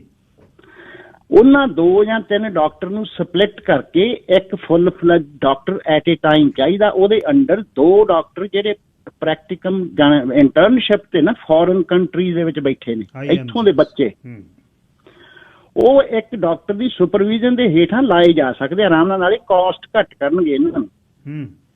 ਉਹ ਜਿੰਨੇ ਮਰਜ਼ੀ ਲੈ ਆਓ, ਇੰਗਲੈਂਡ ਤੋਂ ਲੈ ਆਓ, ਆਸਟ੍ਰੇਲੀਆ ਤੋਂ ਲੈ ਆਓ, ਜਿੱਥੋਂ ਮਰਜ਼ੀ ਲੈ ਆਓ, ਤਿਆਰ ਬੈਠੇ ਨੇ ਆਉਣ ਨੂੰ ਬੱਚੇ, ਇੱਥੋਂ ਦੇ ਬ੍ਰੌਟ ਅਪ, ਇੱਥੋਂ ਦੇ ਪੜ੍ਹੇ ਹੋਏ। ਔਰ ਉਹਦੇ ਨਾਲ ਕੀ ਹੋਊ, ਜਦੋਂ 12 ਵਜੇ ਤੱਕ ਕਲੀਨਿਕ ਖੁੱਲਣਗੇ ਨਾ ਜੀ, ਹਸਪੀਟਲ ਦੇ ਵਿੱਚ ਐਮਰਜੈਂਸੀ ਵੈਸੇ ਹੀ ਘਟ ਜਾਣੀ ਆ ਲਾਈਨ ਅਪ, ਹਾਂਜੀ। ਉੱਥੇ ਹਸਪੀਟਲ ਦੀ ਐਮਰਜੈਂਸੀ ਦੇ ਵਿੱਚ ਡਾਕਟਰ ਦੇ ਜਿਹੜੇ ਕਲੀਨਿਕਸ ਨੇ ਉਹ ਰეკਮੈਂਡ ਕਰਕੇ ਉਹਨੂੰ ਪਰਚੀ ਦੇਣਗੇ ਤਾਂ ਐਮਰਜੈਂਸੀ 'ਚ ਜਾਣਗੇ ਜੇ ਉੱਥੇ ਲੋੜ ਆ ਭੇਜਣ ਦੀ। ਬਿਲਕੁਲ ਠੀਕ ਹੈ। ਹਰ ਬੰਦਾ ਕੱਟ ਲੱਗਿਆ ਦੰਦ ਕਢਾਉਣ ਵਾਲਾ ਐਮਰਜੈਂਸੀ 'ਚ ਨਹੀਂ ਭੇਜਣ ਦੀ ਲੋੜ। ਉਹ ਇੱਥੇ ਈਜ਼ੀਲੀ ਹੱਲ ਹੋ ਸਕਦਾ, ਪਰ ਪਤਾ ਨਹੀਂ ਕਿਉਂ ਇਹ ਕਰਨ ਦੇ ਚੱਕਰ 'ਚ ਨਹੀਂ ਹੈ, ਹੋਰ ਕਿਸਮ ਦੀਆਂ ਗੱਲਾਂ ਕਰ ਲਾ ਜਾਂਦੇ। ਮੈਂ ਤਾਂ ਫਿਰ ਉਸ ਤੋਂ ਬਾਅਦ ਫਿਰ ਮੇਰੀ ਡਿਸਕਸ਼ਨ ਨਹੀਂ ਹੋਈ। ਸੁਜੈਸ਼ਨ ਇਹਨਾਂ ਨੂੰ ਮੈਂ ਜ਼ਰੂਰ ਦਿੱਤਾ ਸੀ, ਇਹ ਨਾਲੇ ਕਾਸਟ ਘੱਟ ਇਹਨਾਂ ਨੂੰ ਪਊਗੀ ਤੇ ਨਾਲੇ ਐਮਰਜੈਂਸੀ ਦੀ ਲਾਈਨ ਅਪ ਘੱਟ ਸਕਦੀ ਆ ਤੇ ਨਾਲੇ ਜਿਹੜੇ ਬਾਹਰ ਬੱਚੇ ਹੋਏ ਨੇ, ਬੈਂਸ ਸਾਹਿਬ ਹੋਰਾਂ ਦੀ ਆਪਣੀ ਬੇਟੀ ਵੀ ਡਾਕਟਰ ਆ ਮੈਨੂੰ ਪਤਾ ਹੈ ਨਾ, ਉਹ ਵੀ ਇਸੇ ਚੱਕਰ 'ਚ ਹੋਊਗੀ ਵਿਚਾਰੀ। ਲੇਕਿਨ ਉਹ ਬੱਚੇ ਵੀ ਇੱਥੇ ਲਿਆਂਦੇ ਜਾ ਸਕਦੇ ਆ ਜਿਹਦੇ ਨਾਲ NDP ਦੀ ਲੈਗੇਸੀ ਵੀ ਸੈੱਟ ਹੋ ਜੂ, ਮੁੜ ਕੇ ਇਹਨਾਂ ਨੇ ਹਰਨਾ ਵੀ ਹੈ ਨਹੀਂ। ਵਾਹ, ਥੈਂਕ ਯੂ। ਹਰਵੀਰ ਗਰੇਵਾਲ ਹੁਣੀ ਸਦਾ ਹੀ ਅੱਧਾ ਕੰਮ ਪੋਲੀਟੀਸ਼ੀਅਨ ਦਾ ਕਰਦੇ ਨੇ, ਪਰ ਜੇ ਸੁਣਨ ਇਹਨਾਂ ਨੂੰ। ਮਹਿੰਦਰ ਸਿੰਘ ਗਰੇਵਾਲ ਜੀ, ਲਾਈਨ ਨੰਬਰ 4। ਹਾਂਜੀ ਵੀਰ ਜੀ, ਸਤਿ ਸ੍ਰੀ ਅਕਾਲ। ਸਤਿ ਸ੍ਰੀ ਅਕਾਲ ਗਰੇਵਾਲ ਸਾਹਿਬ। ਹਾਂਜੀ ਵੀਰ ਜੀ, ਇਹਨਾਂ ਦੀਆਂ ਲੋਲੀਆਂ ਪੋਪੀਆਂ ਸੁਣਦੇ ਮਿੱਠੀਆਂ ਮਿੱਠੀਆਂ ਬਹੁਤ ਸਾਰ ਹੋ ਗਿਆ। ਜਦੋਂ ਕਿ ਕਹਿੰਦਾ ਬਰਾੜ ਸਾਹਿਬ ਪਹਿਲੀ ਵਾਰ ਬਾਈ ਇਲੈਕਸ਼ਨ ਜਿੱਤੇ ਸੀਗੇ, ਉਹ ਇਸੇ ਆਧਾਰ ਤੇ ਜਿੱਤੇ ਸੀ, ਅਸੀਂ ਤੁਹਾਨੂੰ ਹਸਪੀਟਲ ਬਣਾ ਕੇ ਦੇਵਾਂਗੇ। ਦੇਖ ਲਓ ਕਿੰਨੇ ਸਾਲ ਹੋ ਗਏ। ਹਾਂ, ਤੇ ਇਹ ਲੋਲੋ ਪੋਪੀਆਂ ਲੈ ਕੇ ਆ ਕਰਕੇ ਜਿਹੜਾ ਅੰਦਰਲੀ ਕੰਡੀਸ਼ਨ ਹੈ ਨਾ, ਹੁਣ ਮੇਰੀ ਡਾਕਟਰ ਨੇ DSC ਨਰਸਿੰਗ ਕੀਤੀ ਤੇ ਉੱਥੇ ਲੱਗੀ 1 ਸਾਲ, ਫਿਰ ਉਹਨੇ 1 ਸਾਲ ਦੀ ਕਿੰਨਾ ਸਪੈਸ਼ਲਿਸਟ ਕਰ ਲਈ, ਫਿਰ ਕਿੰਨਾ ਮੈਟਰਨਿਟੀ ਵਾਰਡ ਦੀ। ਉਹ ਜਾਨੀ ਉਹ ਪੜ੍ਹਨ ਬਹੁਤ ਟੈਲੈਂਟ ਸੀ, 97% ਲੈ ਕੇ BC ਦਾ ਫਸਟ ਆਈ। 2 ਸਾਲ ਨੌਕਰੀ ਕੀਤੀ, ਬਹੁਤ ਔਖੀ ਸੀਗੀ। ਮੈਨੂੰ ਕਹਿਣ ਦੀ ਤਾਂ ਕੁਛ ਨਹੀਂ ਸੀਗੀ, ਉਹਦੇ ਜਿਹੜੀ ਫੇਸ ਰੀਡਿੰਗ ਬੰਦੇ ਦੀ ਬੱਚੇ ਹੀ ਦੱਸ ਦਿੰਦੀ ਆ। ਤੇ ਫਿਰ ਇੱਕ ਦਿਨ ਕਹਿੰਦੀ ਡੈਡੀ ਵੀ ਮੈਂ ਇਹ ਚੀਜ਼ਾਂ ਕੁੱਟ ਕਰ ਦੇਣਾ। ਮੈਂ ਕਿਹਾ ਬੇਟਾ ਕੀ ਹੋ ਗਿਆ ਤੈਨੂੰ, ਇੰਨੀ ਵਧੀਆ ਨੌਕਰੀ ਆ, ਤਨਖਾਹ। ਕਹਿੰਦੀ ਡੈਡੀ ਬਈ ਜਿਹੜੀ ਇੱਥੇ ਲਾਈਫ ਆ ਨਾ, ਉਹ ਸੁਈਸਾਈਡ ਨਾਲ ਵੀ ਪੇਨਫੁਲ ਆ। ਉਹ ਮੇਰੀਆਂ ਲੱਤਾਂ ਕੰਬਣ ਲੱਗ ਗਈਆਂ। ਮੈਂ ਕਿਹਾ ਹੁਣ ਕੱਲ ਨੂੰ ਕੰਮ ਤੇ ਨਹੀਂ ਜਾਣਾ ਹੈਗਾ। ਮੈਂ ਸੱਚੀ ਕਮਾਲ ਕਰਤੀ ਯਾਰ, ਕਮਾਲ। ਉਹ ਭਾਈ ਸਾਹਿਬ ਫਿਰ ਉਹ ਪੇਨ 'ਚ ਚਲੇ ਗਏ ਵੀ ਕੰਮ ਬਹੁਤ ਸੀ। ਇਹ ਕੰਮ ਬਹੁਤ ਸੀ। ਤੇ ਹੁਣ ਜਿਹੜਾ ਅਸੀਂ ਮੈਟਰਨਿਟੀ ਵਾਰਡ ਦਾ ਜਿਹੜਾ ਸਿਸਟਮ ਆ ਨਾ ਬਈ, ਉਹ ਬੈੱਡ ਤਾਂ ਇੱਕ ਗਿਣਦੇ ਨੇ, ਬਾਕੀ ਦਾ ਪੇਸ਼ੈਂਟ 2 ਨੇ, ਉੱਤੇ ਨਾਲ ਮਾਂ ਵੀ ਆ ਨਾਲ ਬੱਚਾ ਵੀ ਆ, ਤੇ 2 ਹੋ ਗਏ। ਤੇ ਫਿਰ ਅੱਜ ਬੱਚਾ ਹੋਇਆ, ਦੂਏ ਦਿਨ ਕਹਿੰਦਾ ਵੀ ਇਹ ਕਹਿੰਦਾ ਠੀਕ ਆ, ਘਰ ਨੂੰ ਲੈ ਜਾਓ, ਬੈੱਡ ਨਹੀਂ। ਕਿ ਬਈ ਮਾਮਾ ਨੇ ਮਿੰਨਤਾਂ ਕਰਨੀਆਂ, ਉਹਦੇ ਘਰ ਵਾਲੇ ਮਿੰਨਤਾਂ ਕਰਨੀਆਂ। ਉਹ ਕਹਿੰਦਾ ਨਹੀਂ, ਉਹ ਠੀਕ ਆ, ਜੇ ਕੋਈ ਪ੍ਰੋਬਲਮ ਹੋਊ ਸਾਨੂੰ ਫੋਨ ਕਰ ਦਿਓ, ਕਿ ਨਰਸ ਭੇਜ ਦਾਂਗੇ। ਨਰਸ ਕੋਈ ਮੈਡੀਸਨ ਦੇ ਦਿੱਤੀ, ਨਰਸ ਨੇ ਕਿਹੜਾ ਜਾ ਕੇ ਉੱਥੇ ਡਾਇਪਰ ਚੇਂਜ ਕਰਨੇ ਆ। ਇਹ ਕਹਿੰਦਾ ਵੀ ਇੰਨੀ ਕੰਡੀਸ਼ਨ ਮੇਰੇ ਤੋਂ ਕਿਹਦਾ ਦੇਖ ਨਹੀਂ ਹੁੰਦੇ। ਮੈਂ ਕਿਹਾ ਬਿੱਲੇ ਛੱਡ ਦੇ। ਦੂਏ ਦਿਨ ਉਹ ਕੰਮ ਤੇ ਨਹੀਂ ਗਈ। ਮੈਂ ਕਿਹਾ ਨਹੀਂ ਕਰਨੀ, ਸਾਨੂੰ ਨਹੀਂ $35 ਘੰਟੇ ਦੇ ਚਾਹੀਦੇ। ਤੇ ਕਹਿੰਦੀ ਕੰਡੀਸ਼ਨ ਮੈਂ ਵੀ ਮੇਰੇ ਤੋਂ ਨਹੀਂ ਦੇਖ ਹੁੰਦੀ, ਕਿਉਂ ਉਹ ਸੈਂਸਟਿਵ ਬਹੁਤ ਜ਼ਿਆਦਾ ਆ। ਪਰ ਇੱਧਰ ਜਵਾਕ ਹੈਗੇ ਨਾ, ਸੈਂਸਟਿਵ ਹੁੰਦੇ ਨੇ ਉਹ। ਬਿਲਕੁਲ ਠੀਕ। ਹਾਂ, ਬਚਾਏ ਉਹ ਦੇਖਦਾ ਵੀ ਇਹ ਲੋਲੀਆਂ ਪੋਪੀਆਂ ਵਾਲੇ ਕਰਨਾ ਕੁਛ ਨਹੀਂ ਹੈਗਾ। ਇਹ ਵਿਆਹ ਸ਼ਾਦੀਆਂ ਸਮੋਸੇ ਪਾਰਟੀ ਖਾਣ ਵਾਲੇ ਨੇ ਇਹਨੂੰ ਹੋਰ ਖਵਾਈ ਚਲੋ, ਜਿੰਨੇ 15 ਸਾਲ ਤੋਂ ਆਪਾਂ ਖਵਾਉਂਦੇ ਆਏ ਆ। ਸਾਰਾ ਇੱਕੋ ਗੱਲ ਹੀ ਹੋਇਆ ਆ, ਨਹੀਂ ਕਰਨਾ ਕੁਛ ਨਹੀਂ ਕਰਨਾ ਇਹਨਾਂ ਨੇ। ਥੈਂਕ ਯੂ ਬਾਈ ਜੀ। ਮਹਿੰਦਰ ਸਿੰਘ ਗਰੇਵਾਲ ਟੈਪ ਆਈ। ਪੇਨ ਦੇਖਿਆ ਇੱਕ ਫਾਦਰ ਦਾ ਵੀ, ਧੀ ਪੜ੍ਹਾਈ ਤੇ ਕਿੰਨਾ ਉਹਨਾਂ ਦਾ ਗੱਚ ਭਰਿਆ ਗੱਲ ਕਰਦੇ ਵੀ ਮੇਰੀ ਬੇਟੀ ਕਹਿੰਦੀ ਮੈਂ ਲੋਕਾਂ ਦਾ ਪੇਨ ਨਹੀਂ ਦੇਖ ਸਕਦੀ। ਅੱਜ ਬੱਚਾ ਪੈਦਾ ਕੀਤਾ ਤੇ ਦੂਜੇ ਦਿਨ ਕਹਿੰਦਾ ਚੱਕੋ ਸਮਾਨ ਦੇ ਦਿਓ, ਲਿਖਾ ਲਓ 9 ਉਹਦਾ ਤੇ ਉੱਪਰ ਹੋਰ ਜਿੰਨੇ ਲਿਖਾਉਣੇ ਨੇ। 9 ਨੇ ਕਿਤੇ ਲੋਕਾਂ ਦੀ ਟਰੀਟਮੈਂਟ ਕਰਨੀ ਹੈ। Lumber Singh ji, line number 5। Sat Sri ਅਕਾਲ ਜੀ। ਜੀ ਸਤਿ ਸ੍ਰੀ ਅਕਾਲ। ਵੀ ਆ ਭਾਈ ਸਾਹਿਬ, ਜਿਹੜੇ ਡਾਕਟਰਾਂ ਦਾ ਕੰਮ ਹੈ, ਡਾਕਟਰਾਂ ਦਾ ਬਹੁਤ ਕੰਮ ਖਰਾਬ ਆ। ਵੀ ਆ ਜਿਹੜੇ ਫੋਨ ਤੇ ਕਰਦੇ ਆ, ਨਾ ਪਤਾ ਵੀ ਸਾਡੇ ਕਿਤੇ ਦਦਰੀ ਨਿਕਲੀ ਆ, ਨਾ ਪਤਾ ਫੋੜਾ ਨਿਕਲਿਆ। ਅਸੀਂ ਕੀ ਦੱਸੀਏ ਵੀ ਸਾਡੇ ਕੀ ਹੋਇਆ। ਫੋਨ ਤੇ ਨਿਬੇੜ ਦਿੰਦੇ ਆ। ਮੈਂ ਡਾਕਟਰ ਨੂੰ ਫੋਨ ਕੀਤਾ, ਮੈਨੂੰ ਡੇਟ ਦਿੱਤੀ, ਉਹ 1 ਵਜੇ ਤੋਂ ਲੈ ਕੇ 3 ਵਜੇ ਤੱਕ ਫੋਨ ਆਉਣਾ। ਬੈਠੇ ਰਹੋ। 1 ਵਜੇ ਤੋਂ ਲੈ ਕੇ 3 ਵਜੇ ਤੱਕ ਮੈਂ ਕਿੱਦਾਂ ਵੇਟ ਕਰਾਂ ਬਈ ਫੋਨ ਦੀ। ਮੈਂ ਫੋਨ ਰੱਖ ਕੇ ਬਾਥਰੂਮ ਚਲ ਗਿਆ, ਮੁੜ ਕੇ ਫੋਨ ਆ ਹਟਿਆ। ਮੈਂ ਦੁਬਾਰਾ ਚੈੱਕ ਕੀਤਾ ਆ ਕੇ, ਫਿਰ ਦੁਬਾਰਾ ਮੈਂ ਫੋਨ ਕੀਤਾ, 15 ਮਿੰਟ ਦੀ ਫੇਰ ਵੇਟ, ਫੇਰ ਕਹਿੰਦਾ ਵੀ ਨਹੀਂ ਗਾਹਾਂ ਡੇਟ ਲੈ ਲਓ। ਹੁਣ ਤਾਂ ਯਾਰ ਕੋਵਿਡ ਮੁੱਕ ਗਿਆ ਤੇ ਹੁਣ ਕਾਹਨੂੰ ਇਹ ਬਾਣਾ 'ਚ ਰੋਲੀ ਫਿਰਦੇ ਆ? ਹੁਣ ਕੀ ਚੱਕਰ ਹੈ? ਸੁਖਵੀਰ ਬੱਲ ਜੀ, ਲਾਈਨ ਨੰਬਰ 1। ਸਤਿ ਸ੍ਰੀ ਅਕਾਲ ਜੀ। ਜੀ ਸਤਿ ਸ੍ਰੀ ਅਕਾਲ। ਗਿੱਲ ਸਾਹਿਬ, ਇਹਨਾਂ ਨੂੰ ਇਹ ਪੁੱਛਣਾ ਸੀਗਾ, ਪੁੱਛਿਆ ਤੁਸੀਂ ਬਹੁਤ ਕੁਛ ਆ, ਸੌਰੀ ਮੈਂ ਗਲਤ ਕਹਿਤਾ ਜੀ, ਕਿ 27 ਚ ਕਿਹੜਾ ਬਣ ਜਾਣਾ, ਜਿਹੜਾ ਹਸਪੀਟਲ ਬਣਨਾ ਉਹ ਤਾਂ ਅੱਜ ਵੀ ਬਣ ਜੇ ਤਾਂ ਵੀ ਉਹ ਅੱਜ ਹੀ ਬਣ ਜਾਣਾ। 27 ਨੂੰ ਕਿਹੜਾ ਪੂਰਾ ਹੋ ਜਾਣਾ, ਗੱਲ ਤੇ ਇਹ ਨਾ 27 ਨੂੰ ਪੂਰਾ ਹੋ ਜਾਣਾ ਹੋਵੇ ਤੇ ਇਦਾਂ ਕਹਿ ਜਾਂਦੇ 27 ਨੂੰ ਸਾਰਾ ਕੁਝ ਠੀਕ ਹੋ ਜਾਣਾ। Thank you. ਬਿਲਕੁਲ ਜੀ, ਉਹ ਵੱਡਾ ਕੰਮ। ਕੰਗ ਸਾਹਿਬ ਕੀ ਕਹਿਣਾ ਚਾਹੁੰਦੇ ਹੋ? ਮੈਂ ਜੀ ਗਿੱਲ ਸਾਹਿਬ ਇਹ ਕਹਿੰਦਾ 27 ਚ ਹੋ ਜਾ 25 ਚ ਹੋ ਜਾ ਤੇ ਉਹਨੇ ਕਿਹੜਾ ਵੀ ਲੋਕਾਂ ਦਾ ਇਲਾਜ ਕਰਨ ਲੱਗ ਪੈਣਾ, ਕੰਧਾਂ ਨੇ ਥੋੜਾ ਇਲਾਜ ਕਰਨਾ। ਪ੍ਰੋਬਲਮ ਤਾਂ ਭਾਈ ਸਾਹਿਬ ਦੱਸ ਗਿਆ ਵੀ ਸਾਡੇ ਜਿਹੜੇ ਬੱਚੇ ਉਹ ਤਾਂ ਬਾਹਰ ਜਿੱਥੇ ਬਣ ਜਾਂਦੇ ਉੱਥੇ ਹੀ ਸੈੱਟ ਹੋ ਜਾਂਦੇ ਆ। ਨਹੀਂ ਆਉਂਦਾ ਕੋਈ ਨਹੀਂ। ਸਾਡੇ ਕੋਲ ਡਾਕਟਰ ਹੈ ਨਹੀਂ। ਇਹਨਾਂ ਨੂੰ ਜਿਹੜੀ ਵਾਕਨ ਕਲੀਨਿਕ ਮੁਹੱਲਾ ਕਲੀਨਿਕ ਕਹਿ ਲਓ, ਇਹ ਜਿੰਨੀ ਵਧਾਉਣਗੇ ਉਨੇ ਚੰਗੇ ਰਹਿਣਗੇ। ਬਹੁਤ ਤਾਂ ਵਿਚਾਰੇ ਆ ਸਿਰ ਦੁਖਣ ਵਾਲਾ ਜਾਂ ਉਲਟੀਆਂ ਛੋਟੀਆਂ ਵਾਲੇ ਹੁੰਦੇ ਉੱਥੇ, ਚਲੋ ਸੀਰੀਅਸ ਪ੍ਰੋਬਲਮ ਵਾਲੇ ਤਾਂ ਉਹਨਾਂ ਨੂੰ ਦਾਖਲ ਹੋਣਾ ਹੀ ਪੈਣਾ ਜਿਹਨਾਂ ਦੀ ਸਰਜਰੀ ਵਗੈਰਾ।